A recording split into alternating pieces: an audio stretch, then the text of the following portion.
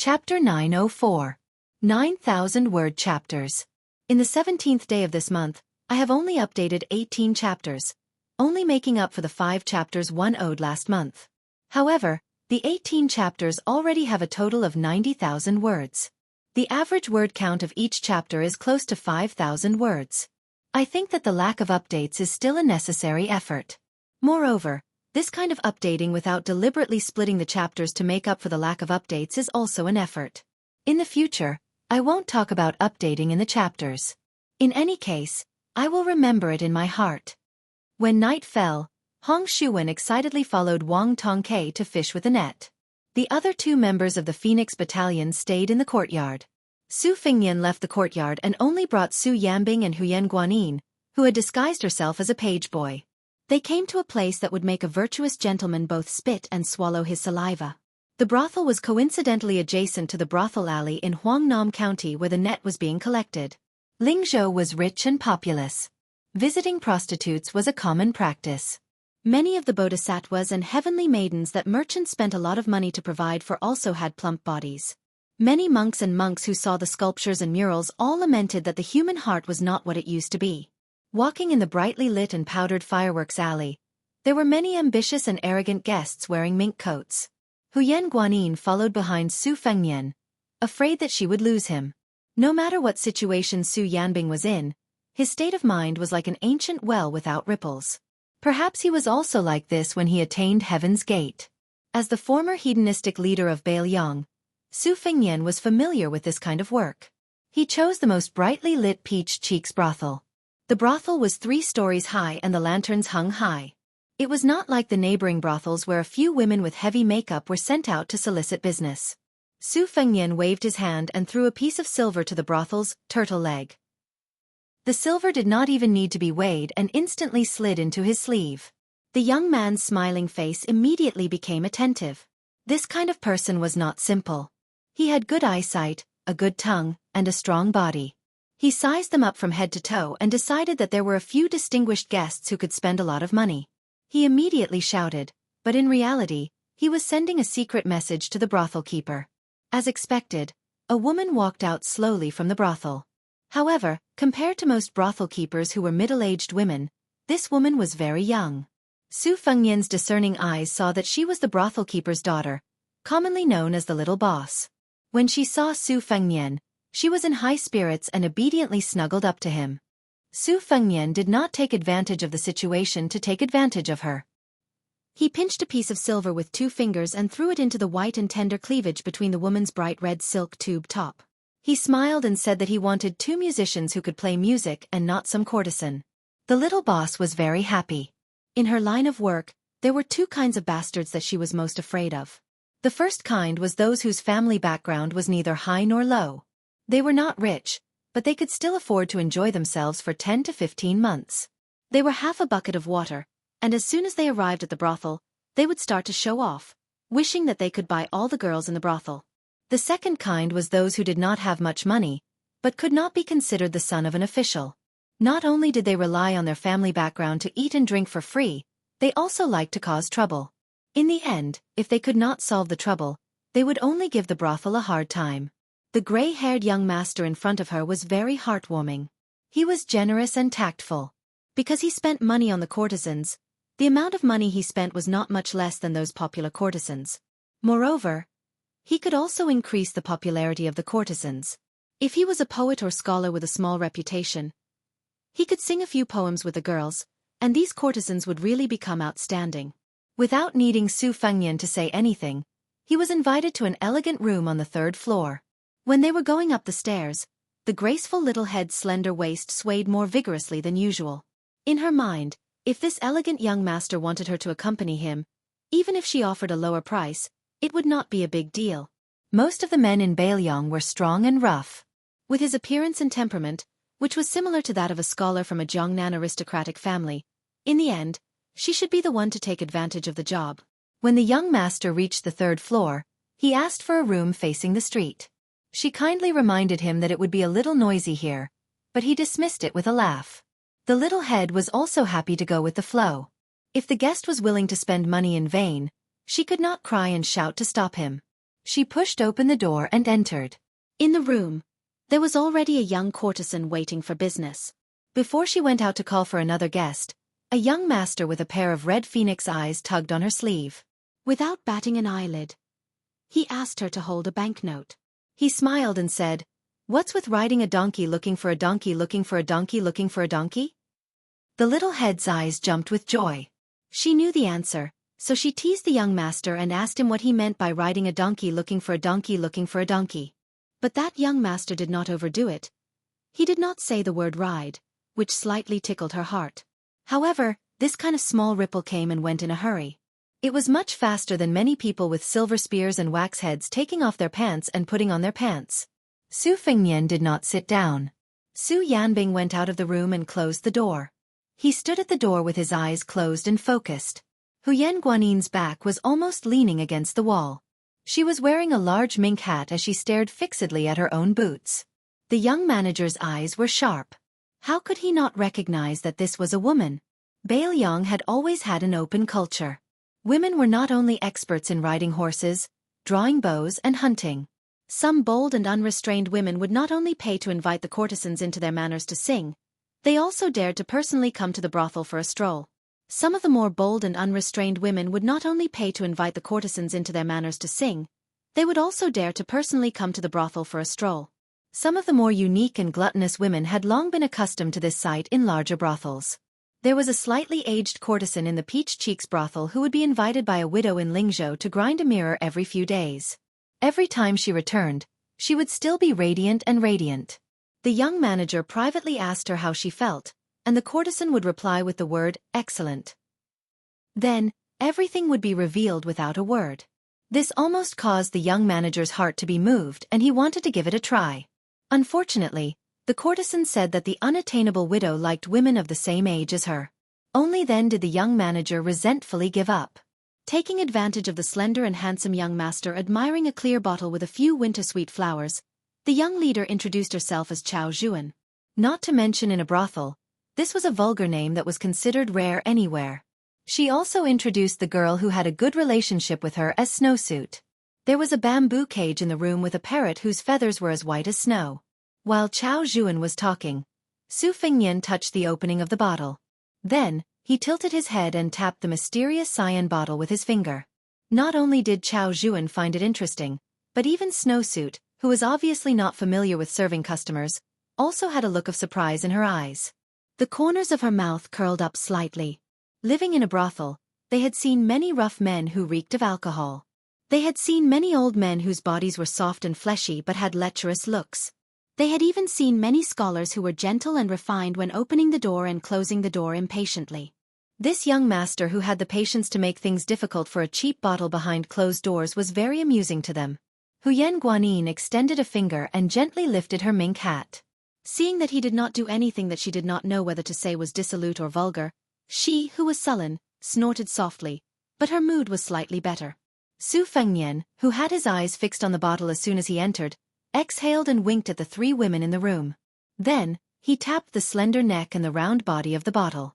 He smiled at Chao Zhuan and said, "Listen, one bell and one chime. If you carefully distinguish them, you can tell that the sounds are very distinct. This is a bottle produced by the Dongyue Imperial Kiln.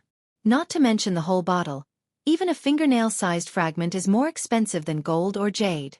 The reason why it is so priceless, other than the scarcity of porcelain produced by this kiln, is because of the sound of the bell." In the Book of Music, Sage Zhang wrote a very famous sentence. When a gentleman hears the sound of the bell, he thinks of the military officials in danger. When he hears the sound of the bell, he thinks of the officials in charge of the border. How could Chao Zhuan believe in the Dongyue Imperial Kiln's gallbladder bottle? She also did not know what a scholarly gentleman's bell was.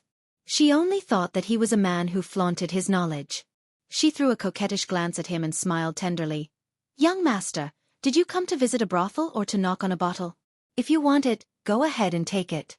If Chao Zhuan frowns in the slightest, Chao Zhuan and Snowsuit will recommend themselves to you when you come to Peach Cheek's house. They will even give you money every time. Su Fengnian smiled and shook his head. He took out all the banknotes, rolled them into a ball, and gently threw them into another flower vase. "It's up to you to believe it or not. In any case, I only have this much money on me. If I take the bottle, I can live with my conscience. Chao Zhuan suddenly widened her eyes and said, Young master, you're not joking? Su Fengnian sat down and asked with a smile, Are you regretting it? Chao Zhuan hesitated for a moment, then laughed heartily and said, What's there to regret? If young master didn't say it, sooner or later, it would have been broken by that clumsy girl. I would just take a dustpan and dump it on the street. Maybe someone would even think it was a hindrance. However, since young master is penniless, Chao Zhuan won't ask for an extra copper coin tonight. But young master must promise to come to Peach Cheek's house often to visit my little sister Snowsuit. Is that all right? By the time she finished speaking, Chao Zhuan was already glued to Su Fengnian's body. The two of them sat on the same chair. He sat on the chair and she sat on his lap. They didn't delay each other. Chao Zhuan had a graceful figure. Her full breasts were cleverly rubbed together. Her charming face was full of charm. Su Fengnian patted her leg and motioned for her to get up without hurting her feelings.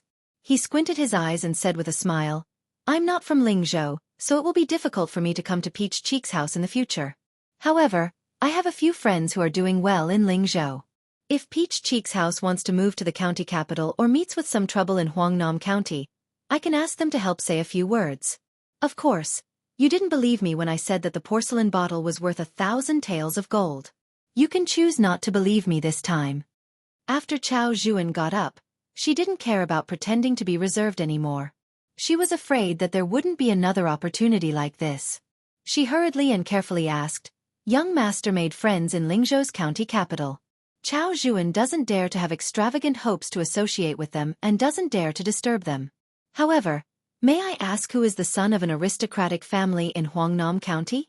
Our Peach Cheek's house is willing to worship him like a bodhisattva. Chapter 905. Su Fengnian glanced at the window from the corner of his eyes. The Peach Cheek's building was only slightly shorter than the largest brothel in Lingzhou. Looking from here, it was clear at a glance. If the porcelain bottle fell into the hands of someone who knew its value, it would be impossible to get it without 2,000 to 3,000 taels of silver. Su Fengnian was always in a good mood when doing business. No matter if it was a big business that made him a lot of money or a small business that made him a pitiful few copper coins. It had been a few years since he went to a brothel. Furthermore, after being in love for so many years, he only had the part of being absurd and prodigal. It was the first time that he had made money, so it was a good sign. This made Su Fengnian not have any ill feelings towards Chao Zhuan's scheming. After sifting through the names in his mind, he knew that with the Peach Cheek's building's little boss's vision, she was coincidentally from Lingzhou in Huangnam County. Not to mention that Su Fengnian did not know any of them. Even if he knew a few of them, they would only be laughed at by her. However, Li Hanlin, who grew up in Huangnam County, did not dare to bring a few of them to embarrass himself in front of him. The few that he brought to Liangzhou were more beautiful and enchanting than women. They were all young Master Li's old sweethearts. This made Su Fengnian feel a little troubled. Could it be that he could only bring up Song Yan, official song? However, if this was the case, it would be quite interesting if it spread out. He believed that even if it reached Governor Song's ears, the newly promoted governor of Lingzhou could only pinch his nose and accept it. Su Fengnian resisted the urge to throw a bucket of dirty water at Song Yan with great difficulty because he inadvertently remembered one of Li Hanlin's enemies. Back then, that guy had been dealt with miserably by Li Hanlin, the #1 young ruffian in Feng Province. After Liang was established, Feng Province merged with Lingzhou, and the Li family moved to Lingzhou's capital. That foppish playboy finally had a chance to live. Although his father's official rank had always been suppressed by the administrator, at least he didn't have to live in fear all day long. Especially after Li Hanlin joined the army, he was completely reborn. He didn't care about these old grudges at all. That guy didn't feel ashamed of the miserable situation he had encountered back then and instead felt proud. Whenever he met someone, he would say that he had fought with Li Hanlin and Li Biaozhang from the Purple Diao Street in the north all the way to the Strawcoat Street in the south. Did anyone dare? Perhaps when the Li family moved to Lingzhou, there were still people who dared to say a few words. However, when Li Hanlin chopped off a bunch of barbarians' heads at the border, no one dared to have such courage. Su Fengnian had gone to Huangnam County to walk in the spring with Li Hanlin and his brothers. He had barely seen that poor guy once, but he didn't even greet him. He didn't know if that guy still had a memory of him. Therefore, Su Fengnian smiled and said, Huangnam County's meritorious Governor Wang's son, Wang Yunshu. He has some friendship with me. When he said this name, not only did Chao Zhuan's eyes change, even the artist, Snowsuit, who was far less experienced than the little leader, was somewhat afraid. There was no other reason. This Grand Master Wang was too domineering in Huangnam County. It could be said that he had a well-known reputation. As soon as the administrator's son, Na Shan, left, Wang Yunshu called himself the king. His father, as the meritorious officer of the county, assisted the governor Song Yan and was in charge of the selection of the Department of Administration. That meant that he grasped the lifeline of the promotion of officials. It could be said that he held the power of life and death in his hands. Moreover, Wang Gongchao had an adopted son who was about the same age as him. It was not known whether the Wang family had arranged things well or that the adopted son was really lucky at the border. When he returned to Huangnam County, he became the commandant of 400 soldiers. As a result, some of the gang leaders with many martial arts schools had to call him brother in front of others and beg for mercy behind others. The reason why Chao Zhuan of Peach Cheek's brothel was so attentive was mainly because young Master Wang was a big benefactor of their brothel. The Shiitake Inn on the street in Huangnam County had once annoyed young Master Wang. If it were not for the relatives of the Shiitake Inn and the administrator who sent women and money, young Master Wang would have brought people to demolish the brothel long ago. Since then, young Master Wang often came to Peach Cheek's brothel to throw money and money. Coincidentally, Wang Yunshu monopolized 2 courtesans in Peach Cheek's brothel tonight. They were having fun on the same floor, but there was some distance between them. After all, the little leader was Snowsuit, a courtesan who was close to Chao Zhuan. Her status in Peach Cheek's brothel was not high. Chao Zhuan was kind and only led some pleasing guests into this room, afraid that Snowsuit would be wronged. This was a rare tenderness in a brothel that did not know what the word friendship meant. More of them were poor young prostitutes who were forced to break their buds because they did not want to be eliminated. More of them were women who were bruised but still forced to smile. Chao Zhuan was also cruel and merciless to the women in Peach Cheek's brothel except for Snowsuit. If she did not do this, even if she was the little leader, she would not be able to stand firm. Chao Zhuan took a step forward and then stepped back. She threw a glance at Snowsuit, and the courtesan began to play the zither. Chao Zhuan then smiled and said, "What a coincidence, Master Wang is on the first floor. Is he with you?" Chao Zhuan had already regarded the child in front of her as talking nonsense. As long as he said no and casually found an excuse, Chao Zhuan would not ask the root of the matter. He came to Peach Cheek's brothel in the winter to seek pleasure, so there was no need to make a scene. Otherwise, Chao Zhuan initially had the mischievous idea of going out to invite Wang Yunshu to verify his identity. However, if she did that, it would not benefit her. After Wang Yunshu came over, he would beat the child in front of her out of the brothel. As the main culprit, Chao Zhuan would not gain any benefits, so why bother? They saw the child walk to the window and lean against the window frame. Out of Chao Zhuan and Snowsuit's expectations, his voice was warm as he said, "Just in time. I'll have to trouble Miss Chao Zhuan to go, and tell him that an old friend of his has come to Peach Cheek's brothel in Lingzhou's capital." Chao Zhuan smiled and asked, "Child, then I'll really go?" Su Fengnian smiled and said, "If you don't go, then you're a puppy." Chao Zhuan's charming eyes were like silk. To think that child is a scholar and like such indecent positions. Huyen Guanyin, who had been quietly listening, felt that it was strange at first. After she came to her senses, she fiercely glared at that fellow. Su Fengnian, who had suffered an unexpected calamity, simply turned his head and looked at Shiitake Inn, which was still singing and dancing peacefully. Chao Zhuan saw that he did not seem to be joking. After quickly weighing the pros and cons, she still gathered her courage and went out to trouble the surly child Wang. Su Fengnian was quietly waiting for the turmoil in Shiitake Inn. This was because he was not very certain that the Bailiang spy would be able to achieve great success and then easily retreat unscathed. Han Shang's unexpected surprise, to the Peregrine Falcon and Eagle Guard, who were currently rushing to Huangnam County to encircle and suppress him, it was very likely that it would be a bad thing that would require many lives to make up for. Bailiang was Bailiang. Men of sacrifice were men of sacrifice. They might not always be connected to everything. This was because Han Shang's identity being exposed was not within expectations. With such an important person like him participating, there would most likely be 1 or 2 Bailiang men of sacrifice with outstanding strength to hold the fort in Huangnam County. There were not many bloody battles between spies. The side that had the initiative would win because they had a target to aim at. Everything had its vanquisher. The more accurate the plan, the better. If you had a third-grade martial artist present, then I would send a second-grade master to fight with you. If you had a master, then I would send 2. If you had 3, then I would not hesitate to use a first-grade Vajra realm martial artist to play with you. It was difficult to survive in the Jianghu. Those who were at the peak of the Jianghu were not necessarily free and unfettered.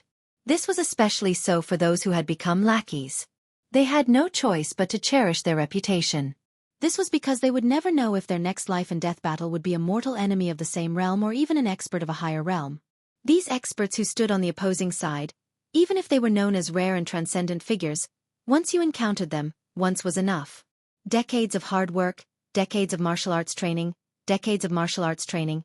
Even if you were in the Jianghu when you were alive, you would still end up with nothing.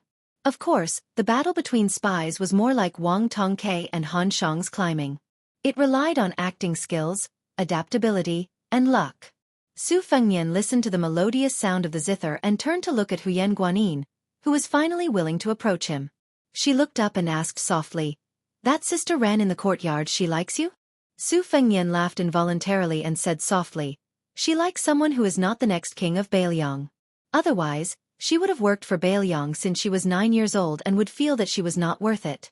However, to be honest, if she found out that I was an ugly pighead after meeting me in Shenwu City, then she would definitely not have told me her wish when we met in the courtyard today."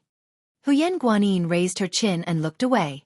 "Then why didn't you fulfill that sister's wish? Isn't it as easy as lifting a finger?" On the way to Huangnam County, Su Fengnian, who had been separated by a thin layer of silk, had a smile on his face. She did not get an answer, but her mood was lighter than if she had gotten one. She turned around with a straight face and secretly smiled. Su Fengnian turned to look at the brothel and said in his heart, "Death warriors don't even have any thoughts. They will only die faster." The reason why he did not participate was not only because he did not want to get too involved in the spy system, but more importantly, he and Su Yambing had acted too early, making the extermination go too smoothly. Some old bastards hiding at the bottom of the quagmire would rather watch their disciples and grand-disciples die one after the other than stay in the quagmire and not be willing to rashly come ashore. Many things that could have been handled simply would often become very complicated because he was Su Fengnian. He had no choice but to consolidate at every step. Chapter 906. Su Fengnian listened to the gradually mixed sound of the zither. One of the reasons was that her fingering technique was not skillful enough. Another reason was that although this new zither was forced to use a trick, it was not possible to go to the peak of a mountain to obtain good materials, so it used an old cedar beam as the body of the zither. This was the helplessness of many poor zither masters, but this was not the problem. Many novices and even veterans who had been immersed in the zither all their lives did not realize that the body of the zither was not necessarily neat and smooth. Those who could play the zither might not be able to hack the zither, but those who could hack the zither must be good at playing the zither. When Su Fengnian was young, he did not know how many famous zither he had dissected. He found that these grooves were not as smooth as a mirror as described in the zither score. With Su Yambing outside the room, he did not have to worry about Shiitake and not knowing what was going on. Since Chao Zhuan had not invited Master Wang, Su Fengnian had nothing to do, so he walked over to Snowsuit and asked her to get up. Under the incredulous gaze of this woman, he cut the zither open. He quietly took out a flying sword from his sleeve and helped her hack the zither a little. He smiled and said, "If you break the zither, I will buy you a new one later. I still have the money." In fact, a good zither lies in the sound that wants to come out but cannot. To put it in a more vulgar way, it is like a woman taking off her clothes seductively. When she is about to take off her clothes but not completely, it always makes a man daydream. When there is nothing left. Let's not use this analogy, it will spoil the mood. What I can do now is very limited. However, when you find someone to hack the zither for you in the future, you can tell them. Snowsuit listened to this elegant young master's seemingly endless warm and mellow talk. At first, she was able to remember every word, but later, she could not help but ask with a smile, "Young master, did you really come to the Peach Cheek's house to get drunk?" Su Fengnian did not raise his head. He teased. "From beginning to end, you did not give me any wine. There was tea, but even if I drank the whole teapot, I would not get drunk." Huyen Guanyin came to the front of the bamboo birdcage and made a face at the parrot. Snowsuit was about to get the wine when Su Fengnian shook his head and said, "No need." Then, Snowsuit saw the young master carefully playing the zither. She was in a daze. Su Fengnian abruptly stood up and then sat down again. He stared blankly at the broken zither that he had personally chopped. He withdrew his gaze and closed his eyes. He tapped his forehead with a finger and murmured softly. In fact, he was constantly repeating a sentence. When things are unfair, they cry out. Snowsuit only thought that this young master had gone mad from playing the zither. That young master was still talking to himself, but his words were fragmentary. In addition, she was also frightened, so she couldn't hear him clearly. Uncle Sun Ping once said that there is a vast expanse between heaven and earth. I, too, once wandered the world in a trance. Su Fengnian reached out and tried to grab something. Then, his fingers began to draw in the air in a disorderly manner. Snowsuit moved even further away from him. Outside the room, Su Yanbing suddenly opened his eyes, as if he was facing a great enemy. As for further away, Chao Zhuan felt as if she was risking her life by knocking on Wang Yunshu's door. Inside, there was laughter and laughter. Outside the room, there was a large group of retainers. There were the armed soldiers of young Master Wang's sworn brother, as well as the direct disciples of the masters of the major gangs in Huangnam County. The way they looked at her, the little leader, was not serious. As expected, the door did not open. Only Wang Yunshu's scolding could be heard. He threatened that if anyone dared to spoil his mood, he would break the legs of the men and feed them to the dogs. As for the women, he would reward more than 10 of his subordinates. Chao Zhuan was so frightened that her voice trembled. She did not dare to push the door open. She said in a trembling voice, "Young Master Wang, I am Chao Zhuan. I have something to report. A young man from Lingzhou City just came to our Peach Cheek's house. After drinking some wine, he claimed to be young Master Wang's old friend. I don't know if it's true or not." Chao Zhuan boldly came to inform young Master Wang, just in case he is really young Master Wang's friend. She said that he drank wine, but she lamented in her heart. That young master has done his best, but this is the best he can do to smooth things over for you. Inside the house, there was a unique crisp sound of fat jiggling. Grandmaster Wang panted and scolded angrily. "Tell that guy to get out of here as soon as possible. If he comes to bother me again, I'll let you have fun with him on the street outside the Peach Cheek house." Chao Zhuan did not have a trace of luck anymore. She scolded herself for being obsessed. She hoped that Wang Yunshu would not go to Snowsuit's room to do evil. She immediately apologized and was about to leave. The unbearable noise in the room suddenly stopped. Wait a minute.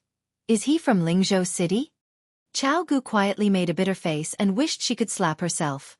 Even though Wang Yunshu was in the room and couldn't see her, she still obediently squeezed out a smile and said, "That's right, it's Lingzhou. Master Wang is wise. How is his appearance? Not bad. F***K off. If you continue to play dumb with me, do you believe that I will make you crawl in here and squat by the toilet for the entire night?" He is a rather handsome young man. Did he bring a large group of retainers? No, I only brought one. He is not as imposing as young Master Wang. He is far from being imposing. One? Yes, one is correct. What does a short-sighted woman like you know about imposing? Wait, I will go with you to take a look. The sound of clothes being worn could be heard in the room. It made Chao Zhuan despair. Chapter 907. Peach Cheek's brothel was an imitation of the southeast and the tube-shaped houses in the Miao area. There was a patio in the middle and there was no cover. It was cool in summer and snowy in winter. However, the interior of the building was divided into 2 rooms. Snowsuit's room faced the street. Like Wang Yunshu's, the 2 rooms were combined into one. It was much more spacious. There was no distinction between the inside and the outside. The interior decoration was extremely luxurious. All the items were expensive. It was far from what Qingming and Snowsuit's room could compare to. The reason why Wang Yunshu made the Peach Cheek's brothel his god of fortune was because he had a strange hobby. He liked to have sex with women who were not as beautiful as the most popular courtesans. He liked to drag them to the window railings inside to watch the rainfall. It was a feast for the eyes of many customers on the same floor. It was said that it was better to enjoy it together than to enjoy it alone. Therefore, every time young Master Wang came to the Peach Cheek's brothel, there would always be many men who heard the news and hurried over. Even if they could not share the rain and dew, they could at least reward their eyes. Obviously, the people on the same floor didn't get to enjoy it today. Fortunately, Wang Yunshu had said in private that when his father became the governor of Huangnam County, he would definitely make the two courtesans go to the window railings obediently and let everyone enjoy it. This was called a celebration. The door opened. A courtesan who had a bad relationship with the head of the building had a face full of lust. She glanced at Kusanagi from the corner of her eyes. That was a coldness that could only be understood between women.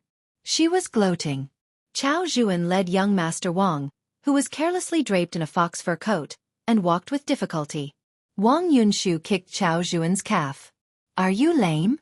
Or are your legs weak from being ordered around? Hurry up. If you delay my business, just you wait. I don't care if you're Mother Hong's daughter or not. Hee. If you lie about military intelligence, don't even mention it. In the army, you'll be executed. Anyway, there's no place on your body that's clean. You should have been thrown into the river and drowned in a pig cage long ago. Why would I care about you whores?" Chao Zhuan bit her lips and smiled. She didn't know who she was smiling at. Wang Yunshu brought the group of evil servants and retainers to the place of his old friend in Lingzhou that Chao Zhuan mentioned. In Huangnam County, he was a young dandy who was like the king of heaven. There was a hint of undetectable haze between his brows. That guy better not have anything to do with that Lin guy. If they were really related to him, even if he was just a small fry, he, Wang Yunshu, would never dare to hit him. Perhaps he could only obediently treat him as a distinguished guest. This wasn't because Wang Yunshu was easy to talk to. There was nothing he could do. In the rich Lingzhou, Wang Yunshu wasn't afraid of almost all the sons of officials and generals. There were only a handful of them. At most, they would mind their own business. The only one he was afraid of was that one. In terms of family background, that guy's father was a primary second-rank official. Not to mention Lingzhou, in the entire Beiliang, only the great general and the new protector of Beiliang, the great demon Chu, could suppress him. His own father was a few steps behind. In terms of skills, 100 Wang Yunshu wouldn't be able to beat him. In terms of military achievements, even someone as thick-skinned as Wang Yunshu didn't have the nerve to compete in this.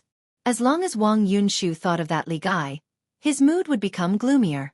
When he saw the tall and sturdy man standing outside the house with his arms crossed, Wang Yunshu subconsciously stopped and didn't dare to move forward. This was because he felt an aura that was even scarier than when his sworn brother was angry. It was a strong sense of danger, like a cat meeting a tiger. It was true that Wang Yunshu was domineering and unreasonable, but he wasn't so stupid that he couldn't be cured. It has to be known that outside of Lingzhou, the only young master in northern Liang who was even more ferocious than the one with the surname Li set a few golden rules that everyone believed in. For example, if we wastrels want to live a long life, we have to rely on our merits, servants, brothers, and money. These are all treasured weapons that can save lives but not lives. It is better to rely on our brains to live a good life. At first, Wang Yunshu scoffed at these words. Later on, as he muddled along and suffered some hardships, he began to understand the logic behind these words. It was only when Wang Yunshu truly relied on his reputation to fall to the ground that he realized. Many of his friends fell to the ground and didn't have the chance to repent. For example, there was a good friend who went to Beiliang 2 years ago to behave atrociously outside of Beiliang. He killed women and chivalrous people. In the end, he was so arrogant that he killed soldiers. In the end, his corpse couldn't even be found. How could this friend's family background in Lingzhou be any worse than his? People with different statuses had different Jianghu in their eyes. In the Jianghu of prostitutes like Chao Zhuan and Snowsuit, Li Baisher was the leader of their Jianghu.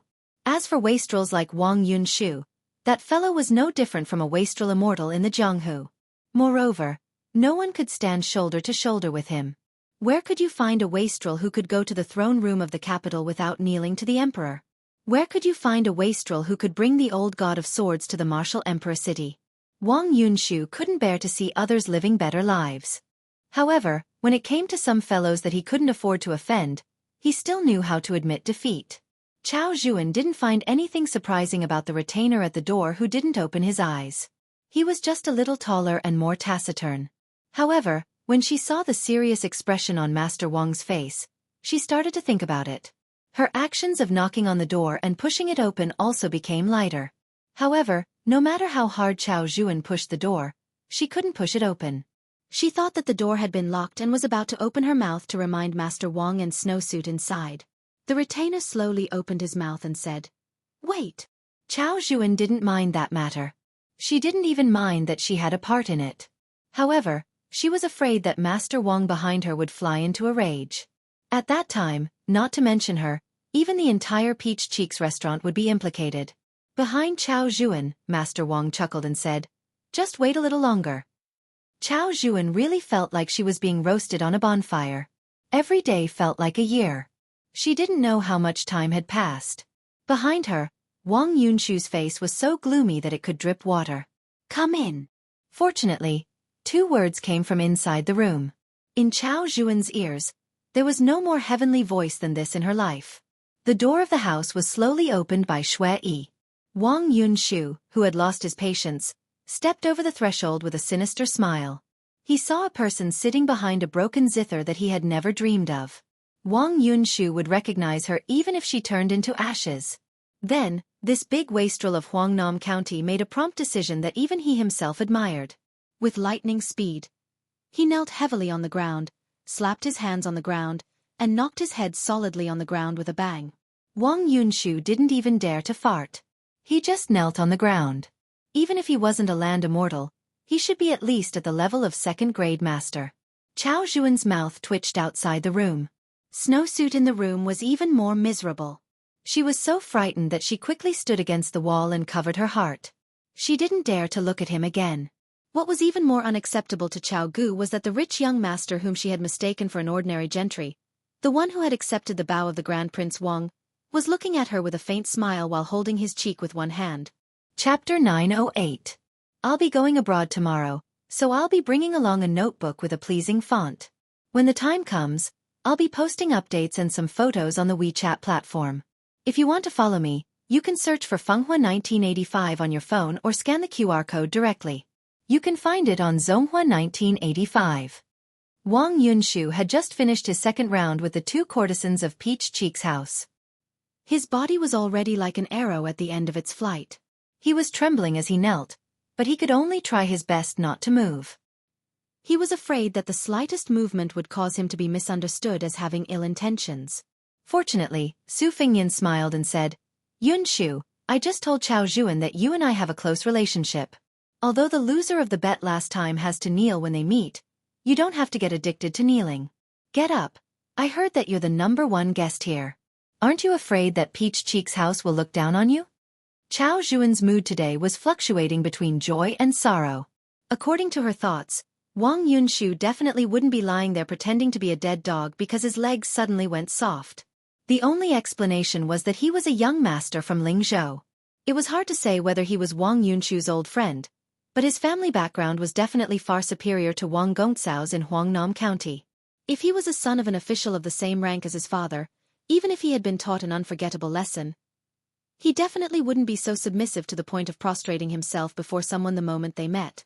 As a little leader, Snowsuit could hide in a daze, but she couldn't. She hurriedly sorted out her thoughts. Apart from the disrespect of sitting on the gray-haired young master's lap and rubbing his buttocks, Chao Zhuan could be considered honest. However, she was only a prostitute from Peach Cheek's house. Most of the sons of officials were officials, and most of the sons of generals joined the army. Naturally, there would be rats that dug holes in the ground. However, Huangnam County definitely had people like her who followed their mother to become prostitutes, but they were definitely few. Su Fingyan didn't pay attention to Wang Yunshu at all. The reason why he remembered this name was because Wang Yunshu's father was not vulgar. Huangnam County's merit officer, Wang Shihua. The Wang family was a big family in Huangnam County with many ancestral shrines. However, the same family name had different ancestors. There were 4 famous families: Shuijing Wang family, Longyi Wang family, Lingling Su of Gojoseon family, and Zijin Wang family. Administrator Li Gongda was an outsider in Huangnam County. The reason why he was able to make a fortune was that he was not only the son-in-law of Longyi Wang family, but also successfully tied together the several big Wang families that were intertwined with each other. If it was said that being an official was a new illness, then the establishment of a family was an old illness that was close to being cured.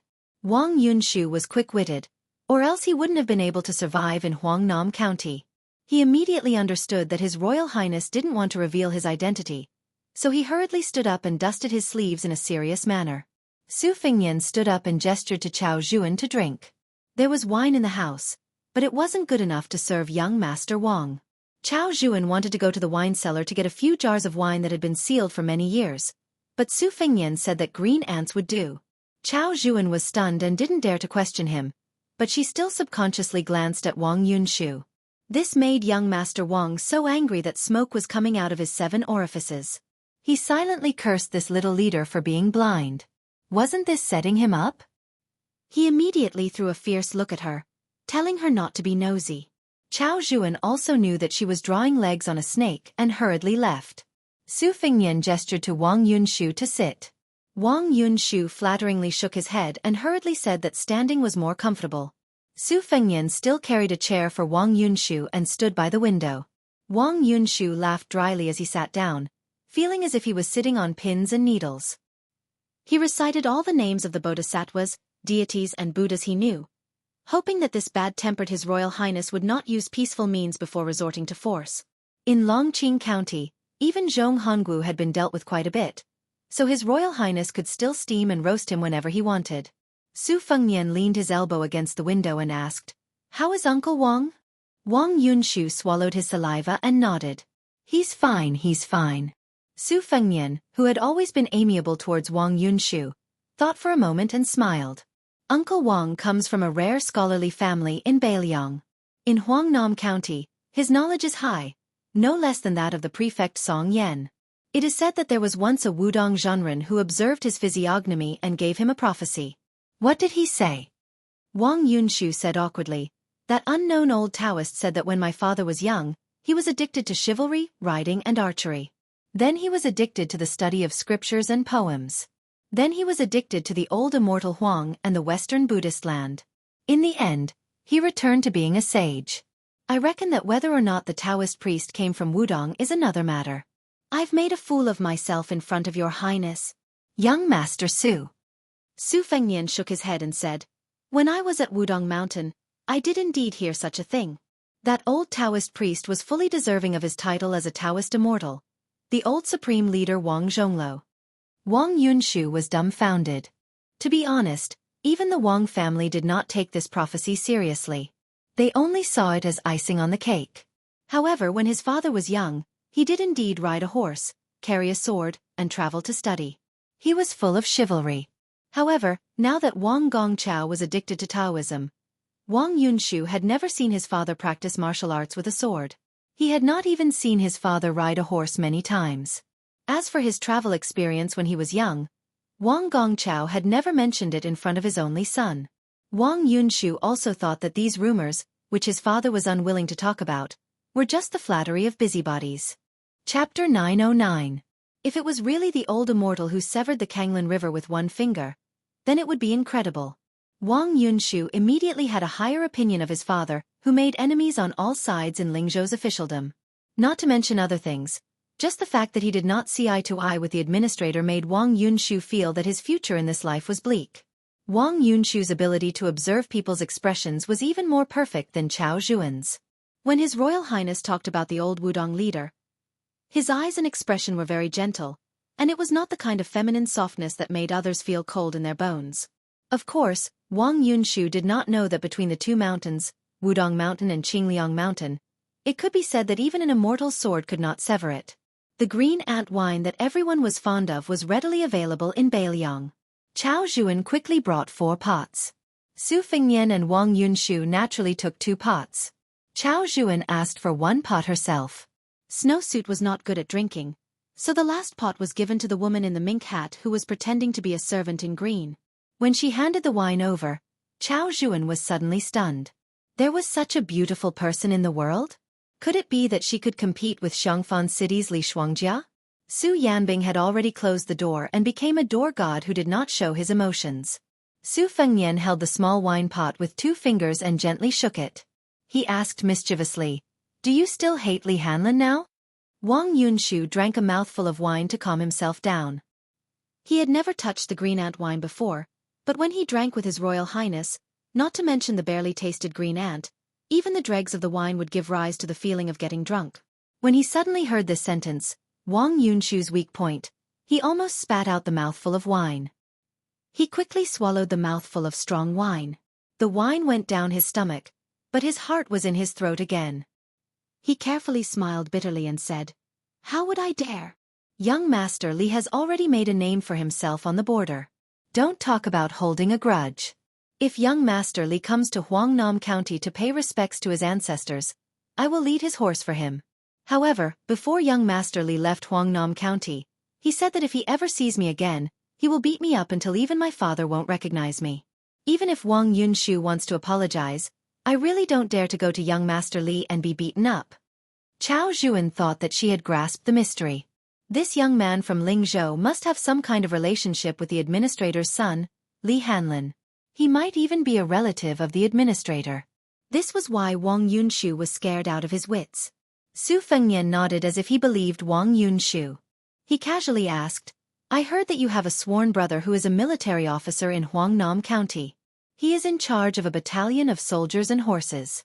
He has 300 to 400 armored soldiers under his command. All of them are light cavalry, and their war horses are all B grade. They wouldn't be bad even if they were placed on the border of Yuliang.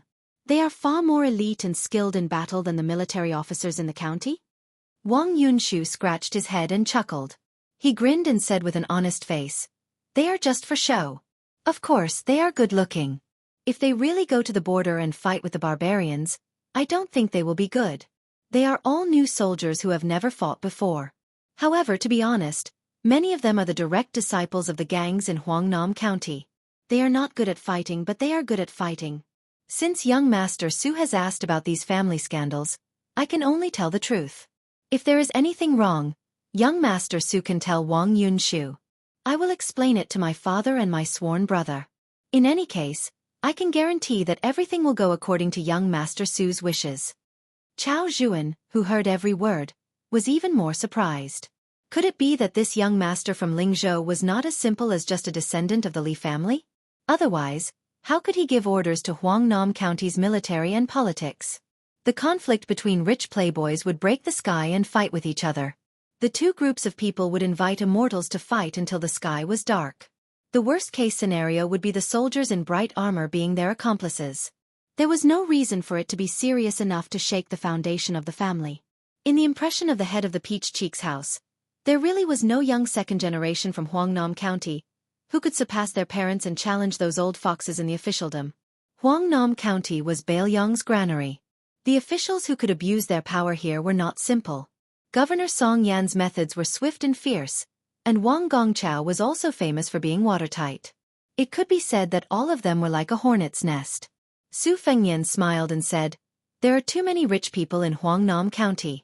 However, many of them can't find a temple even if they carry a pig's head. In the end, it's because they don't have enough ability."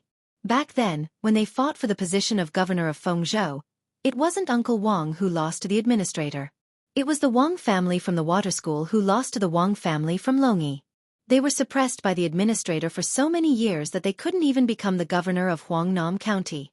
Then they were ostracized by Song Yan, who was one rank higher than them. It was already not easy for them to be able to sit on the fishing platform and firmly hold the power to distribute the county official's hat. Now, Governor Song is finally going to move from Huangnam County to Lingzhou to be the governor. Wang Yunshu's expression was complicated. Did His Royal Highness want his father to take a step forward? Su Fengnian didn't keep Wang Yunshu in suspense. He directly explained the stakes to Wang Yunshu. However, the position of governor still has to be filled by an official from the Wang family from Longyi. The rules in the officialdom are passed down from generation to generation. They can't be broken just because they want to. Otherwise, they'll be hated too much. What I'm curious about right now is whether or not your sworn brother has any real ability. Wang Yunshu gritted his teeth and said, "That's my sworn brother." At this point, he glanced at Chao Zhuan, who was listening attentively. Su Fengnian smiled and said, "Miss Chao Zhuan, you and Snowsuit go exchange for some fresh food."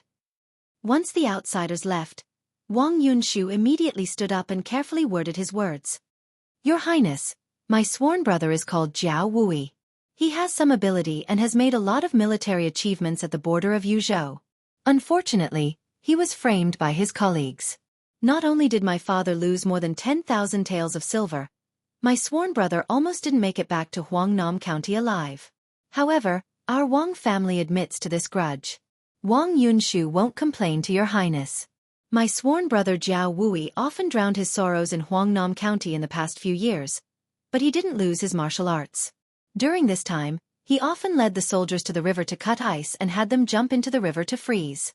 If they couldn't endure it, they had to leave. I'm not trying to deceive your highness by saying good things about my sworn brother, but I've never seen such a ferocious commandant. Su Fengnian smiled and said, if you go to the border and take a look, you'll know that it's nothing. Wang Yunshu's face immediately turned red. He said embarrassedly, Your Highness, please don't blame me. Wang Yunshu is short-sighted. Su Yanbing coughed softly. Almost at the same time, Su Fengnian waved his hand at Wang Yunshu. Then he turned around and stood by the window, looking at the Shiitake Inn. Chapter 9-10. Su Fengnian stood by the window. He turned his head and waved at the confused Wang Yunshu. After he came closer, he said softly, Go and tell your sworn brother that for your sake, I'll allow him to lead the army into the city. There's a good opportunity for him to earn military merits without doing any work. Wang Yunshu rubbed his hands vigorously and said eagerly, Your Highness, can I also join in the fun? Su Fengnian smiled and asked, Do you have the status of a soldier? Wang Yunshu also confessed. He blushed and said, Yes. My father wants to save face. He thinks that I'm not doing my job properly.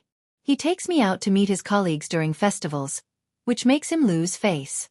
So, he asked my sworn brother for the position of a small squad leader. Su Fengnian said playfully, A small squad leader? That's a position that can only be obtained by killing barbarians at the border.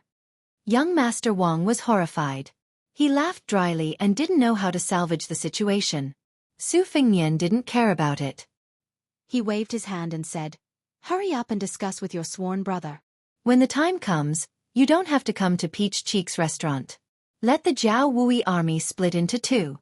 You and him will go to Qing Rong Temple and Liantang respectively. If the city gate asks, say that it's Governor Song Yan's order. If anyone asks, say that it's me who asked you to go. Wang Yunshu said goodbye and ran out of Peach Cheek's restaurant with the retainers and evil slaves in the corridor. In order to avoid arousing suspicion, Chao Zhuan and Snowsuit, who were a little further away, looked at each other in dismay. They didn't know what was going on. Su Yanbing walked to the window and looked at Shiitake Inn. He smiled and said, Congratulations to your highness for your enlightenment while playing the zither. Su Fengnian nodded and lamented, The world only knows that there are big mistakes in the false realm, but it seems that there are also good times when there are mistakes. Su Yanbing shook his head and said, His Royal Highness's fake realm is like a painting that a collector would like to borrow for a look. The collector would uncover a corner of the painting and then quickly take it back. This kind of fake realm is obviously less harmful than the artist's own painting going astray. Furthermore, what His Highness has comprehended this time is not the profound finger of inquiring immortality, but the vast azure heavenly phenomenon. This was due to His Highness 20 years of studying, as well as what he had seen and heard in his 3 travels. Reading 10,000 books, traveling 10,000 miles, was the reason why scholars passed down from generation to generation and had to travel 10,000 miles. Only by doing so would one be able to accumulate sufficient strength and achieve success at a certain point in time. However, what Su Yanbing said is all theoretical. His Highness was able to comprehend the essence of the heavenly phenomenon even after experiencing the false realm and falling realm. Even Su Yanbing admits that he is unable to do so. Su Fengnian smiled and said, Uncle Su, you are someone who is about to transcend the mortal world and enter the divine world. Don't put in good words for me. A second-level internal force half-baked guy. Su Yanbing dismissed it with a smile. Su Fengnian muttered in his heart. The realm he had just touched upon was too ethereal and mysterious, but it did not seem to be the profound finger or the heavenly phenomenon. It was as if with a hook of his finger, he could make some objects that seemed to be close to him but were actually thousands of miles away break through the air and arrive. However, this kind of realm was fleeting and was not reliable. As for how to grasp the details, it would depend on his future opportunities.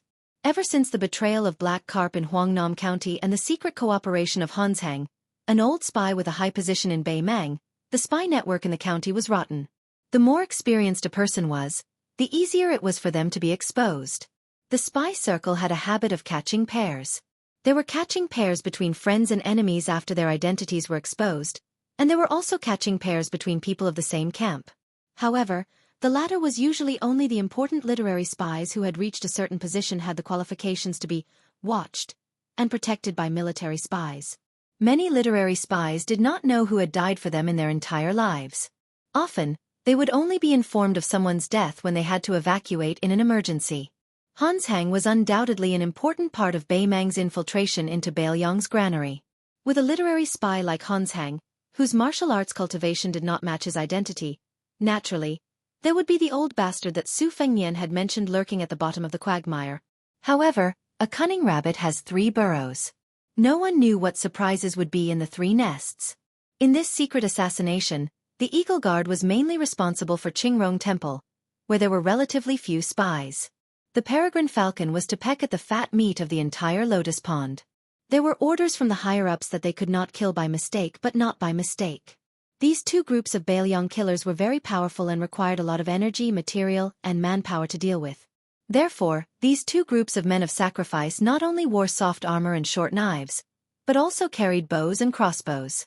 Shiitake Inn was the least valued of the 3 groups. Some of the miscellaneous people, with low ranks, were thrown here. Both the peregrine falcon and the Eagle Guard were sent here. The competition between them was inevitable. Hong Shuwen and Ren Shanyu were in this group. Ren Shanyu was only one of the 2 small leaders. There was also an old man whose name had been forgotten. He was used to calling him Old Tree Stump. It was said that he had been a man of sacrifice in Beiliang for many years. However, until today, he had never been to Beiliang Palace, let alone seen the general at close range. He had the air of an old-fashioned man of Jianghu. Chapter 9:11.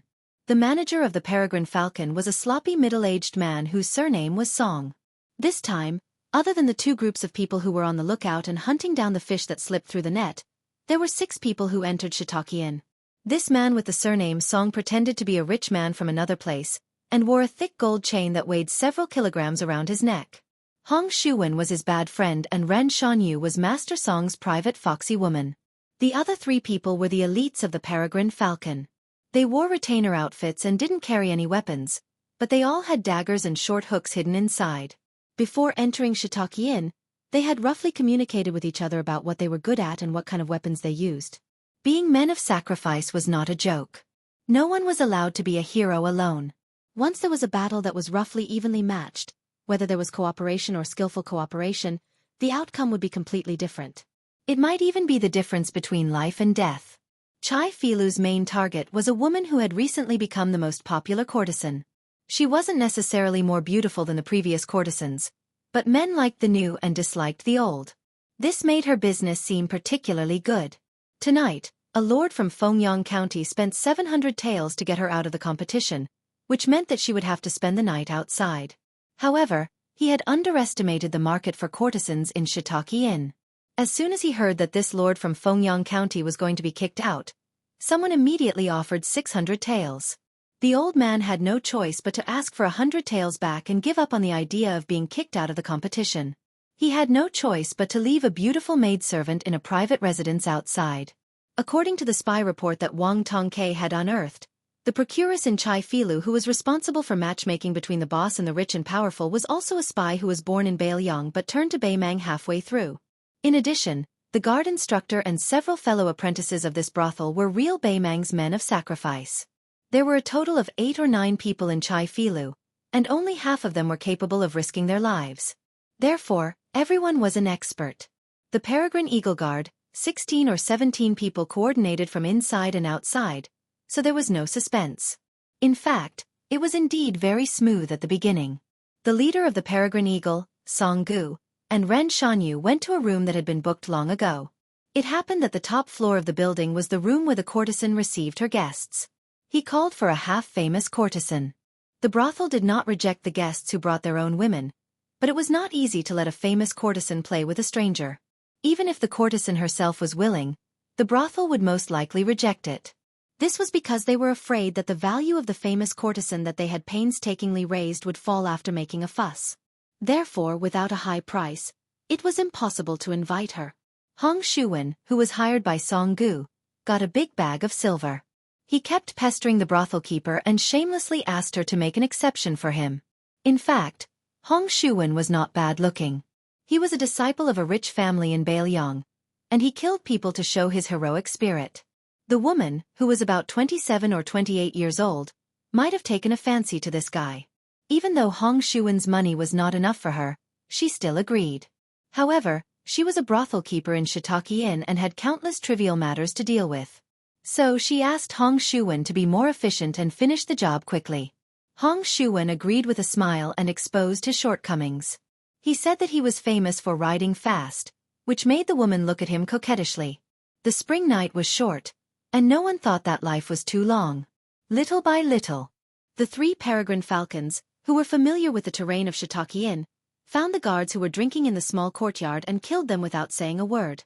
On an embroidered bed, the woman who sensed the killing intent wanted to break Hong Shuwen's spine with her hand. As a result, Hong Shuwen hit her dantian first, and then his 5 fingers were like hooks, strangling her white and tender neck. He watched her die little by little and said with a smile, "I have to take the money back later. We slept together because we liked each other. What's the matter with spending money to buy sex?" Almost at the same time, Song Gu was admiring the sight of a prostitute stripping. He walked up behind her, and she turned around to look at him with a smile. Song Gu smiled and covered her mouth with his hand. He then punched her in the chest, and killed her on the spot. Ren Xianyu, who had been impatient for a long time, jumped on the table, tiptoed, and stuck to the ceiling like a gecko. After confirming the movement upstairs, she tore the plank with her hands and found the position of the spy prostitute. She only saw a charming scene. The woman's clothes were half taken off and her hands were on the table, revealing a large part of her snow-white fat under her waist. An old man in luxurious clothes was raising his hand and was about to slap the 2 pieces of fat. Seeing Ren Xianyu appear out of nowhere, the old man was obsessed with lust and was not too frightened. Instead, he looked at Ren Xianyu's soft breasts with a playful smile. However, the Shiitake Inn prostitute with a perky but had a strong murderous look in her eyes. Instead of lifting her skirt and putting on her clothes, she slapped the table and twisted her 5 fingers slightly. She was like a gorgeous butterfly, spinning toward the uninvited guest Ren Xianyu. The female eagle guard, who did not carry a pair of Xianhua broad axes, was about to block when an arm appeared from the floor. It grabbed the prostitute's slender ankle and pulled it down hard. She was dragged downstairs and disappeared without a trace. Ren Xianyu's face was full of anger. She had a deep grudge against Song Gu. Originally, she planned to assassinate the prostitute, Song Gu to deal with the Shiitake Inn brothel, and Hong Shuwen to support the 3 peregrine falcons. However, Song Gu let Hong Shuwen do the hard work and stayed in the room. The prostitute in the same room did not need to die at all. She only needed to be knocked out. Just when Ren Xianyu was in a trance, the gentleman from the neighboring county, who came back to his senses, quietly stretched out his hand. His palm was facing up, under the table, and he gently lifted the table. The table quickly spun and smashed toward Ren Xianyu. With a sudden murderous intent, Ren Xianyu kicked out and broke the heavy hardwood table. Then she saw an old and gloomy face getting closer and closer. She was hit on the forehead by a palm. Her petite body directly broke through the wall and was slapped out of the building. When she was about to fall on the street, Ren Xianyu, whose consciousness was getting more and more blurred, regretted. If she had the pair of axes in her hands, maybe she would not be so useless. Chapter 9:12. The Taoist temple was the place where Taoism was observed. The monk was the person who left the world. The Taoist temple observed Taoism honestly, and the monks left the world dutifully. They should not be too involved in the world. Don't forget, this was Beiliang. The culprit who once turned the people of Jianghu into rats was either patrolling the border or watching Beiliang coldly from Mount Qingliang. Huangnam County's Qingrong Temple was famous in Beiliang for its towering ancient trees. The path to the temple was covered with greenery. It was the best place for the county officials and dignitaries to escape from the summer heat. As the Beiliang Palace was built on Mount Qingliang, Qingrong Temple also had the reputation of being cool. Qingrong Temple had always had a deep relationship with the officials of Huangnam County. For example, Wang Shihua, who worshipped Elder Huang, even though he did not have a teacher, He worshipped Taoist Xianxia as his teacher. Moreover, this old Taoist was Wang Shihua's political enemy, Governor Song Yan, for many years. Song Yan did not alienate his relationship with Qingrong Temple just because Wang Shihua worshipped this Taoist as his teacher. Now that Li Yang had destroyed Buddhism, only Bailiang's Taoism was close to Buddhism. Many monks rushed into Bailiang to seek refuge. Qingrong Temple also opened its escape from the summer heat door. Most of them did not refuse. Fortunately, Qingrong Temple was prosperous. Otherwise, it would be eaten by so many mouths.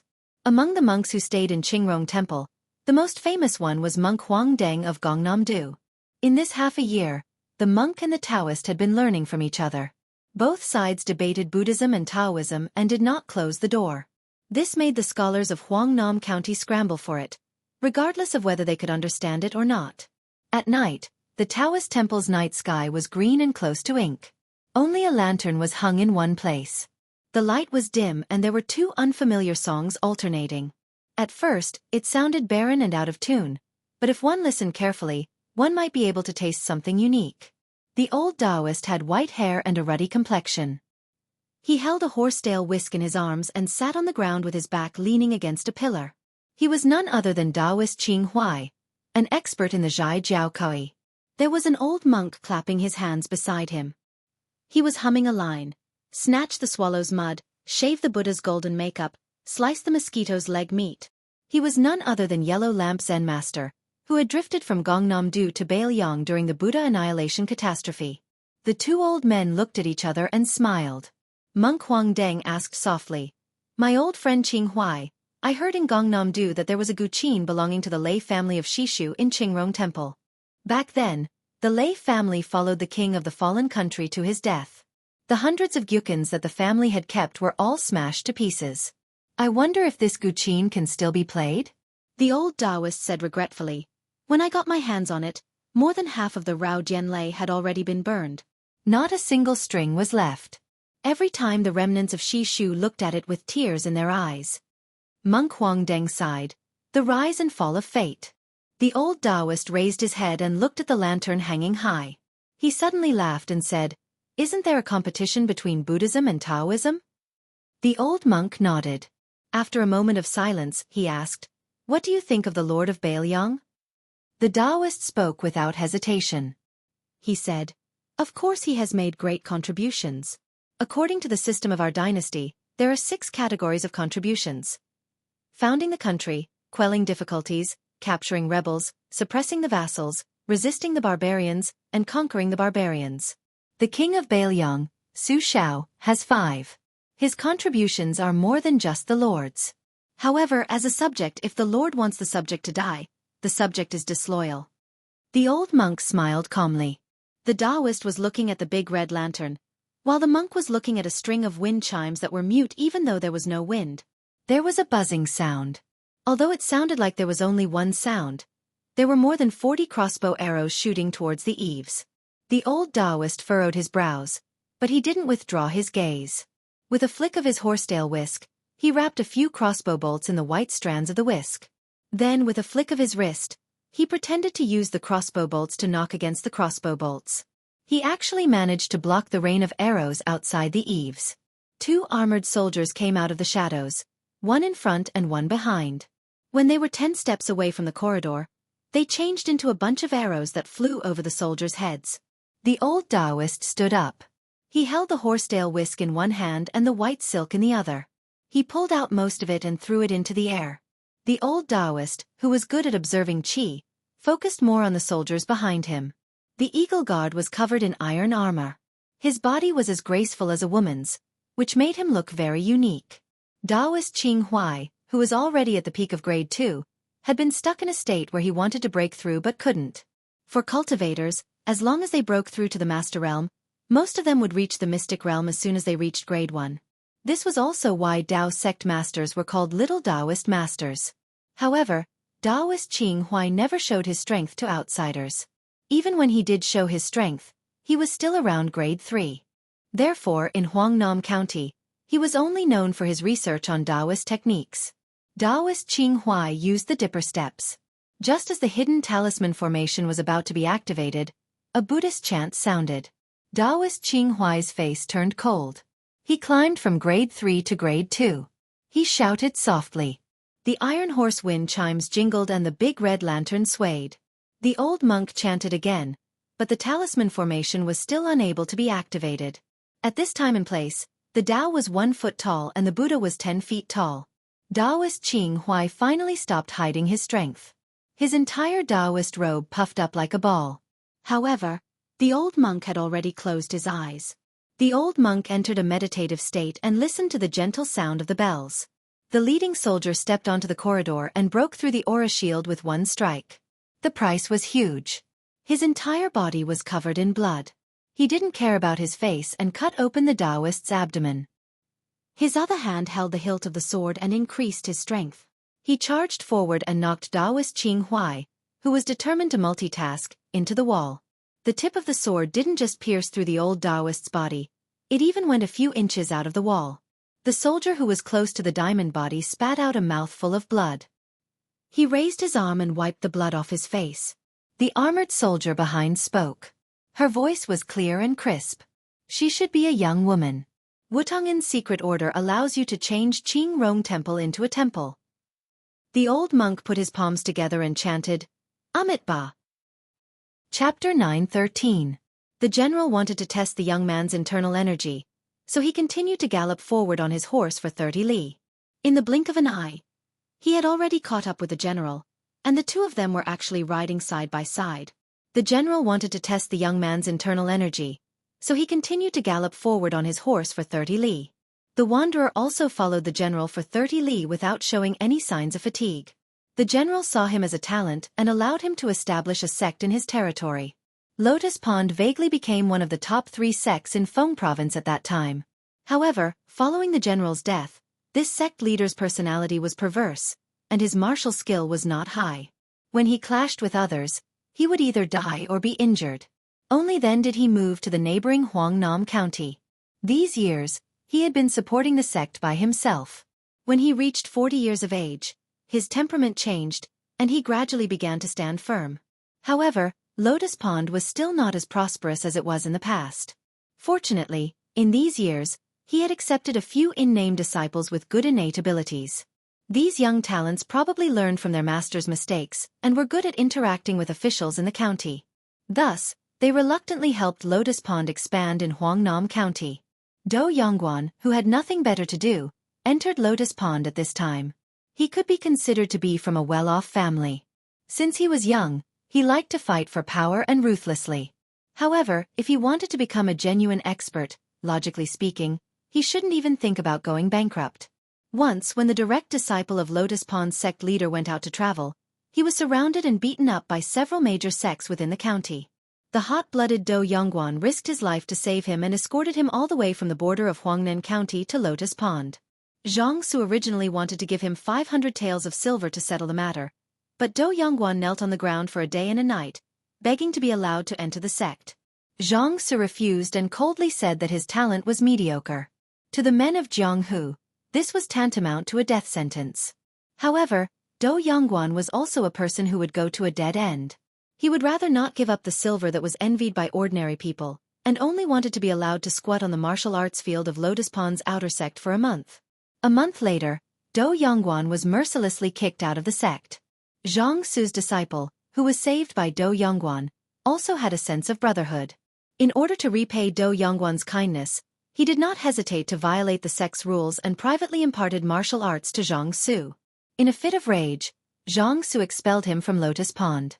Do Yongguan knelt outside the door and continuously kowtowed for nearly 100 times. In the end, a Grand Master of Huangnan County, who had visited Lotus Pond to compare notes on martial arts with Jianghu, interceded for him. Jianghu reluctantly accepted him as an outer sect disciple. Jianghu was like this. Without rules, nothing could be accomplished. This was also the reason why so many nameless people racked their brains to become disciples of the gangs. Whether or not there was a master leading the way was of utmost importance. Even with the same aptitude, there would be a world of difference in cultivation level after a few years. On the roof of a side house, there were 2 young men drinking wine and admiring the moon. One of them was dressed shabbily and sat there drinking slowly. The other was dressed in bright clothes and had a handsome appearance.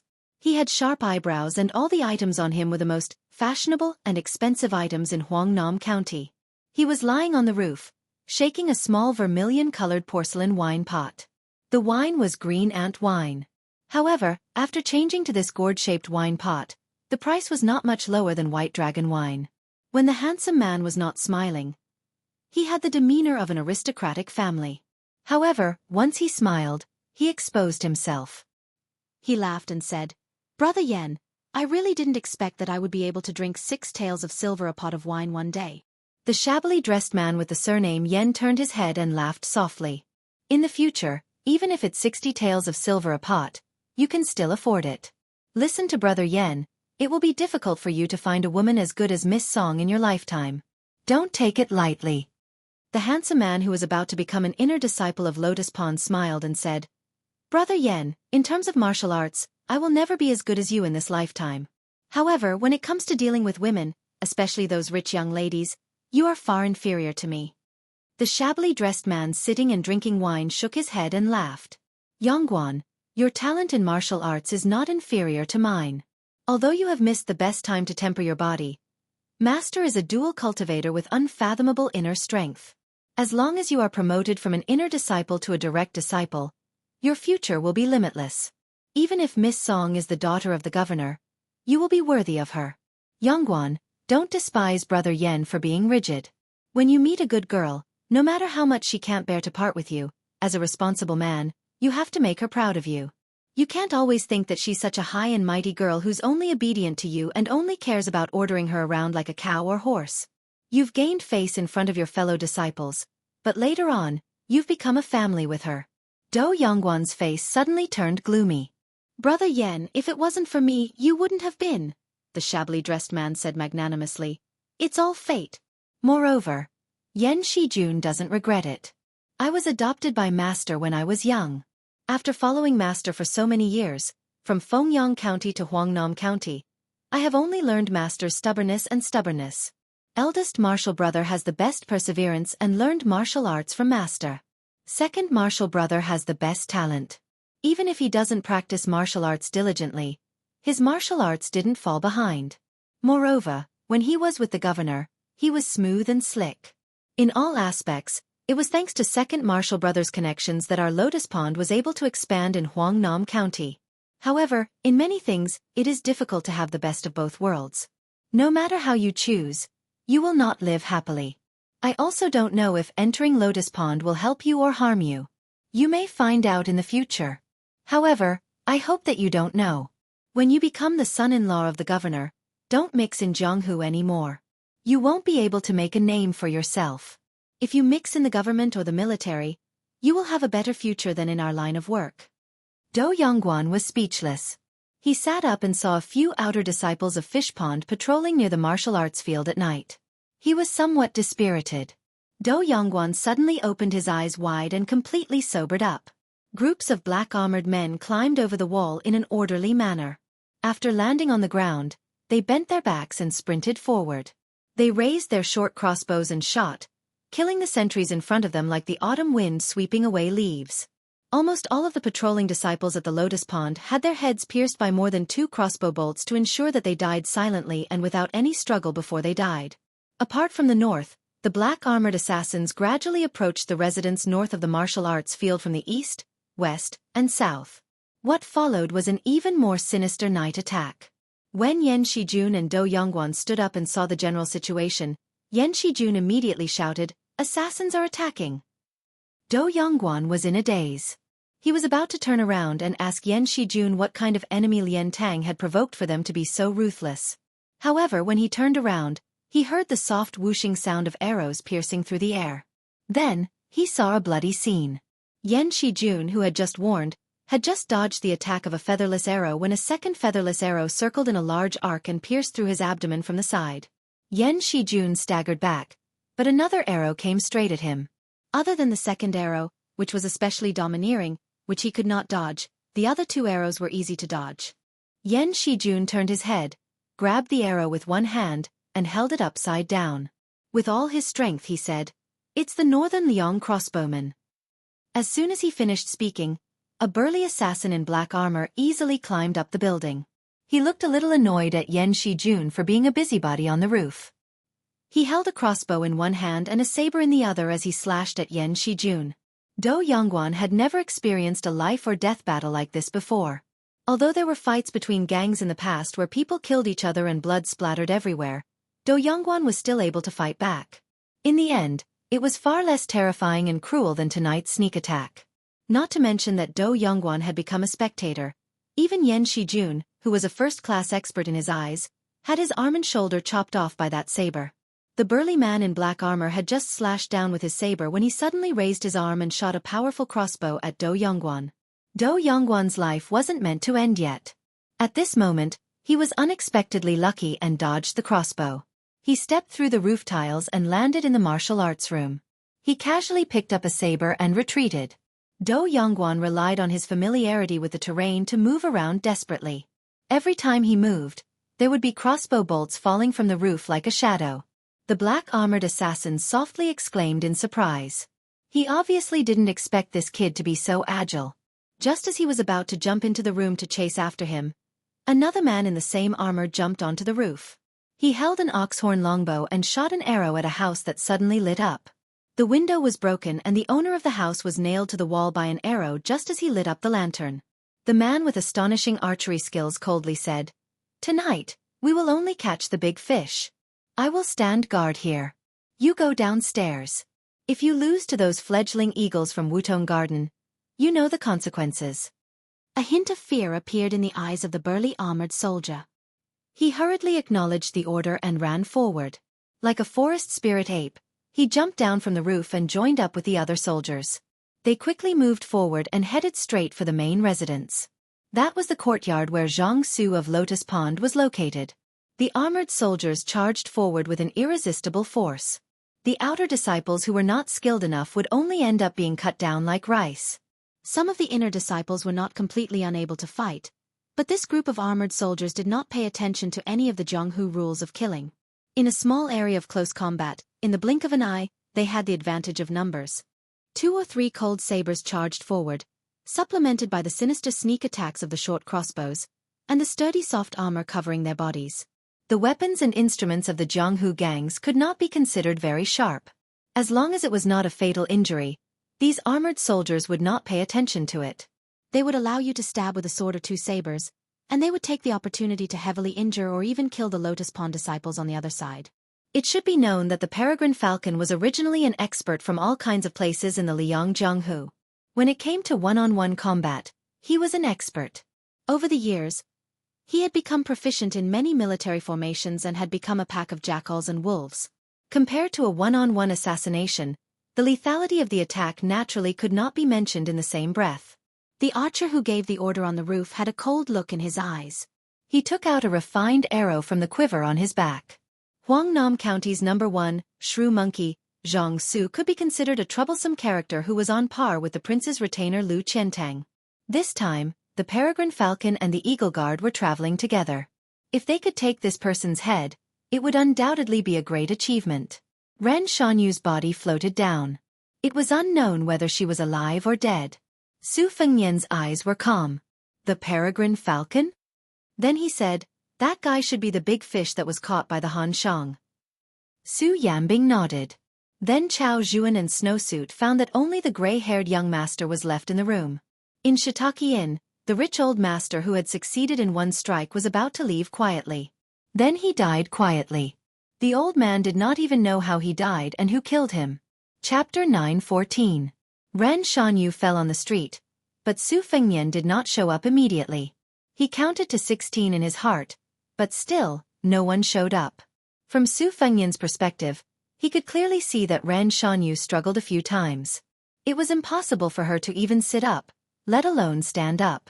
Just as Su Fengnian was about to take action, someone from Shiitake Inn finally rushed out of the embroidery house, picked up Ren Shanyu, and disappeared into the alley.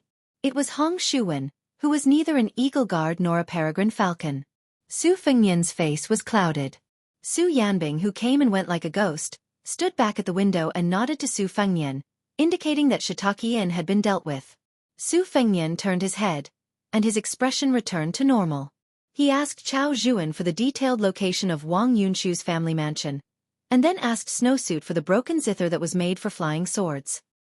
He held the vase of flower gall with the sound of bells under his arm, and did not say much to Chao Zhuan and Snowsuit. He told them not to see him off, and just smiled at them, which made the two brothel girls feel flattered. The usually smooth and slick little shopkeeper of Peach Cheek Brothel did not dare to draw legs on a snake.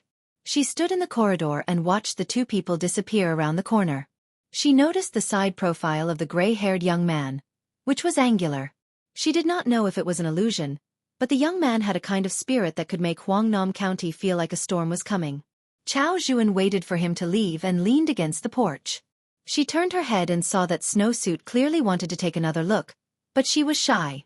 Chao Zhuan could not help but laugh at her, and pointed to the window to Snowsuit. The latter was stunned, and then immediately understood.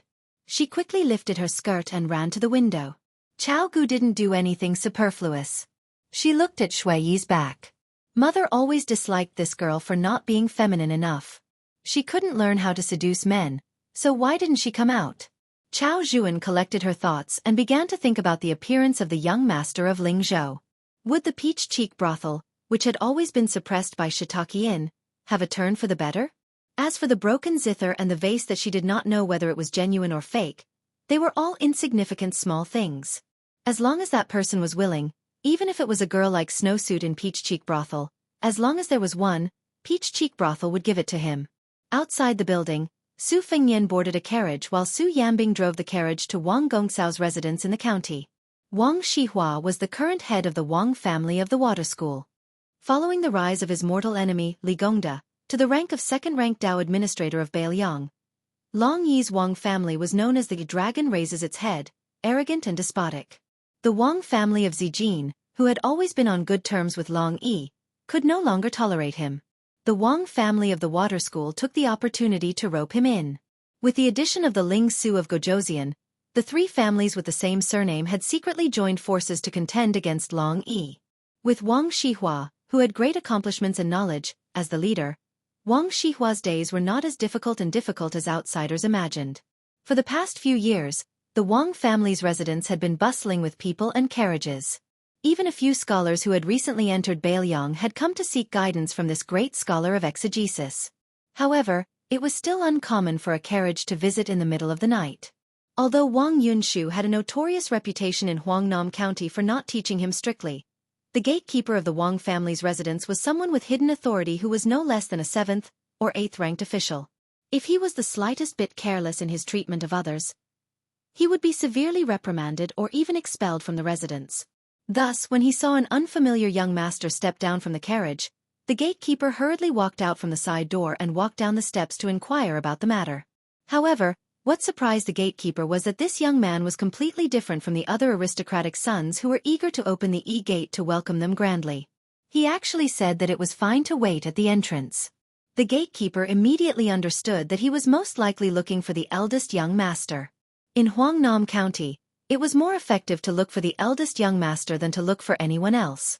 The eldest young master was extremely influential in Huangnam County. Not long ago, an elder of the Ling Su of Gojoseon had hidden a mistress in a golden house and was blocked by a shrew at the entrance. His disgraceful behavior was completely exposed. It was only when the eldest young master stepped forward that the matter was resolved. Since he wasn't here to compare notes with his master, he was most likely a good-for-nothing playboy. The gatekeeper subconsciously looked down on him, saving him some polite greetings. Walking back to the side door, he looked back and saw the young man squatting on the steps next to the stone lion. The gatekeeper couldn't help but think that this young master must have encountered a threshold that he couldn't pass. Otherwise, he wouldn't have used the stupidest method to wait for the eldest young master. In the middle of winter, which young master wouldn't be enjoying wine and beauties? The gatekeeper glanced at the burly man standing at the bottom of the steps. It was a pity that such an extraordinary retainer had met the wrong person and followed the wrong master. Su Yanbing hesitated for a moment. Squatting on the steps one step lower than Su Fengnian's, in the eyes of others, he was overstepping his boundaries. In the cold weather, Su Fengnian put his hands in his sleeves and laughed softly. I've implicated Uncle Su. Originally, I could have introduced myself and then asked Wang Gongchao for a few cups of hot tea to warm my stomach. But since I'm going to put on a show, I have to put on a good show. Otherwise, I'll have to leave tomorrow morning. The water classic Wang family won't be able to understand the sincerity of a Lingzhou general. Su Yanbing raised his head to look at the sky. You need a heavy snowfall? It seems more sincere. Su Fengnian said in surprise.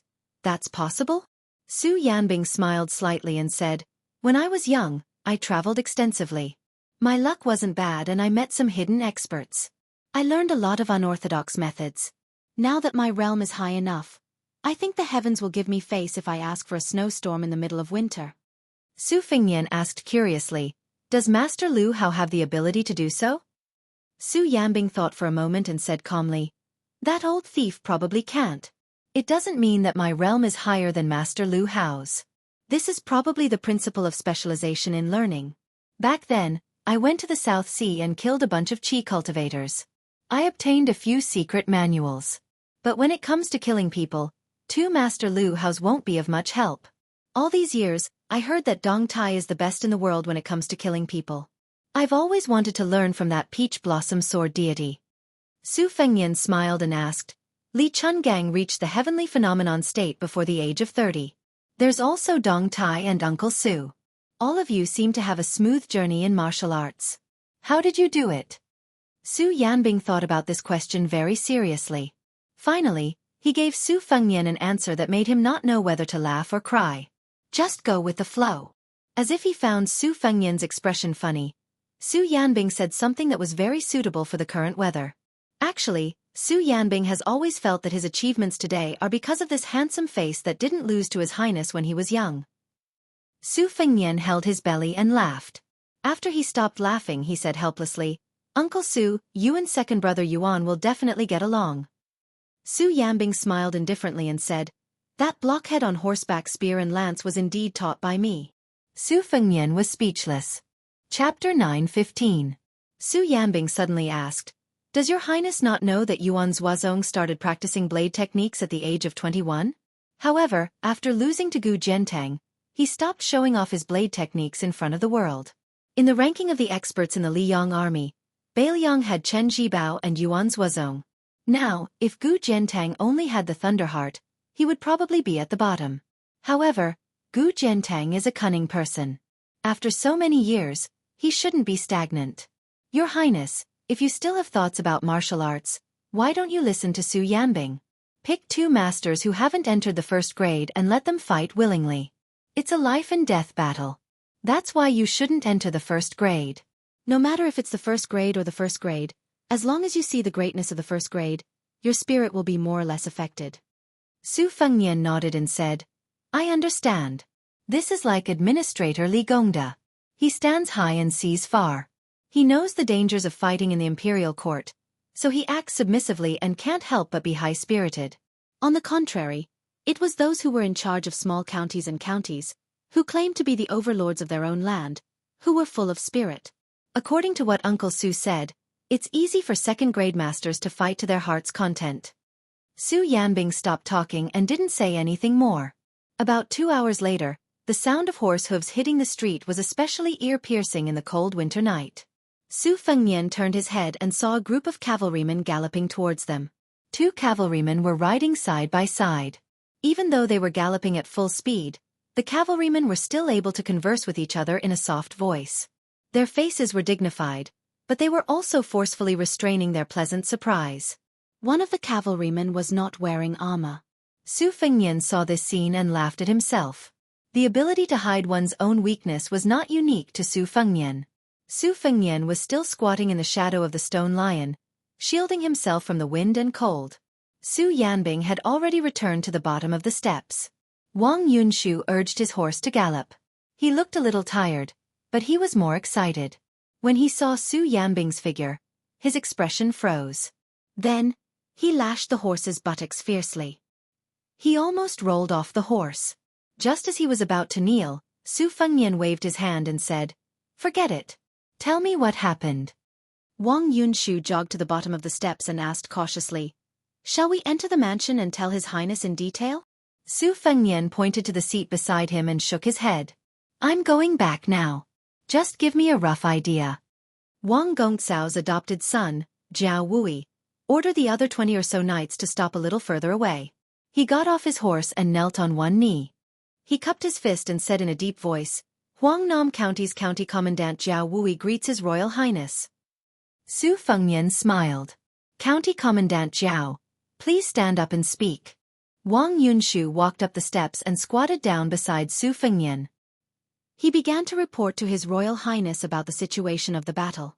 His sworn brother had gone to Qingrong Temple and coincidentally met a Taoist priest and two highly skilled Taoists about 3 li away from Qingrong Temple. They said that they were there to welcome back a few disciples who had obtained crowns and headscarves from other temples. Originally, Jiao Wui would not be too concerned about this. Those middle-aged Taoists were real Taoists from the #1 temple in Huangnam County. Perhaps they would even greet him with a smile. However, Jiao Wui's purpose for going to Qingrong Temple this time was to obtain riches and honor. Without a second word, he wanted to capture the 3 people. At first, the 3 Taoists surrendered and did not resist. However, when the scouts under his command returned and reported that there were Taoists who had sneakily escaped, there were already 30 light armored cavalry who went to pursue them. The 3 Taoists immediately revealed their ferocity. Luckily, after Jiao Wui had split half of his troops to Wang Yunshu, the 3 Taoists were still in sync with each other. Apart from the dozen or so hidden scouts, each of them had 60 riders a li away. When the 3 Taoists saw that Jiao Wui only had 50 soldiers around him, they vowed to fight to the death. However, they did not expect that after the time it takes for a stick of incense to burn, the next wave of cavalry would swiftly arrive. There were also scouts who secretly sent a message that the 3rd wave of cavalry did not charge forward. Instead, they dismounted from their horses and surrounded them. Out of the 3 Taoists from Qingrong Temple, 2 died and 1 was injured. Unfortunately, the 2 crowns and headscarves were nowhere to be found. On the other hand, Wang Yunshu's side was much more relaxed. He had purely gone to watch the show and had even missed it. The leader of the Eagle Guard had confirmed that Wang Yunshu was His Royal Highness' trusted aide. Only then did he not give Wang Yunshu the cold shoulder and tell him a few things. Only then did Wang Yunshu know that the 143 people in Lotus Pond, regardless of whether they were women, children, old or young, were all killed to the point that they could not be more dead. It could be said that their entire families had been completely wiped out. Even Huangnam County's #1 expert, Jianghu, was not spared. Wang Yunshu had also gone to help clean up the mess while he was at it. Jianghu, who had been famous in Lingzhou for a long time, had died so miserably. Wang Yunshu had nothing to do, so he went to count the corpse that had its head cut off and nailed to a thick pillar. The headless corpse did not have any light injuries. There were 6 places that had serious injuries. Both of its arms had been chopped off at the shoulders, and an arrow had pierced through its chest.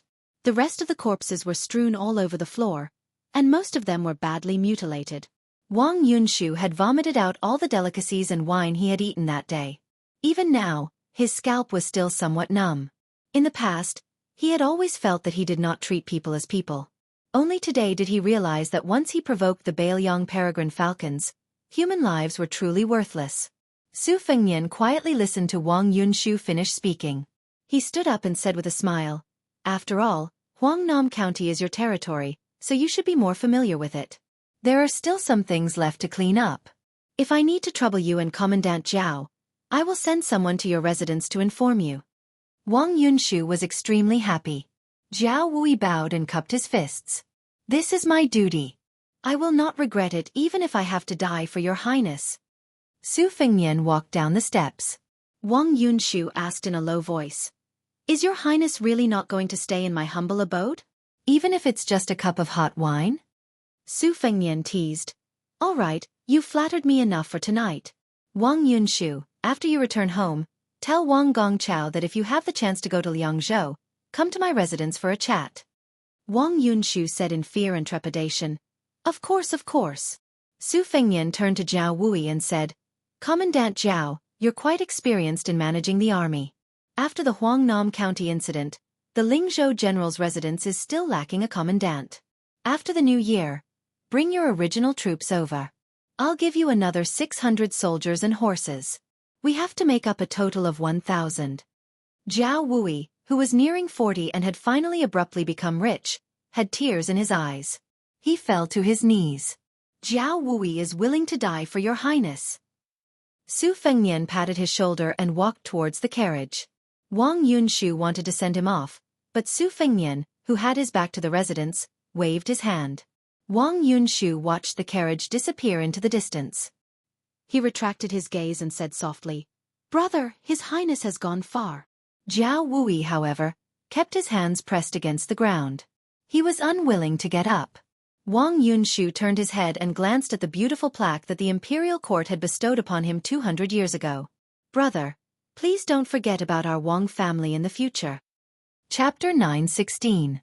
At dawn, a horse carriage drove out of Huangnam County. Hong Shuwen rode a horse to escort the carriage.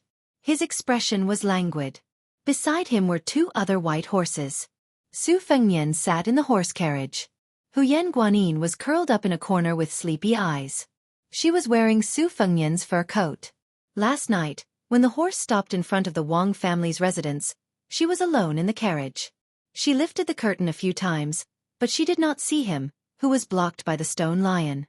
She only saw the tall coachman who cherished his words like gold.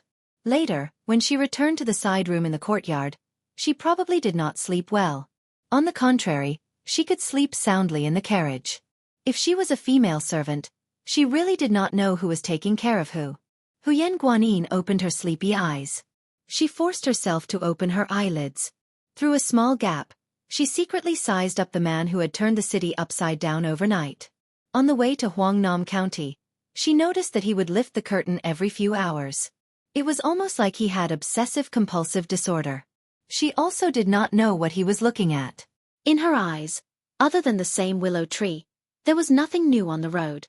However, he never seemed to get tired of looking at it. Occasionally, when he heard the sound of horse hooves brushing past him, he would be even more attentive. Or perhaps it could be said that he was in a daze. Could it be that he could see a flower from a stranger? When they were about to leave the border of Huangnam County, a horse suddenly rushed over. It was the Peregrine Falcon team leader Song Gu who had entered Shiitake Inn. When Su Yanbing heard the order from behind the curtain, he let out a sigh and slowly stopped his horse. Song Gu flipped off his horse and knelt by the side of the horse carriage. When he looked up, he saw the curtain. Hong Shuwen turned his horse around and leisurely circled around Song Gu. He looked down at him and laughed. "Leader Song, why are you here to ask for money back?" In the entire Bailiang Peregrine Falcon team, Song Gu was considered a middle-ranked player. Putting aside Jiayu and other literary spies, military spies were men of sacrifice. In the Peregrine Falcon team, there was rarely a change in their official ranks. This was because martial arts could not be achieved overnight. Peregrine Falcons relied on their fists to speak. The capable ones were mediocre while the mediocre ones were at the bottom. Song Gu had the strength of the third rank and was once a commoner in Lietsong County, Bailiang. Martial arts were the norm in Lietsong County. There were 7 major surnames and each of them had their own unique skills. Spear Immortal Wang Xiu's wife was from the Qi family in Lietsong County. Song Gu's martial arts training was a legend in the marketplace. When he was young, he met a foreign spearmaster who came to Lietsong County for a martial arts competition. That spearmaster's enemy put a huge bounty on his head, and an ambush began. Not to mention the 2 groups of Jianghu killers who were paid to eliminate disasters. There were even 2 big shots from Lietsong County who participated. The master who was close to the Vajra realm killed most of his enemies. After all, it was difficult for a single person to save the situation. Before his death, he escaped to an abandoned house in Lietsong County, and coincidentally met the young Song Gu who was there to stew dog meat. He taught Song Gu all his life's work. Unfortunately, Song Gu didn't even learn half of it. Later on, when he was impulsive, Song Gu revealed his moves and was recognized by his master's enemy. He had no choice but to join the Bailiang Peregrine Falcon. After 10 years of hard work, he was finally able to make a name for himself. Only Chu Lushan and Su Weisheng knew how many first-grade martial artists there were. However, everyone in Bailiang knew that there were 14 second-grade martial artists. 2 years ago, there were as many as 20 second-grade martial artists. However, Lu Qiantang died in the battle at the Reed Marsh, and Xu Xiu withdrew. One died at the border, one went missing, and one died on Chen Jibao's way of entering Shu. One person retired successfully and was conferred the title of general. He founded a sect in the southeast of Lingzhou and made a living by transporting grain. In fact, It was a case of the big fish eating the small fish, and the small fish eating the shrimps. Whoever lived to the end would be able to hold the fat bowl of grain transportation. There were no outsiders around. Songgu, who was kneeling on the ground, said in a deep voice, "I, Songgu of the second room of Whisk Club, am risking my life to report to your highness." The curtain did not move at all. Songgu gritted his teeth. In the matter of Shiitake Inn, Songgu went against the established plan and made a mistake first. Songgu does not dare to deny it. However, I beg your highness to listen to my explanation of the reason. Shiitake Inn spies were recorded in the second room of Whisk Club. There were Wang Huanru, a female courtesan from Southern Dynasty's Gusai Prefecture, Chu Rua, a female brothel keeper from Kuan Prefecture, and several disciples from Gusai Prefecture who infiltrated Shiitake Inn to become guards. At that time, I thought that since Hong Shuwen could temporarily participate in the military affairs of Whisk Club, he must be quite capable. If he was to deal with Chu Rua, he would have a better chance than the third-class Eagle Guard, Ren Shanyu. A cold voice came through the curtain. "Let's go." Songgu felt as if he was struck by lightning. He pressed his hands on the ground. Although he deliberately suppressed his tone, it was still difficult to conceal his sadness. "Your Highness." This time, Songgu did not deliberately slack off. Su Yanbing did not care about a peregrine falcon raised by the second room of Whisk Club. He just drove the carriage forward. Hong Shuwen pulled the reins with both hands and sat high on the horse's back. His body leaned back lazily, and he turned his head to glance at Songgu coldly. Chapter 9:17. As dusk approached, the dark green city walls of Lingzhou grew taller as the carriage approached. As they passed through the city walls, they could see that it was almost the new year. Red lanterns were hung all over the walls and were lit early. In fact, it was not only here. Many of the city's streets were filled with lanterns overnight. It was hard to imagine that this was the handiwork of the administrator, Li Gongda. It was said that the officials and odd job workers of the various yamens were complaining. They were all silently cursing him for being the administrator, yet he still had to flatter a general of Lingzhou who was besieged on all sides.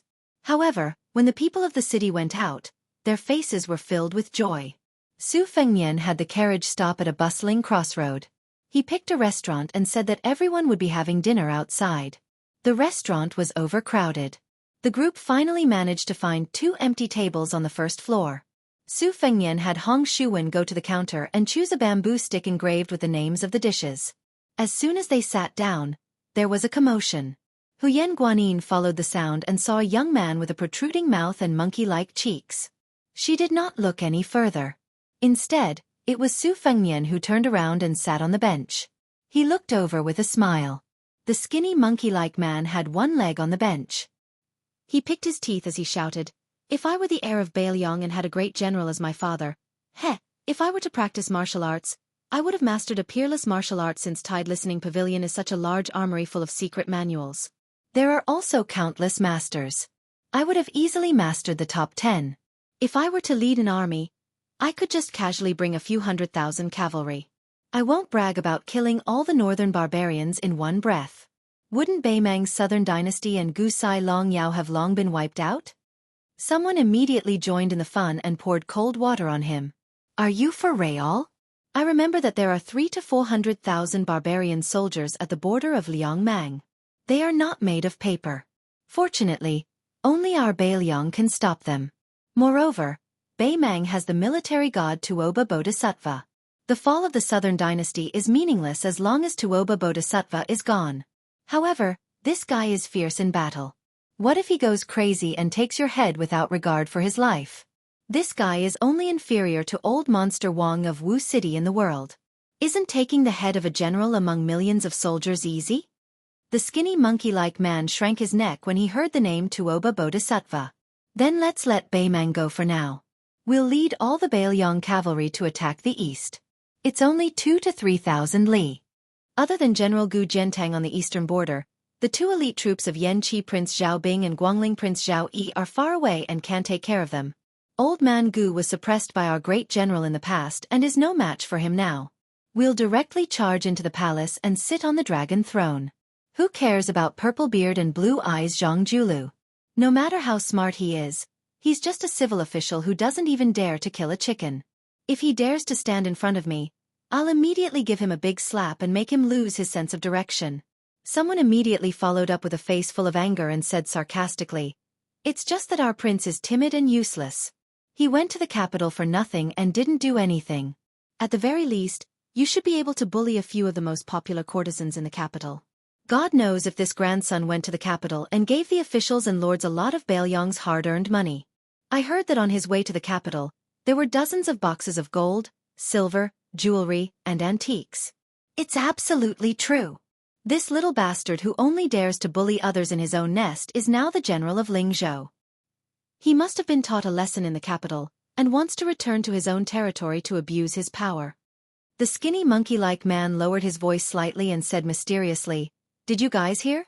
Our Royal Highness was originally going to return to Baelyong with his tail between his legs.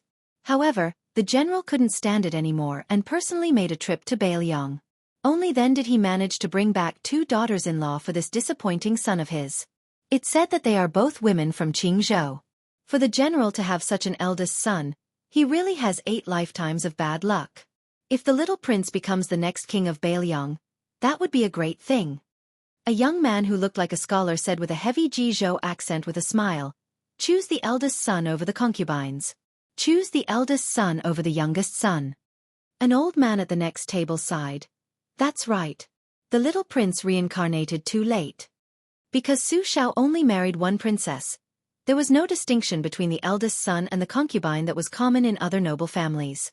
In the past, everyone felt that even though His Royal Highness was absurd and heartless, he was still the eldest son. The second son, Su Longxiang, was also born silly. As for who would inherit the throne and who would become the king of Baelyong, there were no objections.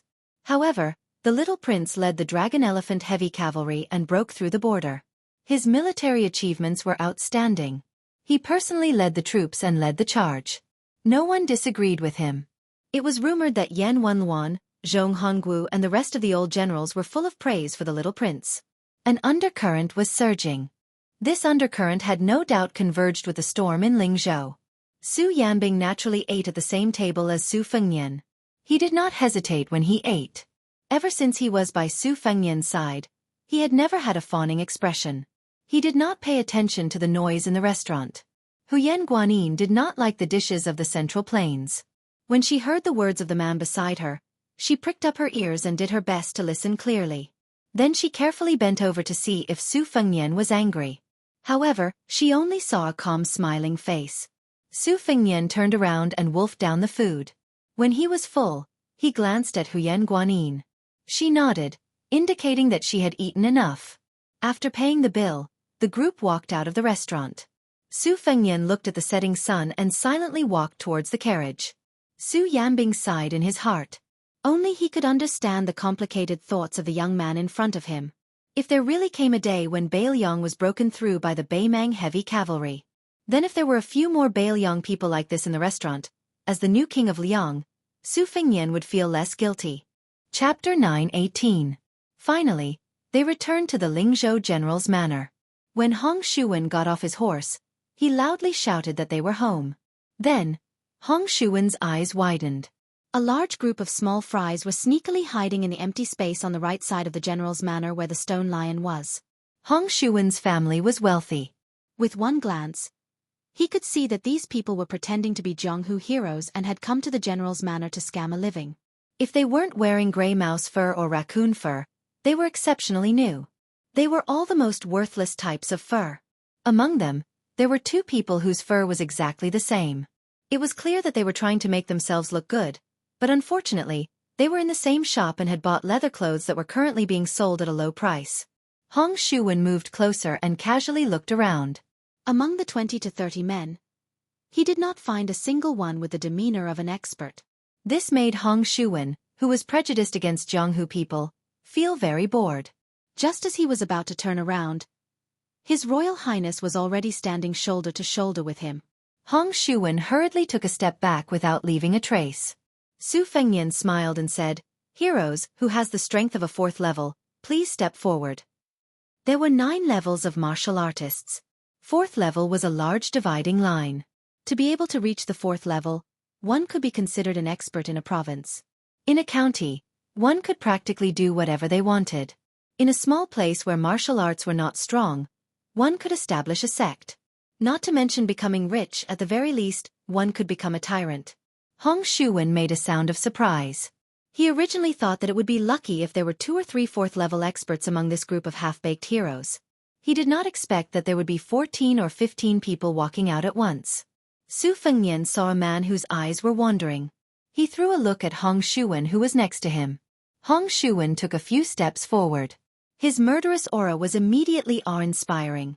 He leaped up, pressed his hands on the hilts of the 2 Baoyong sabers at his waist, and slammed his knee into the man's chest. The man who was caught off guard was about to receive a heavy blow when a skinny old man who had not stepped forward slid a few steps forward. The soles of his shoes were less than an inch off the ground. He pushed away the man who wanted to make up the numbers with one hand and put his other hand on Hong Shuwen's knee and pressed it down. Hong Shuwen, who was falling down, sneered. The saber in his right hand suddenly slid out of its scabbard. The light was so dazzling that many of the onlookers subconsciously squinted their eyes. Unfortunately, most of them could not see the saber of this young retainer from the general's residence. They could only vaguely see the shabby old man bending sideways, clenching his fists, and punching towards the chest of Hong Shuwen, who had not yet landed on the ground. The old man's fists whistled like a gust of wind. Hong Shuwen raised his arm to block and slid back 5 or 6 steps on the ground. He stabbed the saber in his right hand into the ground and forcibly stopped himself. Shaking his left wrist, Hong Shuwen turned his head to look at His Royal Highness with a smile. His eyes were asking if he could use his full strength. Su Fengnian shook his head and smiled. Other than this old gentleman, who else is a 3rd-level expert? Step forward openly. Baoyong said that I like to kidnap women. Since none of you are as pretty as flowers and jade, there is no need to worry. A few 4th-level experts in their prime grinned. His Royal Highness was a straightforward person. Some of the men who had tried to bluff their way through also took a few steps back. Other than the old man from the Yong family from Lietsong County, who was proficient in long fists and cannons, there were 2 other tall and sturdy men who were skilled in external martial arts. They stepped forward and announced themselves. Su Fengnian nodded with a smile in his eyes. Then, he gently raised his chin and called out to the crowd behind him. "Brother, you clearly have the strength of a 2nd-level expert.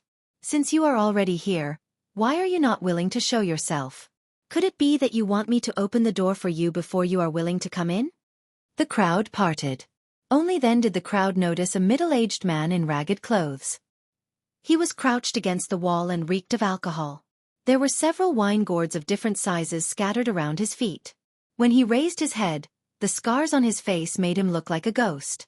This ugly man seemed to have damaged his throat from years of drinking too much. He hoarsely said, "May I ask if your highness has truly entered Northern Mang alone, carried 2 heads and retreated unscathed?" Su Fengnian smiled. Everyone felt their eyes blur, and then they heard a loud explosion. After the dust rose up, they saw His Royal Highness standing at the foot of the collapsed wall and clapping his hands. The drunkard who was pushed into the wall by His Royal Highness sat on the ground with a calm expression. Many people found it strange that the Crown Prince was so polite to everyone except for this rank 2 master, who should have been worshipped highly, to be so merciless. There were some Jianghu people with bad eyesight who felt that His Highness hired someone to act. If that drunkard was really at Master Realm, why would he be forced back into the wall so easily? The few grade 3 experts saw through the rough situation and were shocked to the extreme. Su Fengnian turned around and smiled at everyone. "Everyone is a guest. No matter if you want to enter or not, everyone will be given 300 silver." He then instructed the 3 white horse followers, "Tianguan, Yenru, the 2 of you go and collect the silver from the steward. Then, have the steward help the brothers who have entered the residence find a place to stay. Shuwen, later on, take the righteous men to find the best restaurant in the city for a meal. If you spend too little money, I will not forgive you." The men who weren't able to enter the Lingzhou general's manor looked at the people who entered and were filled with envy. Su Fengnian wasn't in a rush to leave. He just stood on the streets and chatted with these people who weren't even grade 4. He asked them where they were from, what sect they were from, and whether or not they were planning to join the army. Regardless of whether these people had slandered Su Fengnian in private in the past, when His Highness was standing in front of them, they all felt uneasy. Those who were lucky enough to speak 2 or 3 sentences in front of them almost blushed. They were extremely flattered. The gray-haired young man in front of them was the future local emperor of northern Liang. He had hundreds of thousands of soldiers in his hands. When he talked about it with his family members, especially his brothers in the underworld, they would be so shocked that their eyeballs would fall to the ground. Some people couldn't help but be confused. They all said that His Royal Highness was not just tyrannical in Beiliang. In reality, he was tyrannical everywhere. For example, on the Guangling River, he relied on the old sword god to fight against the thousands of cavalry of Prince Guangling Zhao Yi. Such a high and mighty figure. Why did they feel that he did not put on any airs when chatting with them? On the contrary, he was unbelievably amiable and approachable. If they did not think about his illustrious identity and his outstanding appearance, just based on his attire and manner of speech, it seemed that he was not much different from a well-off scholar from a small county. A group of carriages and horses that could be said to be extravagant rushed towards the Lingzhou general's manor. This made the gatekeeper of the administrator's manor, who was already prepared to welcome important guests, feel a bit depressed. Coincidentally, someone lifted the curtain and looked toward the Li manor. The gatekeeper looked over and shivered. He slapped his head and quickly ran toward the back of the manor. Damn, the mortal enemy that had fought with his master for half his life in Huangnam County had actually appeared in the capital of Lingzhou. In the past, when the officials of the 6th rank and above in the 7 counties of Lingzhou needed to rush to the administrator's manor to discuss important matters, the person sitting in the carriage would always use illness as an excuse to not come out. Su Fengnian heard the unusually loud sound of horse hooves and turned his head. Seeing the 3 carriages in a row, he understood. In the end, he told the good men of the Jianghu, who were not able to become retainers of the Lingzhou general's manor. The general idea was that there were 2 paths they could take. One was to join the army. As long as they passed the test, it would be easy for them to become a squad leader. The other path was even easier.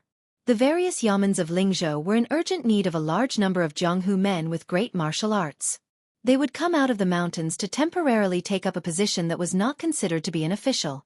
It was similar to the military and penal departments that were directly under the jurisdiction of the county magistrate. It could be considered getting rid of evil and bringing peace to the people. In the future, as long as they had some achievements and showed real merit, the Lingzhou government would definitely give them priority in promoting them. When everyone heard that it was only the Lingzhou government that wanted them and not going to the border to fight for their lives, they felt relieved. Many of the men who were passionate about fame all had smiles on their faces. They looked at each other and saw the eagerness in each other's eyes. After Su Fengnian calmly finished talking about the important matters, he smiled and told them to eat and drink well. Furthermore, if they really became part of the Lingzhou government in the future, they were welcome to be guests in the general's manor. Su Fengnian turned around and slowly walked towards the 3 carriages. After the owners of the carriages walked down, they all walked faster.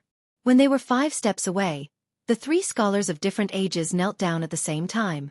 Huangnam County's Wang Shihua greets His Royal Highness. Huangnam County's Wang Zhenlu greets His Royal Highness.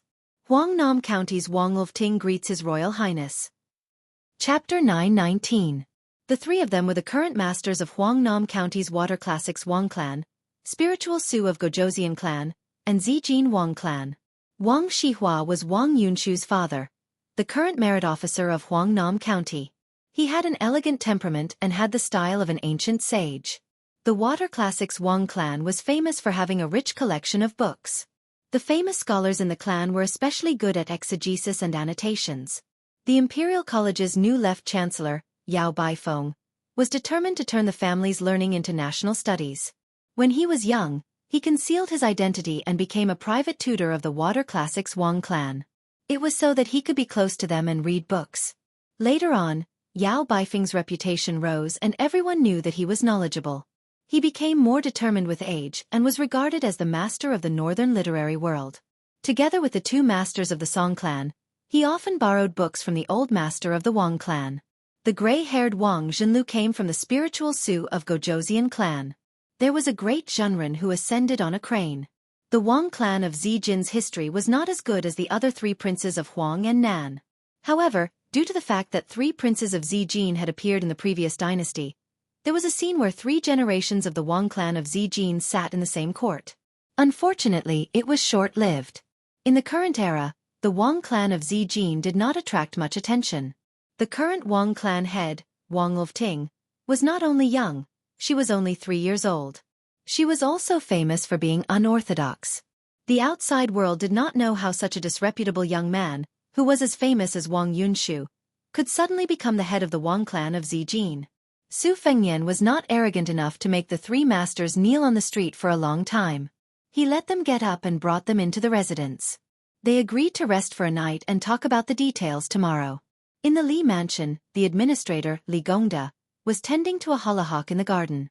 When he heard the steward say that Wang Shihua had gone to the general's mansion to see the crown prince, along with the old and frail Wang Jinlu and the immature Wang Luding, Li Gongda's face darkened.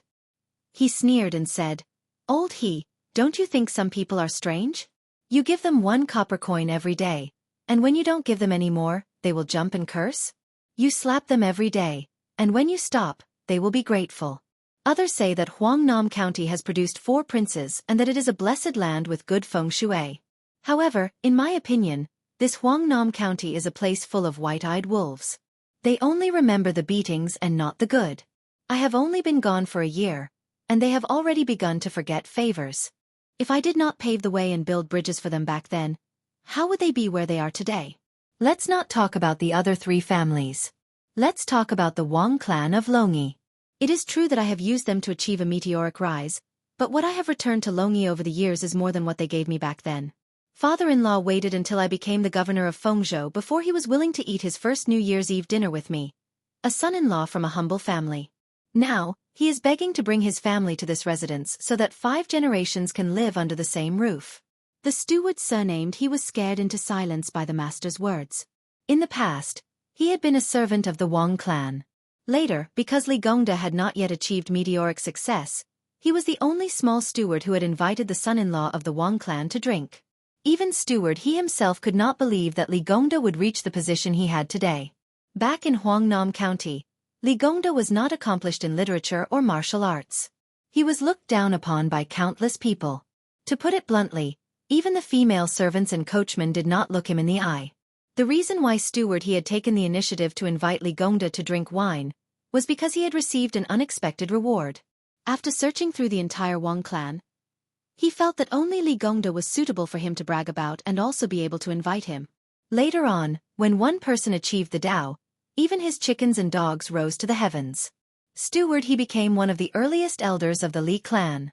At first, he purely thought that the master would take revenge for the smallest grievance and repay the kindness of a drop of water. Later on, he realized that it was not that simple. The master wanted the Wang clan members who had looked down on him in the past to regret their actions. In reality, the master did not view him, He Chong, in a new light. Li Gongda had sent people to expose and impeach Song Yan regarding the matter of the obscene sacrifice. Li Fuzhen had personally gone to the Huangnam County governor's manor. He wanted his daughter to be honest with Song Yan on his behalf in order to maintain their relationship. Li Gongda originally believed that Song Yan would understand his good intentions. Of course, he also had the intention of knocking Song Yan down. If Wang Shihua became the Huangnam County governor, Li Gongda, who was about to lose the Lingzhou provincial governor, did not want to implicate the Li clan's backyard in Huangnam County. However, his daughter did not have much experience in politics, but Li Gongda predicted that she would definitely bring Guofufeng along to Huangnam County to meet Song Yan and Song Huangmei. With him personally negotiating, it was better than his muddle-headed daughter doing bad things out of good intentions. Also, Li Gongda already knew that many of his students, who were familiar with the dog hole, had begun to flirt with Guofufeng. This young man looked shrewd, but he was actually impatient. Li Gongda also wanted Song Yan to give him the cold shoulder so that Guofufeng would know that if he truly wanted to enter the Li clan's circle, he would not be able to put in enough effort. The hearts of parents in the world were really pitiful.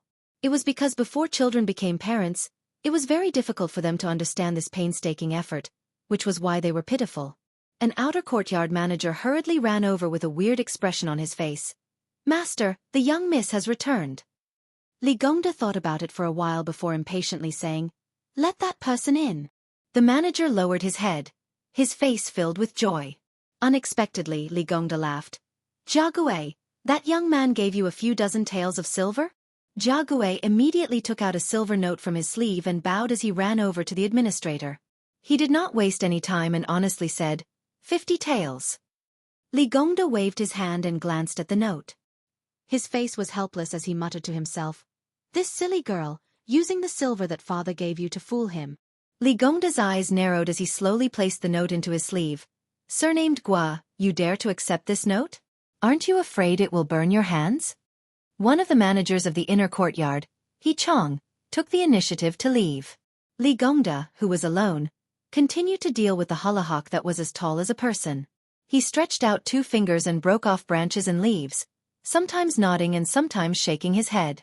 After the general's mansion housed the first batch of Jianghu people to follow the dragon, the 3 Wang family heads from Huangnam County stayed. Finally there was some life.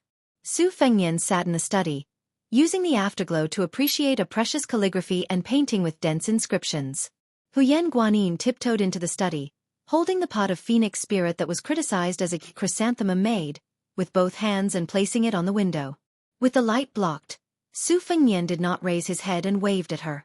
The calligraphy and painting on the table were the original works of the former Beiliang tycoon, Yao Baifeng. Yao Baifeng had been out of power for a long time and had only been in the court for a short time. It was not that Su Xiao did not think of asking him to come out of retirement, but Yao Baifeng had always ignored him. Su Fengnian touched the calligraphy and painting with his fingers and sighed softly. What did it mean to win the hearts of the people to rule the world? That was all fake. The real thing was to win the hearts of the people to rule the country. Su Fengnian raised his head and saw the back view of Huyen Guanyin. She stood by the window in a daze. The yellowish afterglow scattered, making her look like a flying angel in the painting. Su Fengnian was well aware that she was his bait. There were also a few qi cultivators in Beiliang. They must have noticed that she was not ordinary. The reason why Su Xiao hid her here was partly because she was a rare commodity worth hoarding. More importantly, he wanted to let her carry the fate energy and transfer it all to Su Fengnian, who had no fate energy. Fate energy and fate energy seemed illusory, but it was actually very simple. For example, the so-called husband and wife look alike in the world. That was the result of a married couple living together day and night and complementing each other's fate energy. Huyen Guanyin was often listless. Other than the surface feeling that she was not acclimatized to the environment, the root of it was because her abundant fate energy was stolen by Su Fengnian. Su Fengnian kept the scroll and mocked himself. It's hard to guard against a thief in the family. As for those Jianghu people who took the initiative to rely on the Lingzhou general's manor, whether or not there were loyalist spies outside of northern Liang, Su Fengnian had plenty of methods to expose their identities and make them wish they were dead. Huyen Guanyin exclaimed. Su Fengnian raised his arm to stop a messenger falcon. The contents of the secret letter caused Su Fengnian's pupils to suddenly contract. The Lu family in Jianghu had encountered an assassination attempt. Just to protect Lu Changyan, 4 of the first-class falcons of the Fushui Society had died. The Taming Cloud Inn, which had been in charge of setting up the situation in Jianghu, had suffered even greater losses. Almost all of its elites had died. Obviously, Li Yang and Beimang did not want to see the Lu family in Jianghu and the Su family become in-laws and then take root in Beiliang. As long as Lu Chengyan, who had the potential to become the consort of the king of Beiliang, died, the Lu family would completely give up on the idea of changing owners. As for which party was willing to sacrifice everything to prevent the Lu family from dying, the secret letter only said that it was unclear. Su Fengnian lit a thick red candle and burned the secret letter inch by inch to ashes. A breeze blew through the window. The candlelight flickered and scattered the ashes. Huyen Guanyin saw that the letter had long been burned, but he still maintained his attentive posture of 2 fingers close to the candle flame. Su Fengnian flicked his fingers and walked to Huyen Guanyin's side. His eyes were obscure and difficult to understand. He gently looked at a raised eave of the administrator's residence. Huyen Guanyin heard him say to himself, "Perhaps I was wrong from the beginning." Chapter 9:20. The 3 family heads of Huangnan County stayed in the Lingzhou general's manor. They were not far from each other. Other than their trusted retainers, the 3 of them did not bring anyone else into this brand new official residence with a horizontal board. His Royal Highness allowed them to rest for a night, which made Wang Shihua's heart tighten. This was clearly to give the 3 families enough time to communicate. Wang Gongchao, Ling Su of Gojouzian Zenilv, and Zijin Wang of Ting all rushed from their families to Lingzhou City at dawn. Apart from a careless lunch midway, they roughly communicated. Although they agreed to take care of each other, they were still wary of each other in their hearts. It was very difficult for them to advance and retreat together. When it came to the ups and downs of a large family, no matter how good their relationship was in the past, They had to carefully weigh the pros and cons. Wang Shihua, who was praised by Yao Baifeng as having the talent of 3 provincial governors, ate a dinner that could not be considered sumptuous. He was not in a hurry to agree to Wang Zhenlev's appointment. Instead, he went out for a walk alone. Not long after he went out, he saw the junior Wang Lofting, who was also leisurely strolling. Wang Shihua was a little touched. To be able to keep his composure, the younger generation would surpass him in time. The two of them nodded and smiled as they brushed past each other. Wang Shihua walked along a corridor beside the water with his hands behind his back. The water flowed towards Jianghu Lake. Within Lingzhou City, there were not many residences that had the ability to draw water from the lake into their own courtyards. The administrator's manor next door was naturally one of them.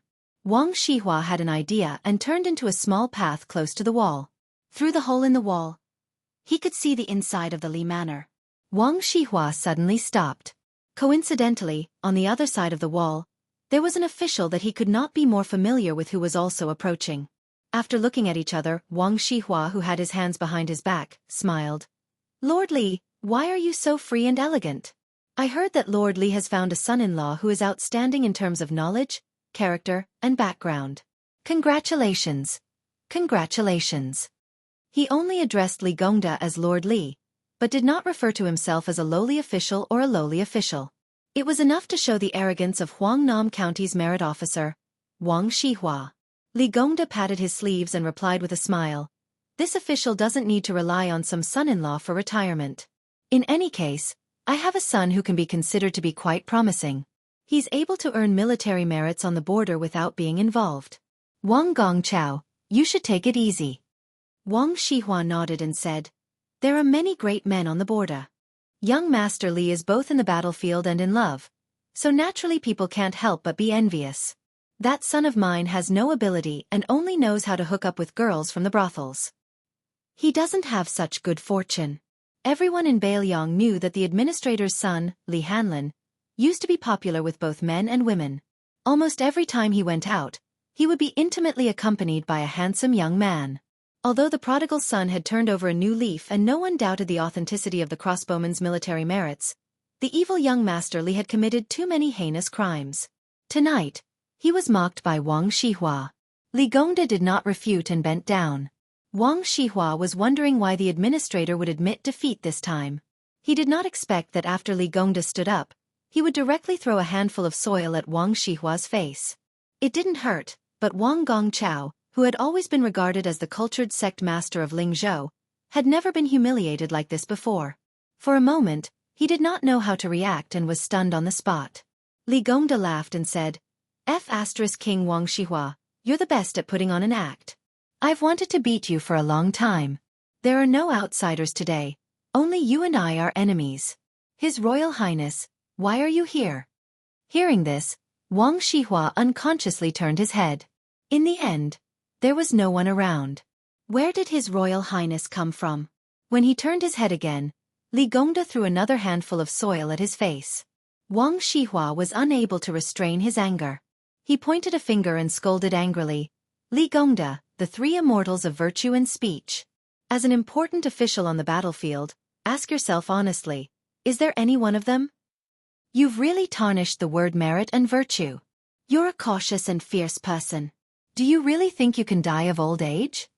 Li Gongda carelessly rubbed his nose and then pointed a finger at the top of his head. He said disdainfully, "Everyone respectfully calls you 3rd Governor Wang. 3 governors. Isn't that the size of the official hat on my head? Don't talk big in front of me. Just tell me who's the highest official today, and who's the one who made you not take a single step forward all these years and obediently become a county's merit officer?" Wang Shihua sneered and said, "Talking to you about passing on the torch, talking to you about the seeds of learning, is simply playing the lute to a cow." Li Gongda chuckled and said in a low voice, "We're like chickens talking to ducks. In the end, we're still the same kind of people. Let's not laugh at each other. Wait until you become the 2nd Yao Baifeng one day, then you'll have the qualifications to talk to me about learning and merit." Wang Shihua flew into a rage and said, "Li Gongda, who's the same kind of person as you?" Li Gongda raised his hand. Wang Shihua, who had suffered twice, immediately dodged. Only then did he realize that there was no soil in the administrator's hand. Li Gongda said that playing with Wang Shihua was as easy as playing with a monkey and left. Logically speaking, Li Gongda, who had returned with a great victory, should be proud of himself. However, Li Gongda, who was flushed with success in Beiliang, did not have the expected jubilation. Instead, his face was as gloomy as water. Wang Shihua's expression was uncertain at first. However, when Li Gongda's figure disappeared into the distance, the corner of Wang Gongcao's mouth quietly curled up. There was no longer any trace of anger. He said softly, Li Gongchao, let's see how long you can run rampant. Su Fengnian received the second secret letter of the day. It came from an old turtle in Lingzhou. Even Su Fengnian did not expect it to be a level 4 Jianghu hero who had entered the Lingzhou general's mansion. It turned out that before everyone gathered at the door, the Lingzhou peregrine falcon had obtained the background of most of the people. Some were rough, some were detailed. The only thing missing was the drunkard who had appeared out of nowhere. It was probably because the foreign spy also felt that swaggering into the mansion was too suicidal. No one in the secret letter was suspected of being a spy. Most of them were Jianghu people who had criminal records in the government. This was not strange. In Jianghu, it was impossible to become famous without killing or being killed. Su Fengnian was carefully reading the secret letter in the study. The turtle nicknamed Yama's knife was kneeling on the cold floor. He did not move at all. Su Fengnian put down the secret letter and closed his eyes. After a long silence, he opened his eyes and said to the person, "You don't have to worry about the drunkard. However, have Chu Lushan immediately investigate the level 4 Lu Bozong and the level 3 Sun Chun. The backgrounds of these two people are too clean and too detailed. From birth to practicing martial arts to becoming famous, it seems that there are traces that can be traced. However, the more it is like this, the more uneasy it is. Of the two people, Sun Chun looks older. However, he is only 29 years old. Lu Bozong is 32 years old. They are the two youngest. Although I am not a spy, I know that as long as you are willing to put in the effort, it is easy to get an identity before the age of 15. Then you can train them carefully for more than 10 years. It is almost impossible to leave behind any traces. I even suspect that there is a problem with their family. I will have to trouble you peregrine falcons to put in more effort." The man was terrified. His back was drenched in sweat. He said respectfully, "Protecting your highness is the most important duty of the peregrine falcons. It is not troublesome at all." The man would undoubtedly respect the special identity of this young Lingzhou general, but he was even more afraid that he could directly call out the name of the head behind the peregrine falcons. Chu Lushan's fearsome abilities were all rumors. If one was not a peregrine falcon, they would not understand the terrifying abilities of the head of the Chu Lushan family. Su Fengnian walked around the desk to the man. He bent down to help him up. He laughed softly. "Beiliang has many civil and military officials. Compared to you, it is also 100 less. Without you, Beiliang will be even more unstable. Help me pass a message to Chu Lushan. This year, tell him to reward all the peregrine falcons. He does not need to pay for this. Take it out from Mount Qingliang. If anyone wants secret manuals or similar things, they can boldly ask. The Wang Fu will try to satisfy them. In my opinion, there is nothing in the world that is more valuable than life. Since you have pawned your lives to the Su family, then the Su family has no reason to treat you badly." Chapter 921. After the man stood up, his eyes turned red. He hesitated for a moment, then scratched his head, feeling a little shy. He gathered his courage and said, "I'm from Jinzhou, only 300 li away from the general's and your highness's hometown. However, I left Liaodong 6 or 7 years later than the general. I once mingled in another army, but I committed a crime and had no choice but to follow the general. All these years, I've been working for General Chu, and I haven't made any contributions. It's all hard work that anyone can do. A few years ago, I married a wife and gave birth to a few little girls. At the beginning of autumn, I finally had a boy with a handle. My family doesn't lack money, so I'd like to ask your highness to name my boy when you're free. If your highness is too busy, just pretend that I didn't say anything." Su Fengnian said softly, "There are many things to pay attention to when choosing a name. If it's not chosen well, it will affect one's future luck. I believe in this very much, so I don't dare to name your son." The man didn't have much hope, so he wasn't disappointed. Su Fengnian suddenly smiled and said, But Su Xiao doesn't believe in this. When I go to Jianghu, I'll ask Su Xiao to name your son. If it's not chosen well, or if it's unpleasant, you can use it as a nickname. The man was about to kneel again, but Su Fengnian grabbed his arm and said helplessly, "All right, even if you kneel a few more times, I can't ask for a few more names for your son. Besides, your son doesn't need them. Names aren't money, so the more the better." The man smiled shyly. He no longer had his original shrewdness and caution, but rather a sincere and honest look. "After you leave, send a message to Su Beiji in Longqing County and ask him to come to the general's mansion." After saying this, Su Fengnian walked to the window. The man, who was full of joy, didn't disturb His Royal Highness's thoughts and silently left the study. Su Fengnian gazed at the pot of impatience balsamine that Huyen Guanyin had sacrificed to bring over. The strength of Liang lay in the fact that after the unification of the Central Plains, the Grand Preceptor's son Shiji, as the head of the civil officials, led a large group of old remnants of West Chu to pledge their allegiance to Liang.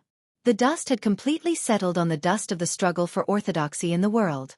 As long as the imperial court was willing to use talents, there was practically an inexhaustible supply. These talents all had their own specialties.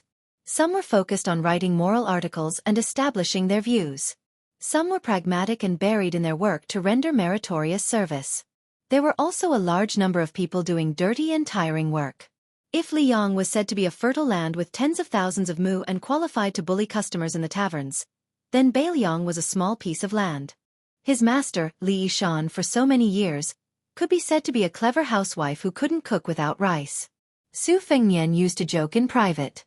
Whether it was with Su Xiao or with his two sisters, he said that even if he could become the emperor, he would rather die than sit in the throne room. This was because he had long known how difficult it was to be in charge of a region. However, when he really began to personally set up the plan, he felt that even if he was the crown prince of Beiliang, if he wanted to do anything, he was still trapped in a square cage. The slightest movement would cause him to run into a wall. This cage was something painstakingly built by the people of each dynasty. Su Fengnian returned to the writing desk and picked up the brush to write down the loosely structured 3 words, "Only tell corpses." Then he added a side note next to the word, "Only tell corpses," completing the word, "weave." Putting down the brush, Su Fengnian put his hands in his sleeves and walked out of the study. He walked aimlessly through the corridors and buildings. At a small pavilion by the water, he bumped into Wang Ting, who was jumping around to warm himself. This fellow, along with Li Hanlin, Wang Yunshu, and a young master who committed crimes in Amei County, were known as the 4 tyrants of Lingzhou. Not to mention Wang Shihua, who could not be underestimated, but compared to the lifeless Wang Zhenlu, the head of the Su of Gojouzian family, Su Fengnian was undoubtedly more interested in this new master of the purple gold Wang family, Wang Ting. Because of the hereditary succession, Beiliang was now in an unavoidable era of turmoil. A new emperor would bring in new officials. Those who should have fallen had already fallen, and those who should have risen had yet to rise. Many families were following the general trend and moving around, but the timing was different. Zhong Hongwu, who was born into a noble family, let his only son, Zhong Qingxin, take the path of a civil official in order to seek change. Wang Shihua, who was already a famous scholar, let Wang Yunshu take the path of a military general in order to seek change. However, most of these people had good fathers, so they could get twice the result with half the effort. Su Fengnian only knew that the purple gold Wang family had not produced any great talents for several generations. He originally thought that Wang Ting's generation would also fall into decline. He did not expect that this time he would have the courage to come to the general's mansion. If he returned empty-handed, the first target to be dealt with by the administrator would definitely not be the 2 families of Wang Shihua and Wang Zhenlu, but the purple gold Wang family, whose foundation was not stable. It could be imagined that the young Wang Ting was shouldering a lot of pressure. Seeing His Royal Highness approaching, Wang Ting just turned his head and smiled, continuing to jump and jump. Su Fengnian stood beside Wang Ting. The latter opened his mouth and joked, "Knowing that your highness is a straightforward person, Ting will speak bluntly. This time, I followed behind my 2 elders here to ask for a reward from your highness. I'm really cutting off all means of retreat. If I don't get an official position, when I return to Huangnam County, I will definitely be criticized by those old men behind my back. Your highness, please do me a favor and take pity on Wang Ting." Su Fengnian looked at the narrow ripples that were only slightly rippled within the rules, and calmly said, "First, tell me what kind of official position you want. If it's too big, I can't afford it. If it's too small, I can't take it out. If I try to fool the purple gold Wang family, I will also be drowned in the spit of those old men behind my back." Wang Lufting laughed heartily and said, "It's not big. Bailiang's weaving bureau only has this kind of official position. The 2 weaving bureau in Gangnam-do are 4th rank positions. Our Bailiang's golden thread weaving bureau is only 5th rank. Anyway, the old weaver Li Shifeng has worked for 12 years. He should have retired long ago." Su Fengnian said calmly, "5th rank isn't small." Wang Lufting was indeed thick-skinned. He stopped jumping and exhaled a mouthful of smoke. He turned his head and looked at His Royal Highness with a bright smile. "Lufting knew that it would be difficult to get an official position, so I have the intention to buy one from your highness. The purple gold Wang family is willing to take out 180,000 taels of silver, all in cash. If it's not enough, the family still has some rare antiques and calligraphy rubbing, which can be converted into silver. As long as your highness is generous, we can probably gather another 100,000 taels of silver. There's no other way. We can't be compared to the other 3 princes of Huangnam County. Our purple gold Wang family is poor." Su Fengnian sat on a long bench and gestured at Wang Lufting. The 2 of them sat facing each other. Su Fengnian smiled and said, "I can sell you a golden thread weaving bureau for 180,000 taels of silver. However, there's an additional condition." Wang Lufting smiled and said, "Your Highness, my sister is indeed famous for being virtuous. However, her beauty is only average. Furthermore, she has a matchmaker. Your Highness, please don't have this idea." Su Fengnian was stunned. He didn't know whether to laugh or cry. He smiled and said, "Don't try to be glib with me. Let's be serious. I know that you have a good friend who comes from a poor family. He is a teacher in the purple gold Wang family. Yao Baifeng said that as long as this person is willing to take the imperial examinations and obtain scholarly honors, he will definitely become the top scorer of the Lingzhou imperial examinations, as well as the Huiyuan imperial examinations of the 8 prefectures. He might even become the Zhuangyuan imperial examinations of the 3 prefectures. This year, Lu Yuyuan of Huangnam County obtained the top 3 of the palace examinations and was bestowed with the title of Jinshi. It seems that he benefited from your friend's weaving techniques. Otherwise, he would only be able to pass the county examinations. Not to mention the palace examinations. Even the metropolitan examinations would be an extravagant hope. If you can persuade this person to leave the mountain, I will let you become a golden thread weaving bureau. If you can't persuade him, then you will have to obediently return to the purple gold Wang family." Wang Lufting held his stomach and laughed loudly. Su Fengnian was indifferent. Wang Lufting stopped laughing and said with a cunning expression, "Your Highness, please don't worry. This fellow has already been forcefully kidnapped by me and brought to the city. Should I call him over for your Highness now?" Su Fengnian shook his head and said, "There's no need to meet him. Tell him to come to Lingzhou's capital after the new year. I have an official's hat to give to him for free." Wang Lufting sighed ruefully and said, "Comparisons are odious. I still have to spend my entire fortune to buy an official's position. This fellow has it all." Su Fengnian suddenly said, "You are neither the son of the first wife nor the eldest son. To be able to become the head of the purple gold Wang family, it must not have been easy." Wang Lufting retracted his frivolous expression. However, he did not purposely sit upright and still. Instead, he said softly, "Compared to your Highness, it is much easier." Su Fengnian laughed and said, "You haven't even become an official yet and you are already bootlicking?" Wang Lufting laughed again. "Let's get familiar with each other first. Since I want to live under someone else's roof, how can I not look at his face? In the future, your Highness should give Wang Lufting more opportunities to flatter you." Su Fengnian joked, "Then you should first become Chu Lushan's disciple and learn from him." Wang Lufting wanted to say something but stopped. Su Fengnian knew that he was a smart person and said directly, "I know what you are thinking. Indeed, whether it is me or others, Chu Lushan's bootlicking has always been disgusting. However, there is one thing that many people don't see. Chu Lushan only treats one person this way. This is called being faithful to one person until death. Therefore, he and Administrator Li both." At this point, Su Fengnian paused for a moment and did not continue speaking. He stood up and left directly. Wang Wolfting, who had been secretly tense, did not think too deeply about the strange words at the end. After all, he had obtained everything he wanted on this trip and had even exceeded his expectations. At the same time, he felt as if a heavy burden had been lifted off his shoulders and he could not suppress his excitement. However, when he realized the meaning behind it, he felt a chill all over his body. Could it be that the owner of the neighboring mansion would also change his name as Bailiang changed? Chapter 922.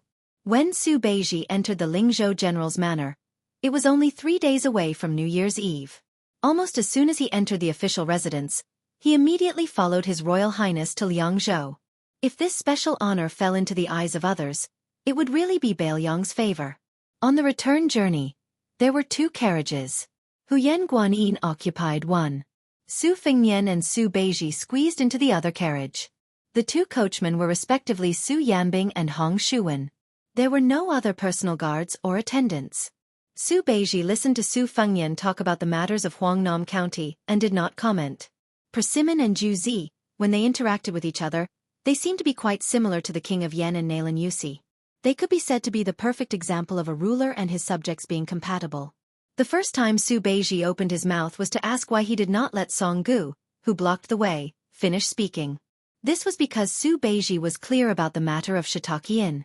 Originally, Eagle Guard's negligence of Ran Shanyu's serious injury was not a big deal. However, when His Royal Highness saw the result with his own eyes, with Chu Lushan's gloomy nature, Song Gu's official career was definitely over.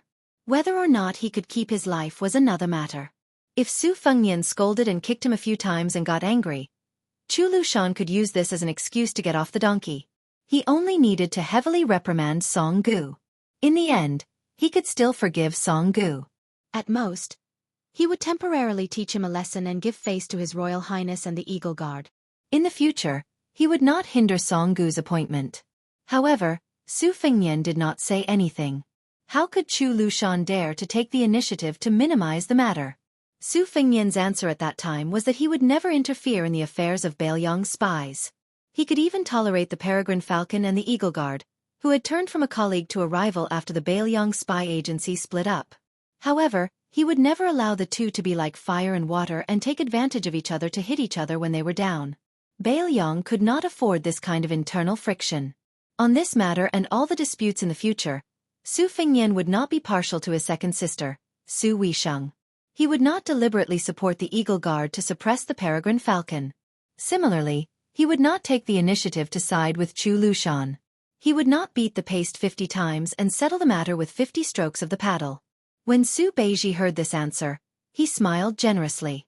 Obviously, he was quite satisfied.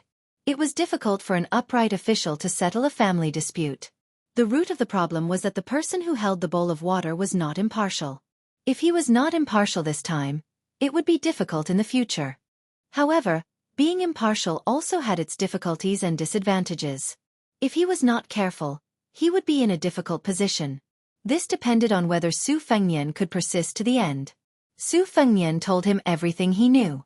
In addition to the 3 princes of Huangnam County joining hands to come to the general's residence to express their loyalty, he also mentioned that each of them wanted to be an official.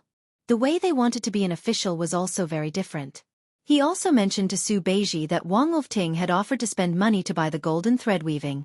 Hearing this, Su Beiji frowned and said, "Can this person take on a big responsibility?" Su Fengnian shook his head and said, "I've only met him once. I only feel that Wang Wolfting's conversational style is not bad and very much to my liking. As for whether or not he can take on the golden thread weaving, I still need to get a few more detailed reports on the purple gold Wang family. Then, I'll bring Wang Wolfting out for a walk to know whether he is a mule or a horse. However, the golden thread weaving is in Lingzhou. When the time comes, the one who will have a headache will be you, the provincial governor of Lingzhou." Su Beiji asked, "Then what about the old weaving, Li Shifeng?" Su Fengnian said shamelessly, "I haven't thought about it yet. Why don't you decide when the time comes?" Su Beiji glared at him. He was probably too lazy to pay attention to His Royal Highness and sank into deep thought alone. Every Dao in the world had a weaving bureau. Even the Bailiang Dao was no exception. On the surface, It was for the imperial family and officials to weave and distribute the silk produced in various places. However, in secret it was very powerful. In the previous dynasty, the Weaving Bureau had a habit of sending secret reports to the capital every month.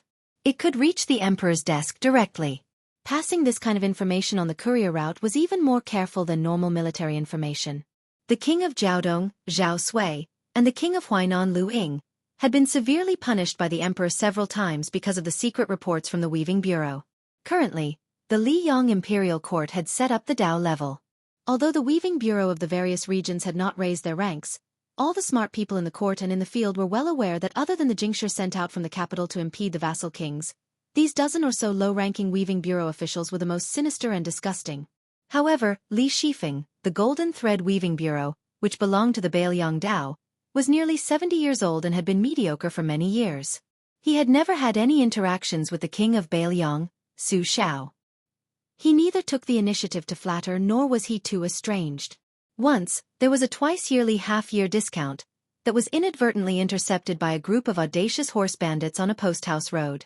Only then did people know that this chief weaving official was muddle-headed and bored enough to introduce his Royal Highness antique collection to the Emperor of Beiliang. He listed nearly 40 items and more than 600 pieces in detail. No one could understand why such a muddle-headed old man was allowed to stay in Beiliang and waste the salary of the imperial court. It was said that after the secret report was leaked, Su Xiao, who was still a pillar of the country at that time, laughed heartily when he heard about it. He had people send the same amount of money as the Zhao family's salary to the Golden Thread Weaving Bureau. Over the years, Li Shifeng was not afraid of the emperor's suspicions and received the money every time. However, no matter how much outsiders ridiculed and looked down on this old man, Li Shifeng, the insiders of Beiliang, and even Li Yishan, had carefully analyzed this person's official career and talent. Su Xiao did not send the money to make fun of Li Shifeng's idleness. Instead, he was telling the Golden Thread Weaving Bureau, who was good at analyzing the situation in Beiliang, that he, Su Xiao, had begun to have his eyes on him. Chapter 923. Su Fengnian didn't hide anything from Su Beiji. When the Yan family betrayed Beiliang and went to the capital to enjoy wealth, it was the Weaving Bureau that pulled the strings between the imperial court and the imperial court. The escape route, the disguise, and the various locations along the way were all carefully planned. However, Li Yishan had been watching from the sidelines. In this game of intrigue between Beiliang and the imperial court, Beiliang was one step ahead.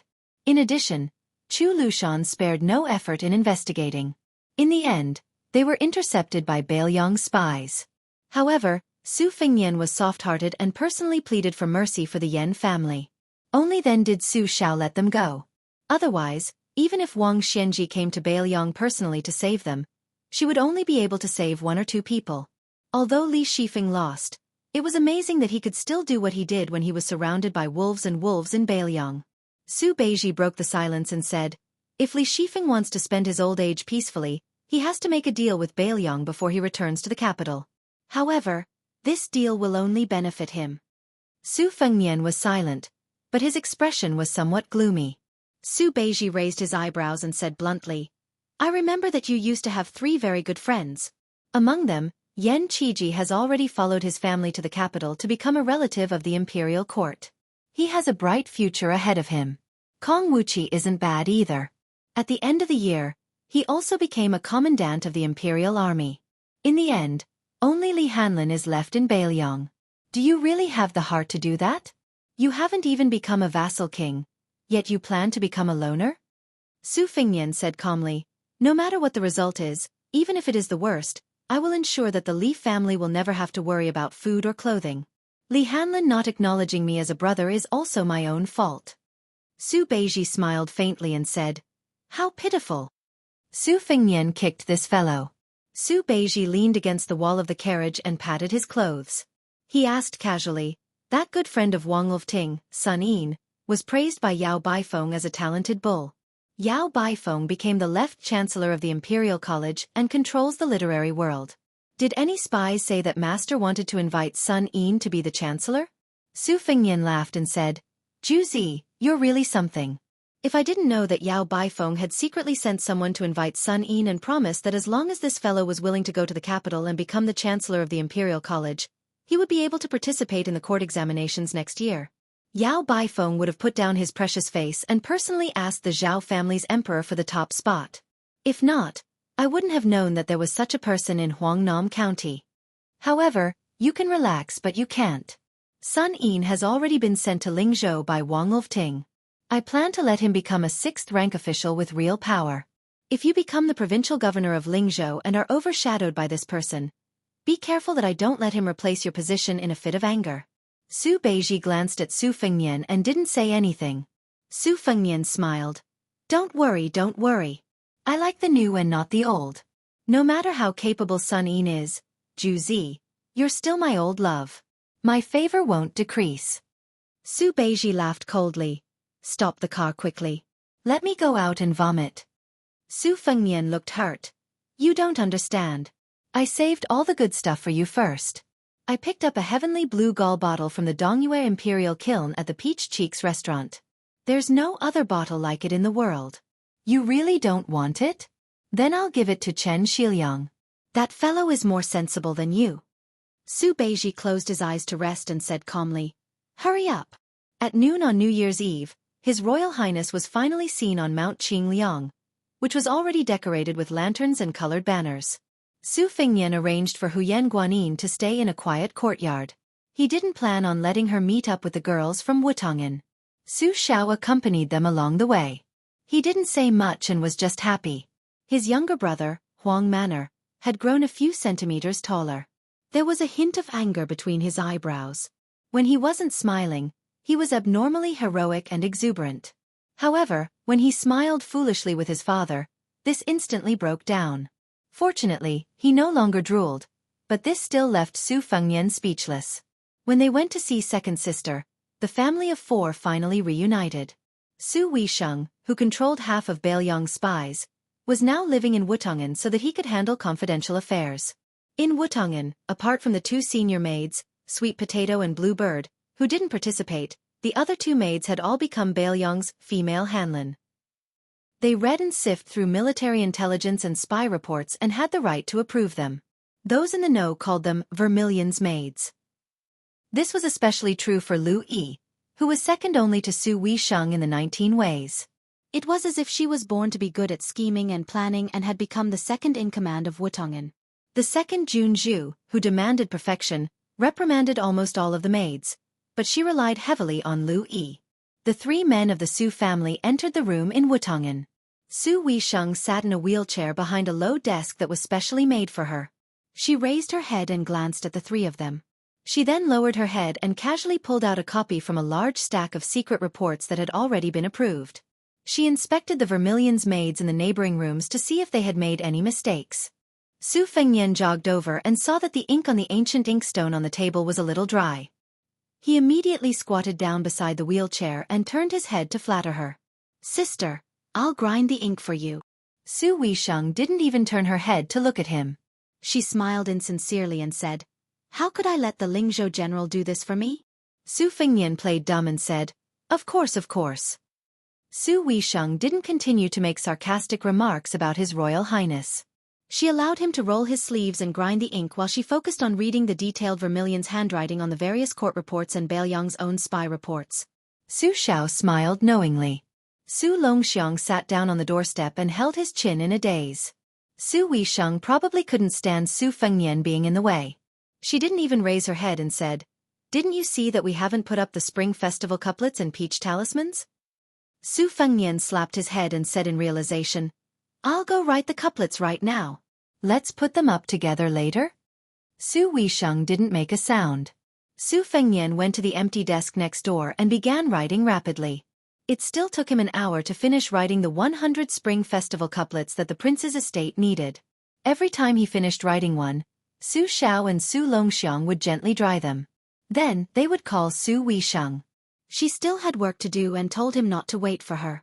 Su Fengnian and Huang Manor could only each carry 50 or so Spring Festival couplets. Su Xiao was responsible for carrying a box of slightly lighter couplets. They began to put up couplets from top to bottom on Mount Qingliang. When they reached the main gate, they found Su Weisheng sitting in a wheelchair, quietly waiting outside the gate. Su Fengnian smiled and asked Su Xiao to see if the couplets were crooked. He and Su Longxiang put up especially wide and large spring festival couplets. The two brothers finished putting up the couplets at the same time. When they turned around, they saw Su Xiao smiling from ear to ear. Second sister also had a smile that she hadn't seen in a long time. Chapter 924. After pasting the spring festival couplets on the main gate, Su Weisheng returned to Wutongan, leaving the three masters to wander around the prince's manor. Su Fengnian and Su Xiao talked about the affairs of Lingzhou in bits and pieces. Su Xiao occasionally talked about some interesting news that had recently happened in the imperial court. For example, Gu Jiantong's son-in-law went on a killing spree in Jizhou. Now, the imperial censors and civil officials were too lazy to scold him, Su Xiao. They turned their heads and scolded General Gu, who had lost his position as Minister of War. In any case, Gu Jiantang was no longer in the capital. The originally aggressive Gu hut in the Ministry of War was like a group of dragons without a leader. Outside of the Censorate and the Ministry of War, the other 5 departments were all jumping around vigorously. This made the members of the Gu faction in the imperial court dejected and very tired of dealing with them. This year was not going to be easy. There was also the Imperial College's left chancellor, Yao Baifeng, teaching the second-in-command, Jean Lanting, a harsh lesson. This even alarmed the emperor, who personally went to the Imperial College to be a peacemaker. Only then did he barely manage to settle the matter. The situation within the Imperial College was well known to everyone. The townspeople had formed their own associations, and most of them were advocating for Jean Sanlang. This was also why Yao Baifeng would say that the gentlemen of today like to have friends. Su Xiao also said that the crown prince of Yanqi, Zhao Zhu, was not a well-behaved person. Leading thousands of elite riders all the way up north, he did not look like he was going to pacify the situation. He was clearly busy showing off his strength. The few provinces he passed by were all in turmoil. Before he even reached Guangling Road, where Zhao Yi was, he had already caused all the officials along the way to complain incessantly. Memorials complaining and impeaching flew into the imperial palace like snowflakes. The 3 of them walked to the side of Tide Hark Lake. Su Xiao suddenly came to his senses. He said he was going to listen to Wang Chudong's storytelling and missed the time. That girl put on airs and was not willing to chat with an old man like him. Su Xiao hurriedly jogged over. Seeing this, Su Fengnian was dumbfounded. It looked like Wang Dongxiang, who was second in the Yanji Academy, was indeed formidable. Even Su Xiao, who was most afraid of dealing with books, was subdued. Previously, a letter from home had been sent to Lingzhou. Su Xiao had said that Wang Chudong was very witty and clever. She was not afraid of an old brute like him at all. She gave him a lesson the moment they met. Acting like an elder, she told him, the illiterate king of Bailiang, that reading was actually very interesting and not boring at all. She told Su Xiao to read official history. Winners were kings and losers were bandits, so it was better to read unofficial history. Reading about scholars and beauties was the same. No matter how many twists and turns there were, they would eventually grow old together. In reality, it could not compare to reading classics. It was like seeing an old gentleman sitting upright from start to finish. You would feel that he had been rigid for too long, but one day, you would feel that he had his own adorable aspects. Other than that, Wang Chudong also said that reading military books and poetry books was different. Su Fengnian felt great admiration. This girl was really daring to teach Su Xiao how to read. It had to be said that neither Li Yishan nor Zhao Chongling had been able to get Su Xiao to read more books in the past. Su Fengnian looked up at Tide Listening Pavilion. Chen Shiliang should be in the side room on the top floor right now. Everyone in the Wang Fu said that this young man was increasingly similar to that state scholar who had died without a grave. Su Fengnian looked away and saw Su Juzi sitting alone in the pavilion, throwing a large amount of bait into the lake. The koi fish rolled in a grand scene. Su Fengnian squatted at the edge of Tide Listening Pavilion's platform and said to Huang Mander beside him, Lu Qiu, said that the section of willow whose body I tore apart did not die. He probably used an unorthodox Qi cultivator's ability to cunningly escape before he died. I think that this person's identity is not as simple as a spider's web. It's fine. We will definitely have a chance to interact with him in the future. Huang Man, nodded earnestly. Su Fengnian said self-deprecatingly, I'm puzzled. That section of willow was like that, but that little celestial master who changed his name from Zhao Jingxi to Zhao Ningxian was also difficult to deal with. He was suppressed half to death at the spring lake. I originally wanted to use him as a useless person to make the Taoist ancestral court unhappy. I didn't expect that when I returned to Mount Longhu, I heard that Zhao Ningxin's realm had advanced by leaps and bounds again. The young chief of Wudong, Li Yufu, killed the evil dragon at Mount Xiafei and became famous all over the world. The old celestial master, Zhao Shi, who had been in seclusion for many years, did not stay idle either. He built the Jade Emperor Tower that was as famous as the Great Yellow Court. His ascension was imminent and countless people had already gone to Mount Longhu to worship him. Even the crown prince, Zhao Zhuan, went to Huizhou to watch the show in disguise. It's very likely that it's true. And that heartless woman from Mount Huizhou, who became the chief of Wulin, changed her attitude faster than flipping a book. She said that after sending the copies of Mount Huizhou's secret manuals to Bailiang, she would draw a clear line with me. Su Fengnian turned his head and patted Huang Manor's head. He smiled gently and said, "Let's not talk about these annoying things. Huang Manor, you don't have to worry about anything. Father and your brother are here." That's right, ever since your brother seized and transported back the 4 talisman general armors from the Xiang Fan Reed marshes, he began to let the Mahis giants in Bailiang's machine-making bureau work to restore it to the level of Great Grandmaster Yi Hongting's #1 talisman armor. Last time at the Iron Gate Pass, the golden armor was also in our hands. Moreover, this time, from the killer cat outside Shenwu City, I learned some secrets from Han Diaoxi's skull through Su Ying. One of them was the details of how he skinned Yi Hongting. After the new year, I will go to the machine-making bureau and tell those giants the details of the process. In the future, when you put on that talisman armor and charge into enemy lines, at least you don't have to worry too much about being killed by a section of willow. Also, Huang Manor, on the Great Bull Hill, Shenyuan Jingqing once said that you can't easily enter the Xian Finger realm. You must remember, other than helping you make the talisman armor, I'm also flipping through some obscure secret manuals of Buddhism and Taoism in the building. That white fox face also agreed to help me find it. So you have to wait for your brother to find a shortcut that will let you smoothly become a Xian Finger expert. Before that, even if the sky falls down, you can't enter the Xian Finger realm. Do you remember? By now, Huang Manor wasn't stupid.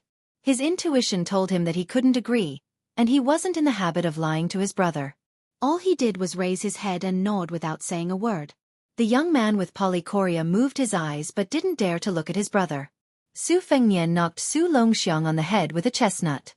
"Nod your head for your brother." Su Longxiang turned his back to Su Fengnian and, for the first time, didn't agree to his brother's request. Su Fengnian tugged at Huang Manor's ear for a long time but couldn't get his Vajra realm brother to turn his head. With a sigh, he let go of his hand and stared blankly at Tide Hark Lake, which had calmed down after Su Beiji's departure. Huang Manor turned around and sat cross-legged on the ground. He reached out and gently stroked his brother's eye-catching grayish-white hair. Su Fengnian narrowed his eyes and gazed into the distance.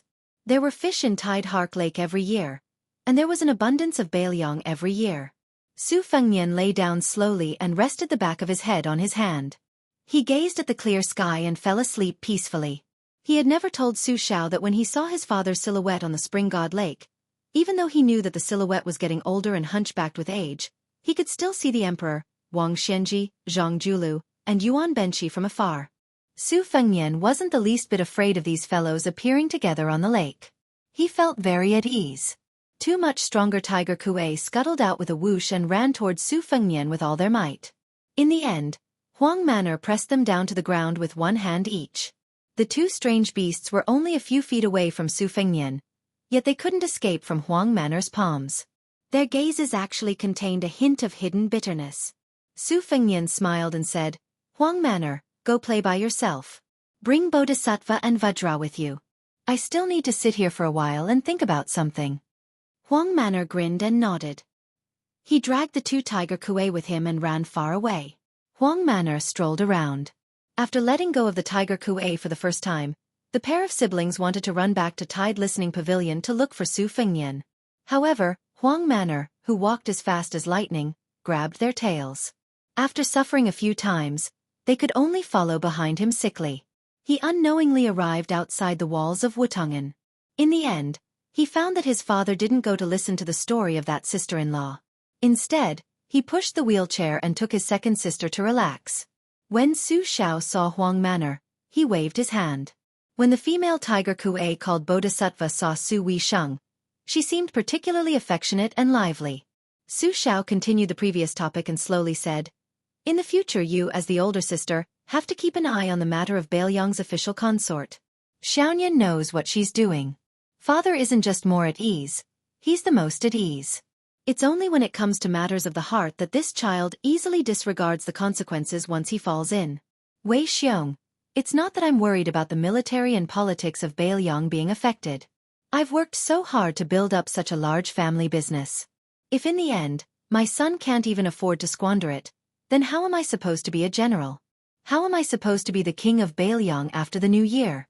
It's just that I'm very afraid that you, my younger brother, will get hurt. I'm a rough man, but I've seen many people come and go. I also know that this kind of invisible injury is more hurtful than a serious injury caused by a knife or arrow. Perhaps you won't be able to recover from it for the rest of your life."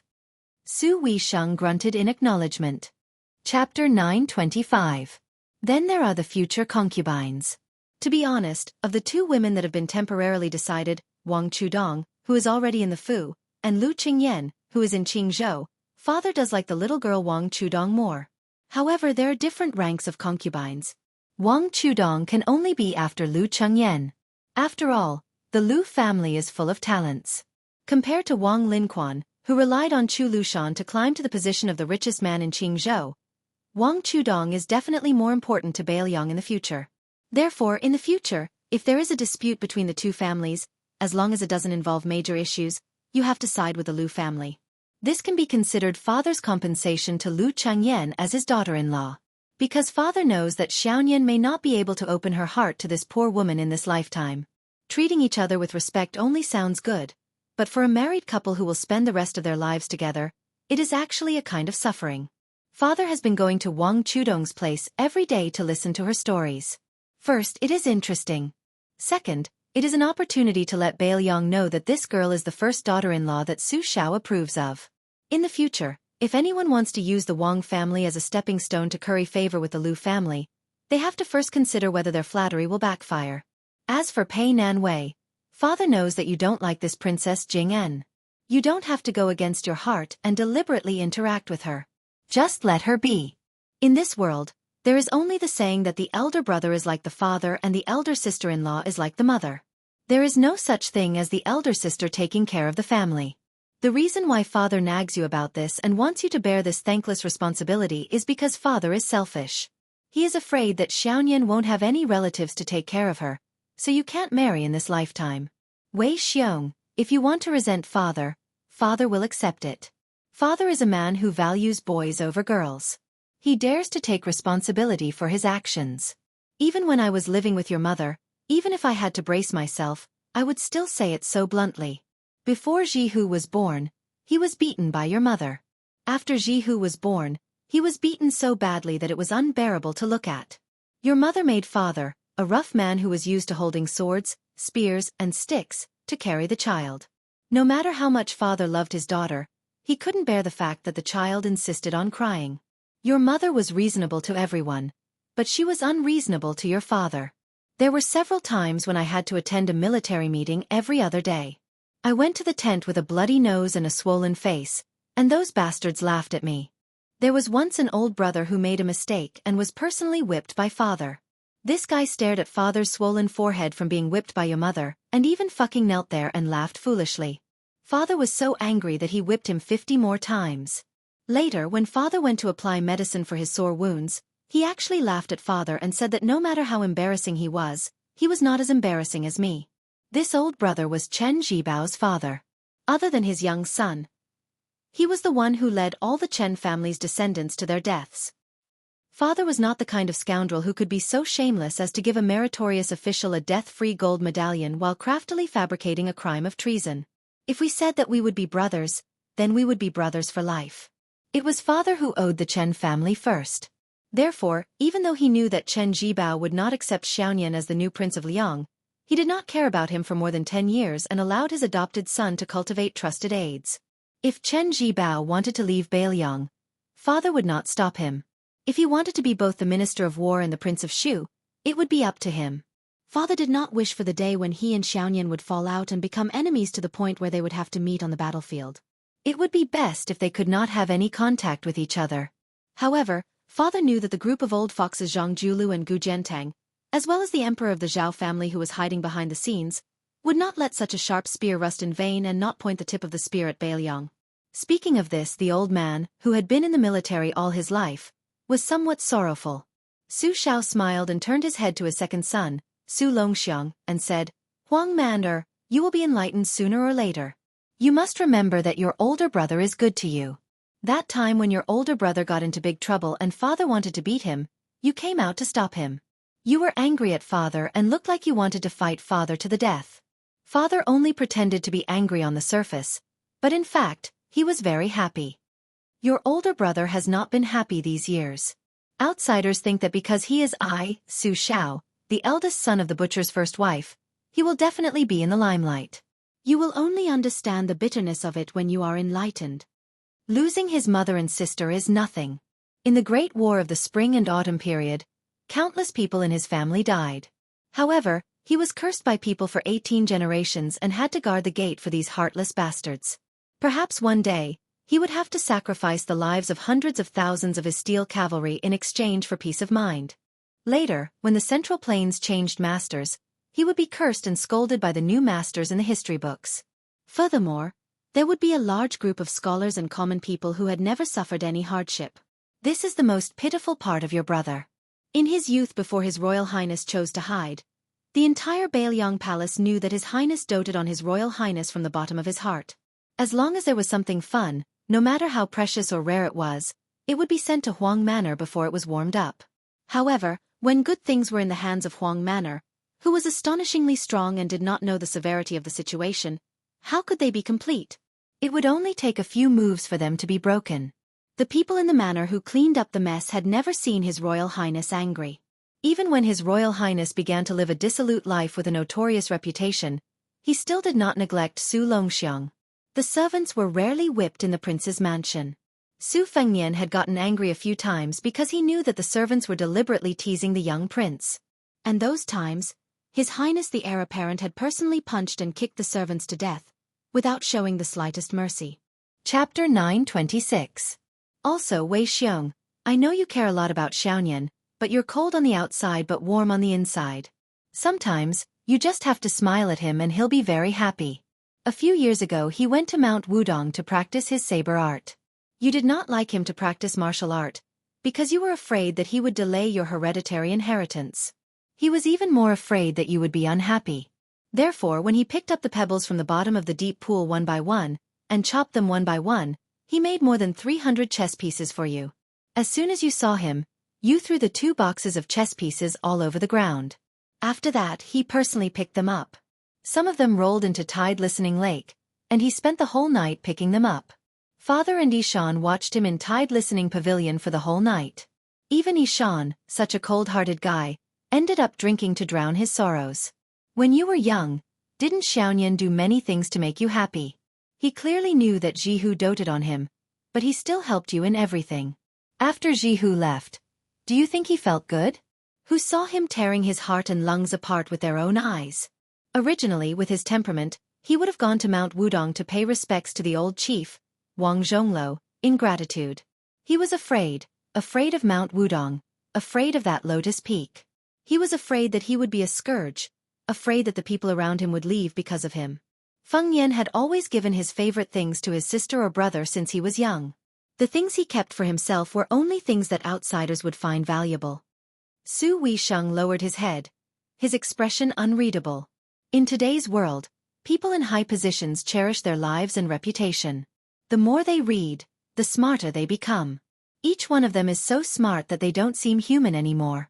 Who would be willing to carry the coffin of an old soldier who has no relatives or friends? Who would be willing to guard the city gate for a maidservant in a foreign land with no one to rely on? Ishan is such a smart person, so why is his vision so high that even Chen Zhibao doesn't think highly of him and instead thinks highly of him? Why did old Huang leave without any attachments on his trip to Martial Emperor City? Why was it that Li Chungang had clearly fought with Wang Xianji and was still willing to use the Battle of Guangling River as the closing battle of his Jianghu career? Why was it that Huan Wen, who was now the second assistant, who had always spoken a few words of justice for the Bailiang, now went against his conscience and did not hesitate to tamper with the transport of grain, racking his brains to make things difficult for the Bailiang? It wasn't that Feng Yan's talent in martial arts was higher than those rare great grandmasters in Jianghu. It wasn't that Feng Yan's intelligence was so great that it was close to demonic. In fact, it was very simple. As long as he sincerely treated people as people and slowly gathered the people's hearts, he would win the overall situation.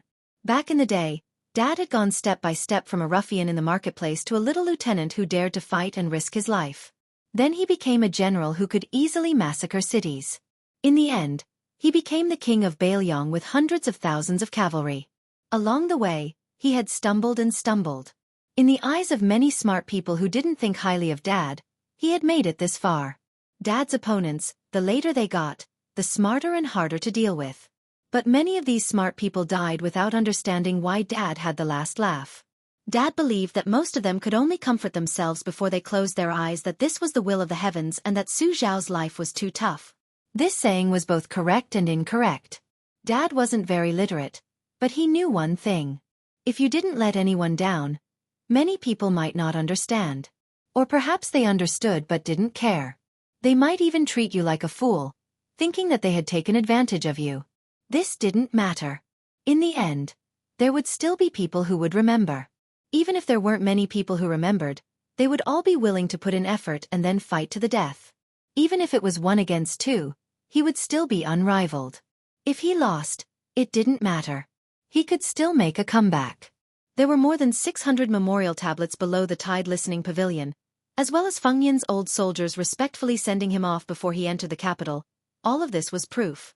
Therefore, Dad was more certain than anyone that the Bailiang in the future would be even more of a headache for Bei Mang than when it was in Dad's hands. When her father was still young, it wasn't that he didn't want to be a stable rich man. That way, he could at least give his children a peaceful life. But Chen Zhibao was good at everything, except that he was too smart. Once a smart person made a mistake, it would be a huge mistake that no one could reverse. Feng Yan was also smart, but he was far better at listening to others than Chen Zhibao. Now that Dad was dead, Chen Zhibao wouldn't put anyone in his eyes, nor would he believe that anyone was qualified to be on equal footing with him. If one day he wanted to become emperor, he wouldn't hesitate to sacrifice all of the Bailiang cavalry to achieve his goal. After Li Yishan's death, Su Xiao didn't even seem to be able to deceive himself and others. At this point, the hunchbacked old man couldn't hide his weariness. He stopped talking and gently reached out to help Huang Man, tidy up his collar. Finally, he said softly, Huang Man, in the future, don't risk your life so easily. If you die and your brother survives, how sad would he be? Dad will tell you, he would be even sadder than if he were alive. But you still have to do more things that can make your brother's life easier. Although your brother was reincarnated into the Su family earlier than you, so he is destined to bear the burden, in the future, in Mount Qingliang. The only man left in the Su family who can talk to him is you.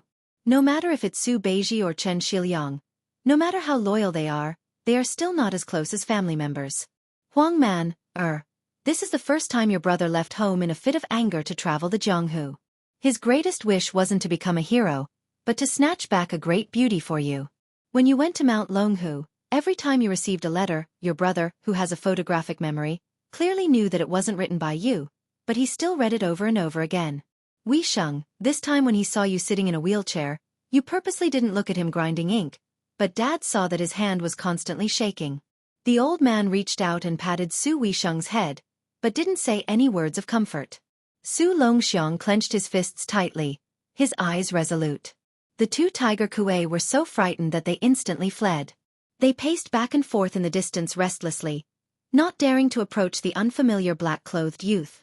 The old man slowly walked back to the courtyard. The loquat tree was still green in the winter, but the old man stood alone, all alone. But the old man wasn't sad. He smiled and said, Wife, our Su family has already been supported by Feng Yan. Wait for me, I won't make you wait too long. Chapter 927. The Bailiang Palace was plastered with the word, Fu, that was deliberately pasted upside down. The New Year's Eve dinner was very simple. Just dumplings. Su Fengyan and Su Longxiang dragged along Su Beiji and Chen Shiliang to cook and make dumplings together. Wang Chudong and the other girls had no place to show their talents. After the meal, Su Fengnian had two strategists chat with Su Xiao while he himself went to the deserted mausoleum. When he returned, a large group of people sat in the Wutongan to celebrate the new year. Everyone was happy and harmonious. The vermilion maidservants near the house only had half a day of free time, so they went to the house one after another to read the mountain of intelligence reports. The little girl that Chen Shiliang had brought to Bailiang had already fallen asleep in his arms. Su Fengnian asked him to bring the little girl back to rest first. Chen Shiliang did not insist. Wang Chudong, who loved hibernation the most, was also sitting there and dozing off. Su Fengnian half carried and half supported her as they left the Wutongan. When Su Fengnian returned to the courtyard, Su Weisheng had also gone to the house to deal with important military matters. Only Su Beiji, an outsider, was left. Su Xiao, an old fellow who used to be a pillar of the country and a great general of the military, was asking the young man about the level of an official. Su Beiji was not afraid at all. Su Xiao nodded repeatedly in agreement. After Su Fengnian sat down, Zhu Zi had already explained from the lowest level to the highest, from the 19th level to the 16th level. Su Beiji was unable to win against Su Royal Highness, so he could only roughly explain it again. Those who relied on their ancestors to benefit from their glory, lying on the family tree and becoming a low-paid official were called Sun Zi officials.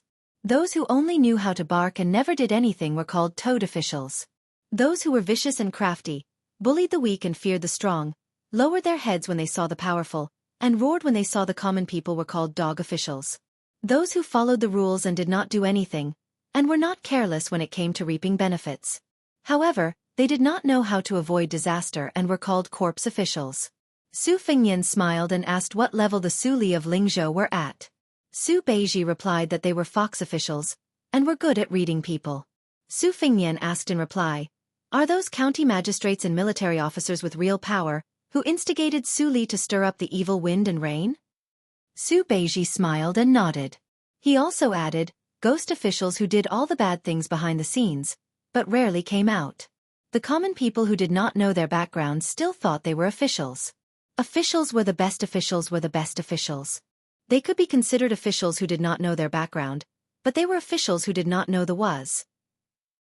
Su Fengnian continued to ask, "Then what level is the governor of Longqing County, Zhongqing at?" Zhongqing is on the 15th floor. In my opinion, there is nothing easier than being an official in the world. Do not be greedy or take advantage of others, and progress step by step. There are aides and officials to give advice and suggestions, and the situation is in order. You can be a shopkeeper who does not do anything, and there is no harm in only caring about the flowers, snow, and moon. Generally speaking, you live in harmony with the common people. Then Huangnam County's merit officer, Wang Shihua? Their government affairs are mediocre, but their reputation is extremely good. They have never been greedy or harmed people. If there is a good government, they will definitely do their best to help. As for the subordinates, they treat the people as if they are their own children. This is also the kind of honest and upright official that ordinary people want the most. This kind of official is on the 16th level. The size of their contributions depends on whether their master is wise or not. The overall situation is clear and the subordinates follow suit. Their official position will naturally rise with the tide. If the situation is dirty, this kind of official can only hang up his crown and leave sooner or later, boasting that he will not bend over for 5 bushels of rice or pick chrysanthemums under the eastern fence. It is not that they do not want to be officials, but that they do not have the ability to turn the tide. They can only take a step back, cherish their reputation, and retreat at the top of the tide. Officials who have left their names in history are all like this. Of course, they have to leave behind a few poems that are popular among the people. In the books, there were many officials who were highly praised by later generations, but in fact, they did not see the big picture. Their actions were of no help to the situation of the world. They were just martyrs seeking favor. If they met a stupid emperor, they would let them succeed. If they met a cunning emperor, especially one who was narrow-minded, as long as they played a little trick, they could make them depressed for the rest of their lives. From Su Beiji's point of view, Wang Shihua is not suitable to be the county governor of Huangnam County. Instead, he is like Huan Wen, who went to the Imperial College, who hides his strength and bides his time. When the time is right, he will be able to amaze the world. What is the position of Song Yan, Who is going to be your assistant in Lingzhou? The 16th level, capable officer. They are not very good at seeking fame, but their methods of currying favor in the officialdom are not bad. The main point is that they can govern the territory well and make it flourish. Their vision is very high and they can see the situation outside of the first 15 levels of officials. However, they are actually concerned about the common people. It is just that this kind of person is destined to reach a certain rank in the officialdom. Unless they meet a noble in the court, they will not be able to move an inch. Not to mention other things. Just the common people who are inevitably short-sighted due to their family background and position may scold these officials when they are in office. In fact, since ancient times, many of the actions that have benefited hundreds of generations and contributed thousands of years have come from this generation of officials. Su Xiao, who had not spoken this entire time, peeled a yellow mandarin and asked with a light smile, "Beiji, then you comment on Li Gongda?" Su Beiji still said straightforwardly, "He can't compare to an honest and upright official who is also greedy. He can't compare to an incapable officer who is capable and can do things well. In general, he can take care of both sides and can be considered a good officials. The administrator is already an outstanding talent in this level of officials. If it weren't for the fact that he is somewhat narrow-minded, he could have been promoted to another level. He has the ability to be a prime minister, but he doesn't have the bearing of a prime minister. He is fine as the administrator in Beiliang, but if he went to the court to occupy an important position, he would be like a calf pulling a large plow. I'm afraid that he would spoil a great matter." Su Xiao nodded and handed the peeled yellow mandarin to Su Fengnian. In that case, Bai Yan, can be considered a cornerstone officials of a dynasty. There is no problem with cultivating the body and governing the country. He even personally opened up a new situation under the heavens. Is he the 18th or the 19th in the end? Su Beiji took the half of the mandarin that Su Fengnian gave him and stuffed a piece into his mouth. He smiled and said, 18. Su Xiao sank into deep thought. Su Fengnian broke the silence and laughed loudly. Su Xiao, you really don't know what's good for you. If you say 18, then there will only be 19 left. Zhu Zi put in so much effort to leave you such a big bootlicker. You, on the other hand, have your horse's head turned to our Zhu Zi. How is this fellow supposed to bootlick you? Su Xiao was stunned and felt a little awkward. He smiled apologetically and said, I always thought that I was at the level of a ghost official at the very most. Beiji, I'm sorry. Su Beiji smiled and shook his head. After eating the mandarin, he took his leave. He had just stepped out when a fat pig followed him and rolled into the room. Su Fengnian immediately raised his hand and shouted, Shut up! The fat man forcefully swallowed the sobs that were about to escape his mouth.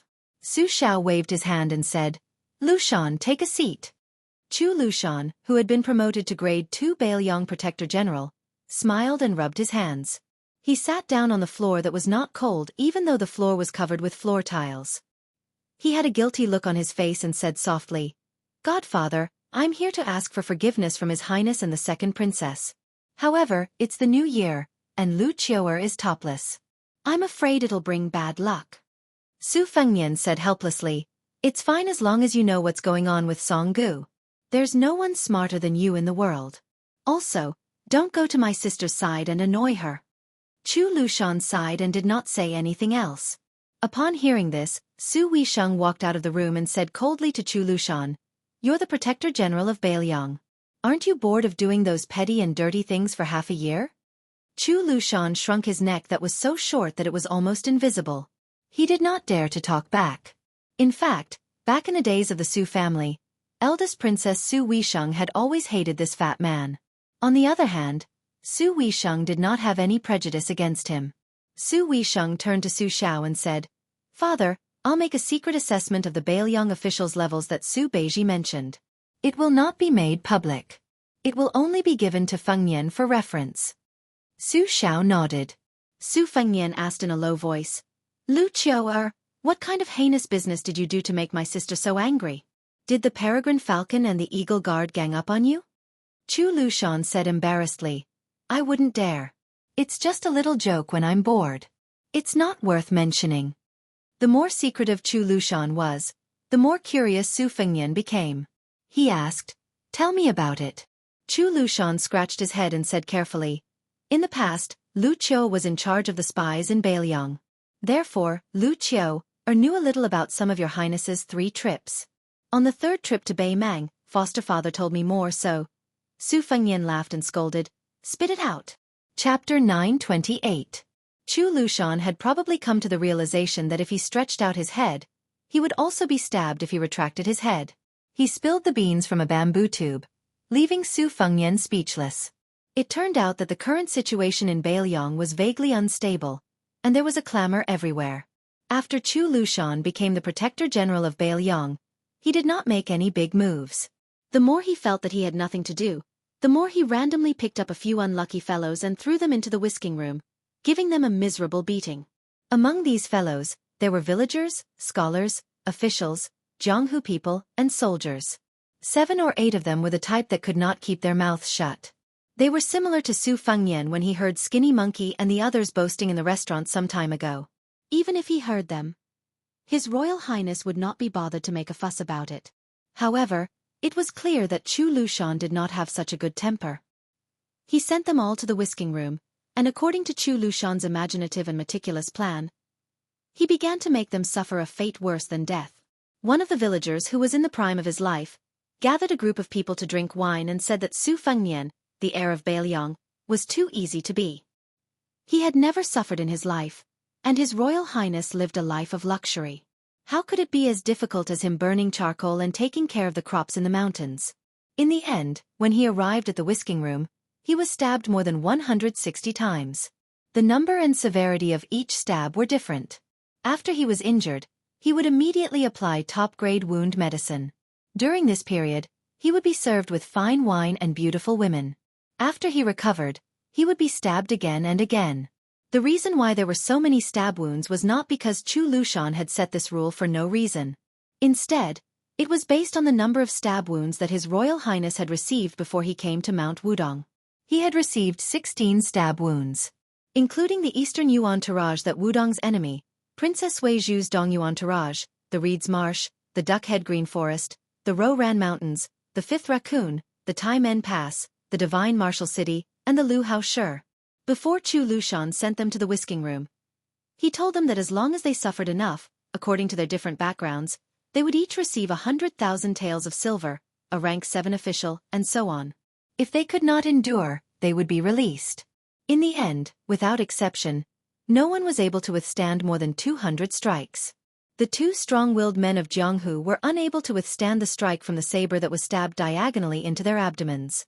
They shouted that they did not want to be the grandmasters of the Northern Liang sect who had founded their own sect. This saber strike was an imitation of Bo Er's lightning spear that was stabbed into the abdomen. Among the 7 or 8 people, the scholars all left crying for their parents after the stab. Surprisingly, this villager was the one who could grit his teeth and endure. It was a pity that he could not endure it. This was because the whisking room did not tell him how many stab wounds were needed. Not to mention them, even the whisking room did not know. Only Chu Lushan knew. These people did not die in the whisking room. After they returned home safely, those who had mothers lost their mothers, those who did not have mothers lost their fathers, those who had elder sisters lost their elder sisters, and those who did not have elder sisters lost their younger sisters. Not only that, some of their good brothers lost their arms and legs. Afterwards, they were all blamed for being implicated by them. Some scholars who valued their reputation became disreputable hypocrites. In short, what they cared about the most, Chu Lushan made them lose it. Chu Lushan's ruthlessness was that when these people were on the verge of going crazy, he asked the whisking room spies to appear in front of them and said that he would give them another chance. In the end, no one was willing to agree. After that, there was no after, because Chu Lushan killed them. Chu Lushan, who was sitting on the ground, had a calm expression. He laughed softly and said, "Before they died, I told them that in the past, they complained that they did not have a good family background. In fact, they were not afraid of suffering at all. Therefore I gave them a chance." His Royal Highness's injuries in the past few years, excluding the different states of His Royal Highness's physique, and based on the physical strength of the person who received the stab, the amount of pain they suffered was actually very little. According to the order, it was only 314 stab wounds. Su Xiao threw a piece of orange into his mouth and laughed it off. Su Fengnian frowned and said the same words as Su Weisheng. "Aren't you bored?" Chu Lushan raised his head and smiled brightly. He shook his head. Su Fengnian said calmly, "In the future, don't do such things that harm one's virtue." Chu Lushan, who was obedient to his royal highness, said for the first time, "It's fine if I don't see or hear them. If I, Chu Lushan, see them, I will take care of them." The whisking room does not lack torture tools and people. Some newbies need some practice anyway. Su Fengnian turned his head and stared at Chu Lushan. He said slowly, "They are all Bailiang people." Chu Lushan restrained his smile and raised his head to meet his royal highness's eyes. "Although I, Chu Lushan, do not have the surname Su, I am still a member of the Su family. In this lifetime, I will be the general's adopted son. I have never heard of Li Yang, and I don't even recognize Bailiang or Bailiang." Su Fengnian said angrily, "Chu Lushan, I told you to stop." Chu Lushan clenched his fists and placed them on his knees. He gritted his teeth and said in a low voice, "Your Highness." Chu Lushan had to support himself with one hand to get up. When he bent over, he laughed and said self-deprecatingly, "I, Chu Lushan, am obsessed with cleanliness. Every day, I have to change into a set of luxurious clothes. I like luxury. Every day, I have to change horses. I am addicted to good food. Every day, I have to have the chef make new dishes." He would change everything except for his master. Chu Lushan wished that he could let all the Bailiang ingrates who were indebted to the Su family know a simple truth. There are two kinds of bitterness in life. You can't get what you want, and you can lose what you have. As long as your highness allows Chu Lushan to be in power, Chu Lushan will not be able to bear the sight of anyone talking without feeling any pain. After he got up, this talented and shrewd Chu Basha lowered his head. His eyes were red as he said slowly, "Chu Lushan's master is only foster father.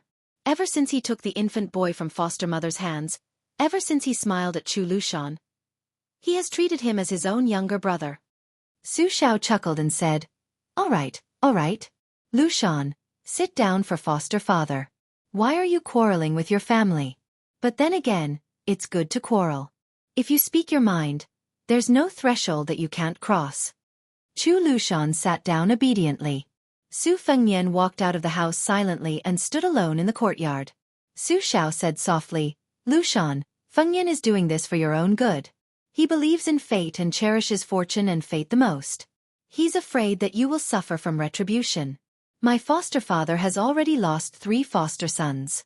When you die or Yuan Zuozong dies on the battlefield, he will feel guilty towards me. But who can he find to complain to? All these years, he cherishes the maids in Wutongan very much, but he doesn't dare to care too much about them. He's just worried that one day something will happen to them because of him." Hearing this, Chu Lushan wanted to say something but stopped. Su Xiao waved his hand and said, "It might not have been so in the past, but now he can handle it. There's no other way. He's my, Su Xiao's, son." Chu Lushan punched his knee hard. Su Xiao said with a smile, "Chongqing, that little girl, is blessed.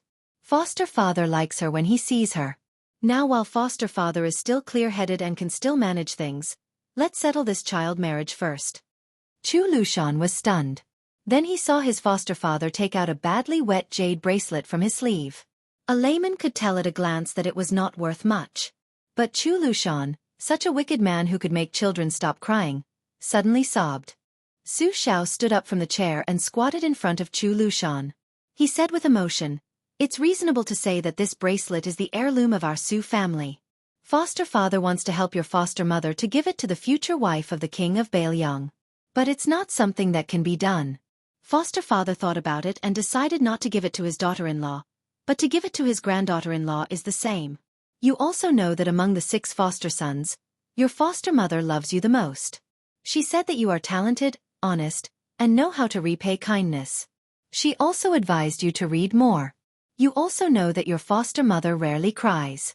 That time when you helped your foster father carry so many swords, your foster mother saw you being carried back on a horse and cried in front of everyone. She even scolded me, Su Xiao, for being a good-for-nothing and scolded me for not treating you as a son. And that time when you rode thousands of cavalry to Shu, your foster mother calculated the time and then waited for you on the mountain for a few days.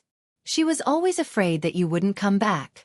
She even told your foster father that when you have a daughter in the future, you must be even closer. But in the end, you gave birth to a string of sons. Before your foster mother passed away, she was still worried about this matter and said that she would most likely become his granddaughter-in-law. Chu Lushan held the bracelet that his foster father gave to his foster mother as a token of love. He cried like a child. Chapter 929. On the first day of the new year, regardless of whether it was the emperor, officials, or commoners, every household had to have some free time. Even the New Year greetings had to start tomorrow. However, 2 carriages had already quietly left Liangzhou and were heading towards Lingzhou. On one carriage, other than Huyen Guanyin, who was nominally serving Su Fengnian, there was also a woman who said she wanted to leave the palace for a breather. The 2 women had similar looks. Scholars despised each other, and it was natural for women to be jealous. However, Su Fengnian ran to discuss Lingzhou matters with Su Beiji and did not pay attention to them. Thus, it did not matter if they were harmonious or at odds with each other.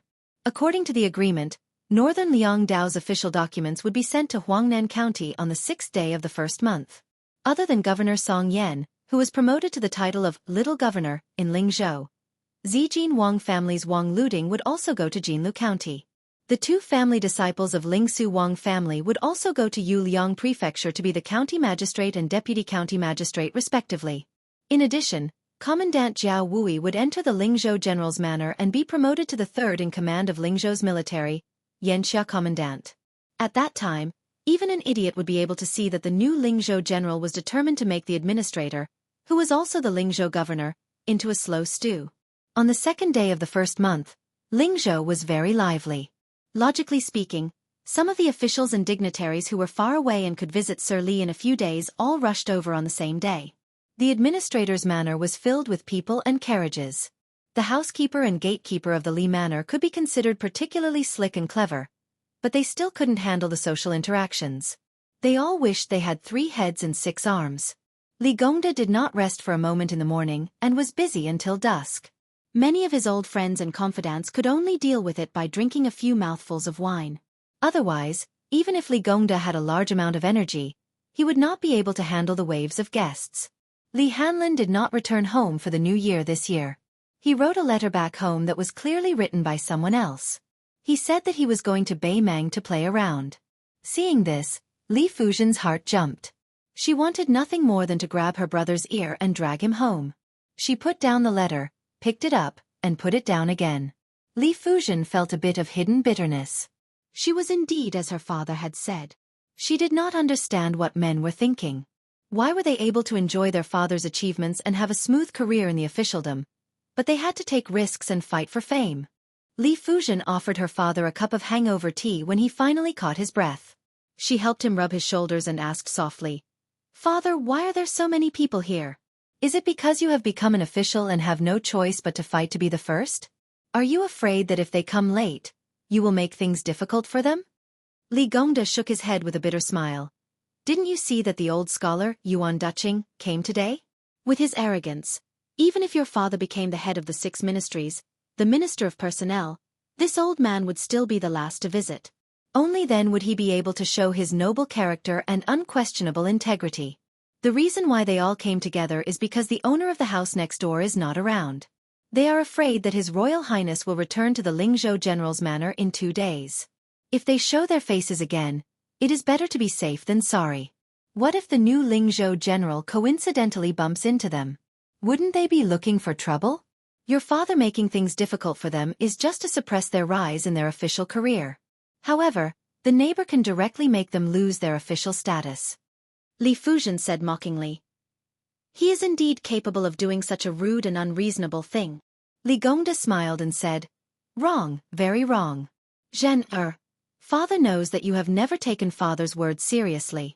Since father has allowed Gua Fufeng into the family this time because of you, then you should seriously listen to father's heartfelt words this time. How about it?" Li Fuzhen made a sound of acknowledgement.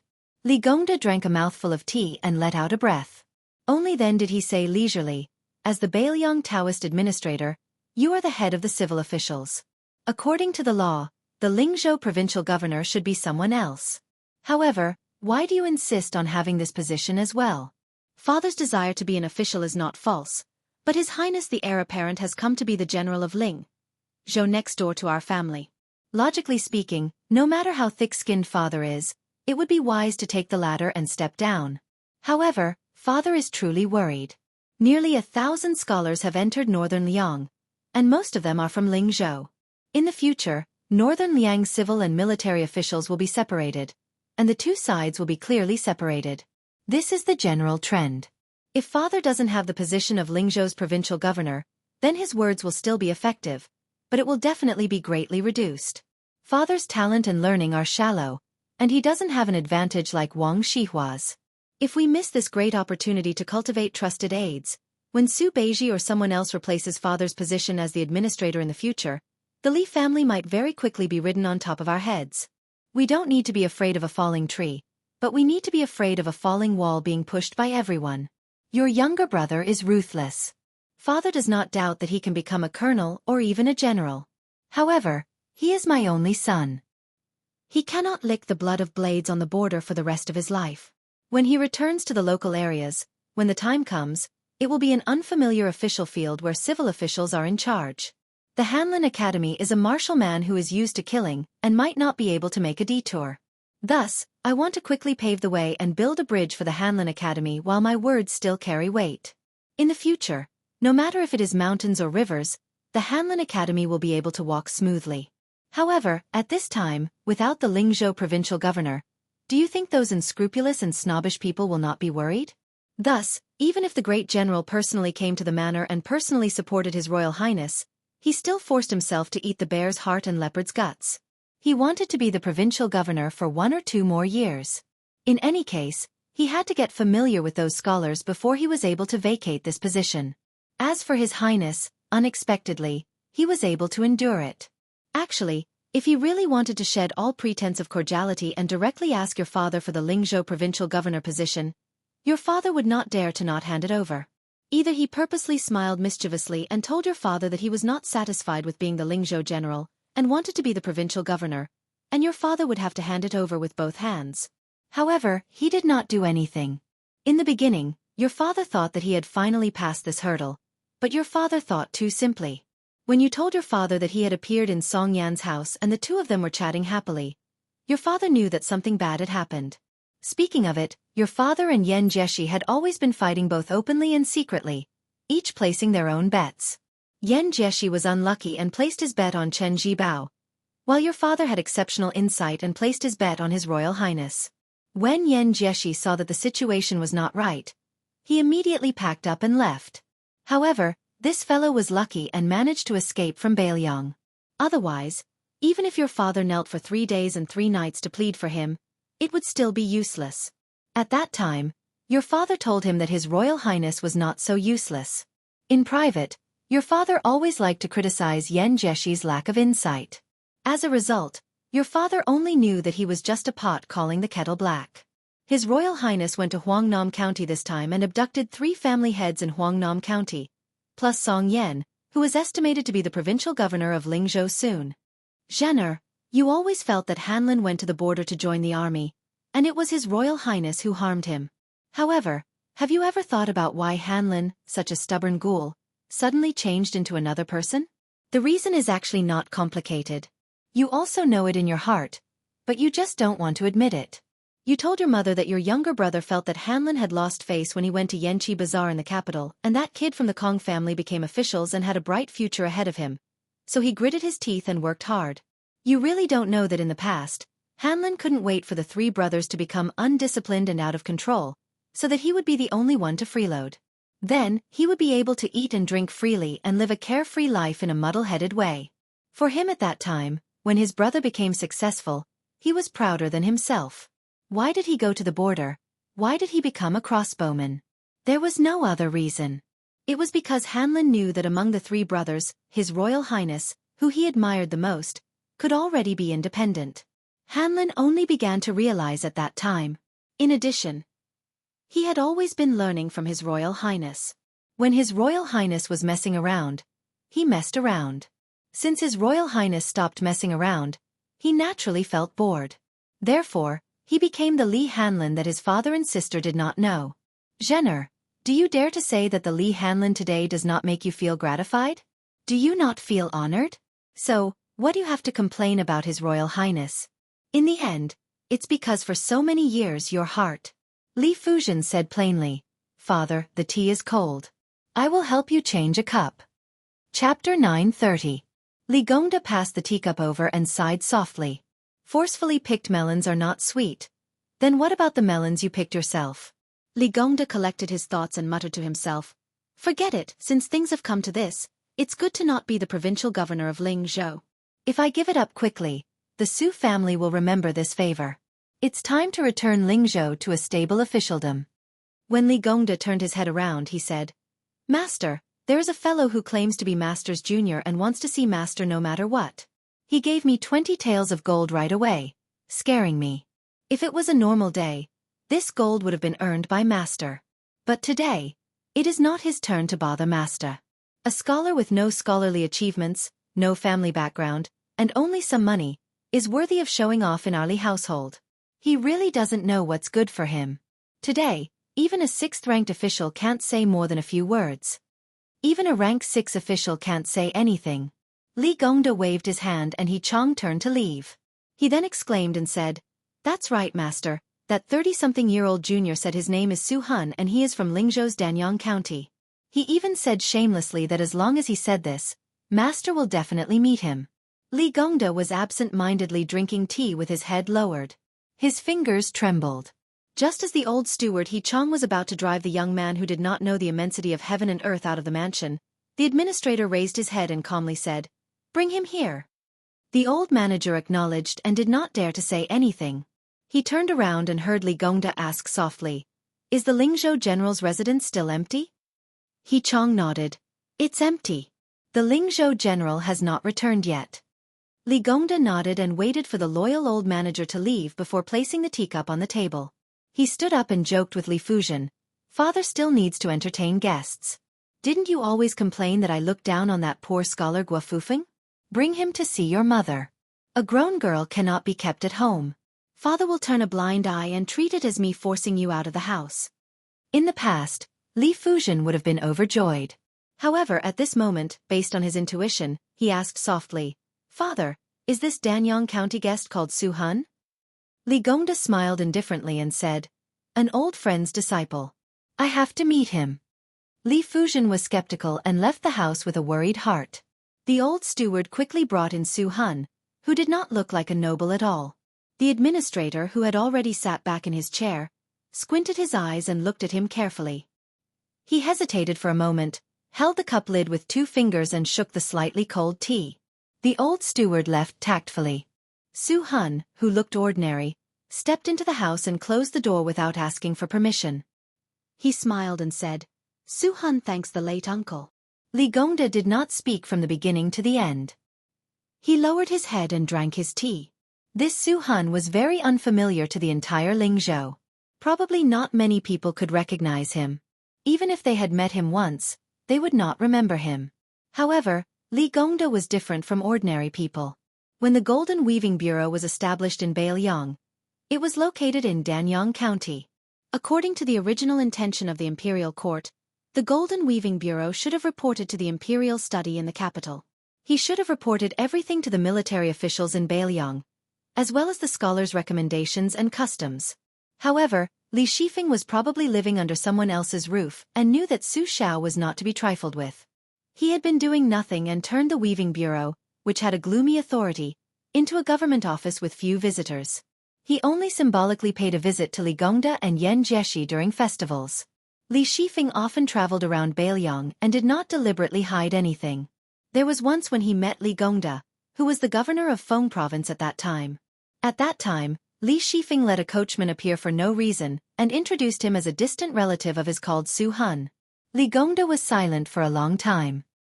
He finally raised his head and looked at Su Hun. Su Hun handed something to the administrator. This is the handwriting of the Grand Secretary Zhang Julu.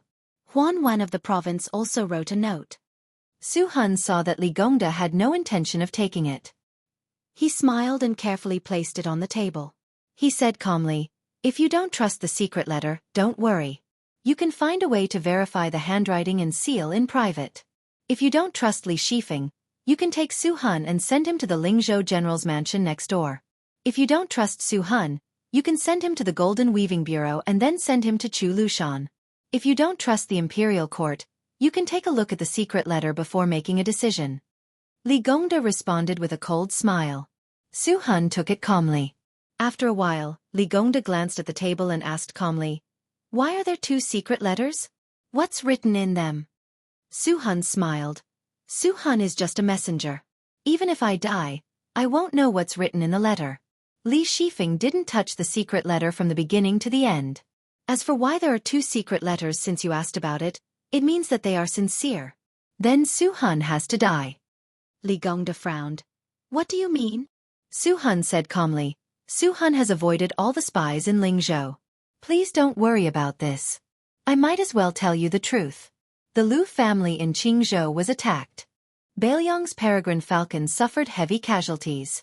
Jianghu suffered even more. The main reason was not to stop the Lu family from dying. It was to attract Lingzhou's attention so that Su Han's trip would be foolproof. But this is not enough. The imperial court wants me to tell you why there are 2 secret letters after you have the intention to accept the secret letter. One letter is real, the other is fake. Vermilion mud seal is real if the color is too heavy and fake if the color is too light. The fake letter was sent by the administrator to the Crown Prince of Bailiang. Of course, other than one secret letter, it is not enough to clear your suspicion. So Su Han has to die. Golden Weaver Li Shifeng also has to die. Even the entire Golden Weaver Bureau will cease to exist from today onwards. But Li Shifeng has suffered. A Golden Weaver Bureau allows the Imperial Court to have one more pillar of the Imperial Court. At the same time, Bailiang has one less administrator. It is worth it. Su Han spat out a poisonous pill from his mouth. After peeling it, a small piece of paper was revealed. He crushed the pill and hid it in his sleeve. After reading the contents of the paper, he stuffed the paper into his mouth and swallowed it. He said expressionlessly, "The day after tomorrow." Li Gongda did not speak. Su Han explained, "The Crown Prince of Bailiang will arrive in Lingzhou the day after tomorrow. Today, Su Han will leave quietly and come back the day after tomorrow.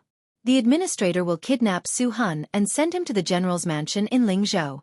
After Su Han's death, there will be a group of death warriors and a group of elite Jianghu left Bailiang with the administrator. But they can only bring 18 people at most. In order to leave smoothly, Li will have to cooperate with us. He will first give up his position as the provincial governor of Lingzhou and stay in Lingzhou for at least half a year. During this time, he will go out to relax the surveillance of the Bailiang spies. As for when the Jianghu will make a move, someone will inform Sir Li." Li Gongda sneered, "The imperial court seems to have forgotten about my son, Li Hanlin." Su Han smiled. "Young Master Li has received a military order to go to the south to carry out a secret mission. He will first stay in Gusai Prefecture. Then, he will go east along the northern border of Yuliang and enter Ji Prefecture. Finally, he will meet Sir Li in the capital." Li Gongda closed his eyes and tapped the teacup lid lightly. He said with slight self-mockery, "Last time, Yan Jieshi only brought 16 people out. The imperial court is really concerned about me." Su Han was silent. Li Gongda smiled and said, "Let me do the math. I, Li Gongda, am now a rank 2 border official. If I want to advance any further, I can forget about northern Liang. However, there aren't many positions in the capital. Among the 6 ministers, other than the Minister of Personnel, who was recently promoted, the rest are nothing. The fake secret letter must have said that the Minister of Personnel is too full. Who knows, it might be even more petty, like the Minister of Revenue or the Minister of Justice. However, I am very curious as to what kind of reward was written in the letter before I opened it. Zhang Julu is in charge of the Minister's Department and cannot be changed. Huan Wenkai is promoted to the Minister's Department and cannot be changed either. That leaves only the Hall of Secretaries. Other than becoming the lord of this place, it seems that I will also be given the title of Grand Secretary of the Imperial Cabinet. Li Gongda has been addicted to being an official all his life, but I never thought that I would be able to be on par with Sun Shiji and the others." Su Han remained silent when he should not have spoken. Li Gongda smiled and asked, "Are you not afraid that I will send you and the letter to His Royal Highness now?" Su Han said indifferently, "I will die anyway. So what if I die 2 days earlier?" Li Gongda stared at his face for a moment and nodded. "Thank you, Sir Li, for letting me die a worthy death." Su Han bowed deeply and gently opened the door. Then, he quietly left the administrator's mansion. Li Gongda stood up and walked to the side of the table. He stretched out a hand and quickly retracted it as if it was hot. Then, he slowly stretched out his hand again. However, his hand stopped a few inches above the two secret letters. His expression was gloomy.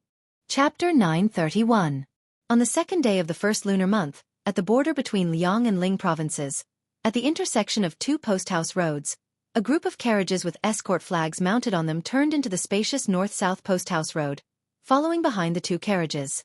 Escorting an escort was dangerous and unpredictable. As long as there was a relatively safe official road, one would have to ride at full speed to make up for the time spent on careful escorting on mountain roads and rivers. This group of carriages carrying the banner of the Golden Gate Escort Agency was quite ostentatious. There were more than 30 burly men, most of whom were young and strong. When the escort team passed by the two carriages in front of them, one of the carriages suddenly lifted the curtain. A gray-haired head poked out and smiled at one of the escorts. "Hero, do you still remember me? Last time, when we were entering autumn, we drank green ant wine together at the roadside wine shop." After the escort recovered from his shock, he slowed down his horse and approached the carriage. His face full of joy, he nodded and said loudly, "I remember, how could I not? Young master's handwriting is good, and your father is also very loyal. He treated us brothers to 2 large jars of green ant wine and 5 caddies of beef. Why, are you also heading to Ling province?" Su Fengnian smiled and said, "Isn't that so? Now that I'm making a living in the capital of Ling province, I have to run over there after spending the new year at home. It's a life of hard work. If I remember correctly, there's a shop a few li ahead. The wine and meat are authentic and the price is fair. If it's on the way and won't affect your escort work, let's eat together. It'll be more lively. It's still my treat." The escort who came from Liaodong to Beiliang to make a living was immediately put in a difficult position. Back then, the 3 of them were forced into a corner by that mad dog with the surname Yuan.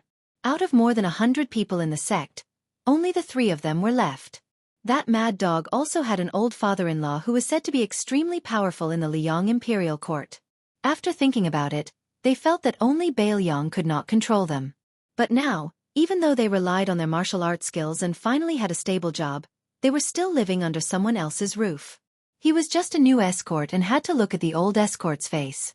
For a moment, he was in a dilemma. Fortunately, the old escort, who was rather dignified in the Golden Gate Escort Agency, had sharp eyes.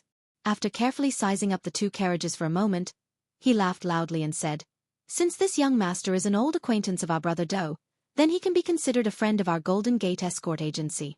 I know the shop in front. It's the next stop for our escort agency. Later on, we won't dare to let young master spend money. We'll pay for the wine. No matter how poor the Golden Gate Escort Agency is, we still have to pay for it." Su Fengnian did not refuse. Without him saying anything, the coachman, Su Yanbing, had already whipped the horse to move faster. This detail made the old escort inwardly click his tongue in wonder. He did not expect that not only did this young master, who should be from an extraordinary family, look so friendly, but even his retainer was a sensible person. The 2 groups of people arrived at the familiar shop that was very clean for the escort agency. The shopkeeper had long been familiar with the eating habits of these returning customers, so he did not need to say much. He instructed the shop staff to quickly serve the dishes and wine. There was more meat than rice than wine. It was an ironclad rule that escorts were not allowed to drink alcohol. Usually, only 1 or 2 highly respected veterans in the escort agency who were fond of wine were allowed to have a few sips. Su Yanbing and Hong Shuwen were straightforward and did not sit at the table. Huyen Guanin was also not hungry. In addition, the woman in the same carriage had alighted, so she was even more reluctant to leave the warm carriage. Thus, the main table with wine was occupied by Su Fengnian, Su Beiji, and Pei Nanwei. She sat side by side with Su Fengnian. There was also the old escort leader, Bao Fengshou, as well as Dou Liang, a native of Liaodong, who should not have been qualified to sit at this table. Pei Nanwei was draped in an expensive white fox fur coat and a fox fur hat. Originally, such attire would have made a woman with slightly darker skin appear as black as charcoal. However, her attire made her look even more beautiful than snow. The old escort leader, who had traveled extensively for most of his life, still had to expend a lot of effort to retract his gaze. He thought to himself, "I've never seen such a beautiful woman in my life. This meal was well worth it." The young waiter in charge of serving the dishes and wine almost knocked the wine jar to the ground. His face flushed red and he resentfully looked back 3 times with every step. He was kicked by the angry shopkeeper until he cried out in pain. As usual, Su Fengnian referred to himself as Su Qi to outsiders. After a brief conversation with Dou Liang and Bao Fengshou, he roughly knew about Dou Liang's situation and the scale of the Golden Gate escort agency. Dou Liang's personality was straightforward, but he was thin-skinned. He did not exchange pleasantries with this young Master Su. When Bao Fengshou met him for the first time, he was very familiar with building up their relationship. He kept saying that when they arrived at the Golden Gate escort agency in Lingzhou's capital, he had to personally pay a New Year's visit to young Master Su's residence. Especially when he heard that Su Qi's family lived on Apricot Street. This experienced Jianghu man's eyes burned with passion. One had to know that Apricot Street was where the administrator and a large number of Lingzhou's influential officials lived. Recently, there was even a Lingzhou general with the surname Su. Although Apricot Street was very long and there were people who were not officials, since they could live on that street, even if they did not have any power, they were still the wealthiest people in Lingzhou. In the industry, the Golden Gate escort agency had always been using sparrow darts, which were small darts with little meat and no oil. The big escort agencies all used sow darts, which earned them so much money that their hands went limp. If they could establish connections with the nobles on Apricot Street and spread word of mouth, the Golden Gate escort agency would make a name for themselves. They would be considered to have truly developed, otherwise, who would be willing to spend New Year's on the escort route? Su Fengnian took the initiative to propose a toast 5 or 6 times, but most of the time, he clinked bowls with Dou Liang. This made Dou Liang, a homeless dog, feel an indescribable warmth. However, he was not good with words, so he did not care if he would be stung by the head of the escort after the event. He did not leave a single drop of wine behind. After eating and drinking to their heart's content, Su Fengnian smiled and said, "My ancestors are also from Liaodong, in Jinzhou. Brother Dou and I can be considered acquaintances in a foreign land. How rare. When we return to Lingzhou City, Su Qi will definitely go to the Golden Gate escort agency to pay New Year's greetings. As for the other 2 brothers, I will have to properly meet them. I did not drink to my heart's content today, so let's leave it for now. When the time comes, we will not return until we are drunk." Bao Fengshou chuckled and said, "Young Master Su will also have to pay a visit. The Golden Gate escort agency must not be impolite. If this gets out, we will be laughed at." How could Su Fengnian not know what the old escort was thinking? He was afraid that Su Qi was a small family that bragged without a draft, so he had to personally take a look at the mansion to be at ease. He did not expose him and nodded with a smile. "No problem. In the future, if there are any items that need to be escorted, since Brother Dou is in your escort agency, I will specially trouble the Golden Gate escort agency." The escort agency still had to hurry on with their journey. Both parties cupped their fists and bade farewell. Bao Fengshou whispered to the shopkeeper when he paid the bill and gave him a few extra pieces of silver. Obviously, he knew that young Master Su wanted more food and wine, so the escort agency paid for it in advance. Su Fengnian sat back down on the bench and asked for an extra pot of warm green ant wine. He poured half a bowl for Su Beiji and Pei Nanwei. Su Beiji laughed softly and said, "After this escort mission, Dou Liang's salary will definitely double." Su Fengnian did not comment and changed the topic, saying, "Chen Shiliang not only has to manage the salt and iron industry, but also has full authority over the transport of grain. One is competing with the local tyrants, the other is wrangling with the officials of the capital. He has already provoked the local tyrants. Do you think he can do it?" Su Beiji said indifferently, "I don't know." Su Fengnian pursed his lips and continued to ask, "You are already the provincial governor of Lingzhou. Chen Shiliang still does not have a real official position. Do you think he has a knot in his heart?" Su Beiji only drank. Su Fengnian clicked his tongue and said, "I originally thought that the 2 of you are so smart that you don't have to belittle each other. I didn't expect that you still can't escape from this vicious circle." Su Beiji squinted his eyes and said, "What do you know?" Su Fengnian said shamelessly, "Be careful, I will really let out a fart for you." Su Beiji wiped the wine stain on the corner of his mouth. "When I become the provincial governor, you should get out of Lingzhou as soon as possible. Out of sight, out of mind." Su Fengnian only cared about cursing and swearing, but there was nothing he could do. Pei Nanwei was a little puzzled. There was still someone in this world who could subdue another. Was it the heir of Bailiang beside her? On the third day of the first lunar month, the Lingzhou general did not enter the Lingzhou prefecture city. This made many of the old foxes in the official circles who had a keen sense of smell to act were greatly disappointed. They all retreated from the general's manor on Xianxia Street and endured the cold for a day for nothing. They resisted the urge to jump up and down and curse. They begged in their hearts that His Royal Highness must return to the city tomorrow. Otherwise, when would this suffering end? Chapter 932. In the dusk of the fourth day of the first month, most of the visitors to Apricot Street had left. Only a few officials and nobles who lived on the street remained. When they saw the two carriages slowly approach, they almost burst into tears. Old ancestor, you are finally willing to come. Regardless of whether they were old or in the prime of their lives, they all quickly rushed toward the carriages and inquired about the well-being of the young people who slowly got off the carriage. Everyone's flattery, other than the same title, His Royal Highness, did not repeat a single word. If the inexperienced officials had the chance to stand to the side and listen, they would definitely benefit greatly. They suddenly realized that flattery could be done to the point of perfection. Some of the old masters, who used to be arrogant, were now as respectful and reverent as they were when they saw the ancestors in the paintings during the ancestral worship ceremony. Su Fengnian greeted them one by one with a smile. Even if he did not report his official position, he was still able to say it word for word. While these important people in Lingzhou with a large age difference were putting honey on their lips, they could not help but have mixed feelings in their hearts. Just based on this point, even if His Highness was not smart, he was not stupid at all. Su Fengnian stopped and had one of the Lingzhou fifth-ranking officials go to the administrator's manor to inform him that he would go visit Uncle Li the next day. The old man, who was so old that he would always return home to recuperate every time he encountered a difficult situation, was so strong that it made his colleague speechless. Su Fengnian brought everyone into the general's official residence. Then, he had Su Beiji, who was not of high rank, accompany him in the study to catch up with the loyal officials of Lingzhou one by one. Then, those at the back saw the people in front of them all leave with stiff faces without exception. However, there was unconcealable joy between their brows. They slowly walked to the corner of the corridor and immediately moved like the wind. They were most likely going home to report the good news.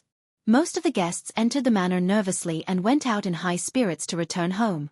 Su Beiji, who His Royal Highness had placed on the table to support him, did not have any joy on his face. He stood at the window and looked at the administrator's manor with a serious expression. Su Fengnian sat behind the desk with one hand supporting his cheek and the other rolling the copper coin between his fingers. Su Beiji said, "Relax."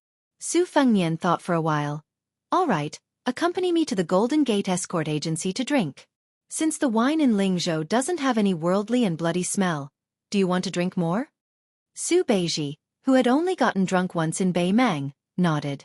Su Fengnian and Su Beiji got into the carriage. Su Yanbing drove the carriage to the Golden Gate Escort Agency on the other side of the city. Earlier, when they crossed the threshold of the side door, Su Fengnian paused for a moment and raised his head to glance at the gray sky. After a while, he could no longer see the peak of the mountain that only appeared when the weather was clear.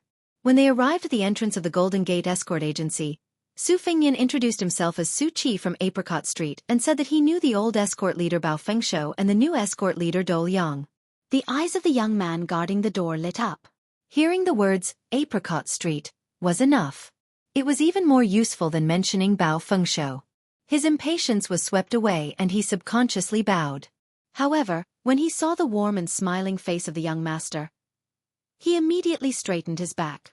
Who knew if this fellow was bragging? Of the young masters who lived on that street, how many of them had not trampled and injured people in Lingzhou before? How could they be smiling so happily with a small guard like him? Who would believe that? Bao Fengshou, who lived in the escort agency, hurried over.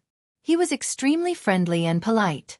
Not only him, even the first and second masters of the escort agency were alerted. Su Qi was also tactful and directly revealed the identity of the young master beside him. He had served as a soldier in Longqing County, and was currently doing some miscellaneous work for Governor Zhong Chengxin. However, he was about to be promoted to the provincial government office in small steps. As a result, not only were the two masters happy, they were also somewhat in awe. Who in Lingzhou didn't know about Huaihua Great General Zhong Hongwu and his eldest son, Zhong Chengxin? Although it was rumored that His Royal Highness had extinguished some of his arrogance, a starving camel was still bigger than a horse. The Zhong family was undoubtedly still a first-class family in Bailiang that ordinary people felt was unreachable. To be able to get along with Governor Zhong day and night, how could the Golden Gate Escort Agency, which was as small as a sesame seed, be neglected? Dou Liang and his two brothers hadn't moved into the escort agency for the time being. Instead, they rented a small, remote, and simple residence outside. The escort agency hurriedly sent someone to invite them over to drink. The first master personally set up a large charcoal brazier. After the group of people sat down, they drank to their heart's content. When they were drunk, the two masters were emotional people and were not as restrained as before. They chatted and laughed without restraint. Because Dou Liang's two brothers, Wei, Tang, and Fan Yuyang, had met before, they had a good impression of them at that time. In addition, their eldest brother, Dou Liang, had come back from his escort mission to pave the way. They had already said a lot of good things about Su Qi, so they were even more open when they drank. The first master, Yu Xiaotsai, had a slightly scholarly name. It was probably because his parents had hoped that he would be able to pass the imperial examinations in the future. However, it was very rough, and there was a shocking scar on his face. When he talked about this old story with Su Fengnian and Su Beiji, he didn't have any complaints. It was just that more than 10 years ago, he had been slashed in the middle of the street by a man who had kidnapped a woman. He didn't dare to fight back. In terms of martial arts, he could beat that son of a bitch 10 times with one hand. However, in terms of backing, he, Yu Xiaotsai, lost by 1,000,000 miles and admitted defeat. To this day, this old man could only laugh and curse. Su Fengnian smiled and turned his head to Su Beiji and said, "In the future, I'll have to rely on you to be impartial and be the bad guy in this kind of situation." Su Beiji was indifferent and only drank in big mouthfuls. The men of the Golden Gate Escort Agency didn't take it too seriously. Even if the two young masters with the surname Su had a good status, Lingzhou City was deeply intertwined. Even the Lingzhou general couldn't do anything and was fooled by everyone. They all said that the administrator wanted to give His Royal Highness a show of strength.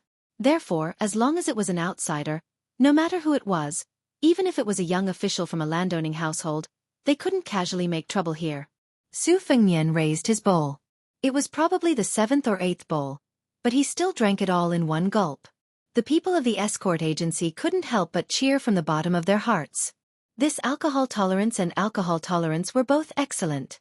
Su Fengnian casually wiped his mouth and said with a smile, "Before I get drunk, I'll quickly say a few words of seriousness.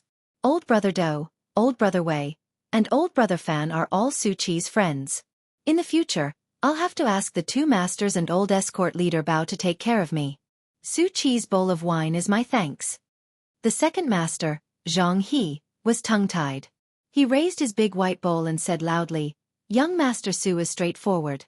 Our escort agency is small, but no one is a bashful woman." Zhang He also poured out his heart to young Master Su. It's not that Dou Liang's three brothers don't have any ability, but they are too great. Zhang He has seen it all. Take Wei Tang and Fan Yuyang for example. In fact, not to mention becoming an escort like Dou Liang, even becoming an escort leader is a matter of course. But in our small place, the rules are the same as other places. It's just that there's no way around it. Everyone has to endure it bit by bit, from a daughter-in-law to a mother-in-law. Otherwise, other people won't be convinced and will have resentment in their hearts. Zhang He, don't dare to say anything like I'll let my three brothers become escort leaders tomorrow. I can only apologize to Dou Liang's three brothers. First Master, shall we all drink this bowl of wine in our hands? Yu Xiaotsai raised his bowl and laughed. Everyone is a good man. Let's drink and leave. Cheers. In the end, Su Beiji was also a drunken mess. He was already leaning on Su Fengnian's shoulder. The rough men of the Golden Gate Escort Agency were all over the place. Yu Xiaotsai hugged the wine jug and mumbled in his drunken stupor. He was vaguely talking about how he hadn't been able to kill a few northern barbarians in his life. The #1 steward of the general's estate, Sun Fulu, appeared at the door, sweating profusely. Before he left, His Royal Highness had told him to come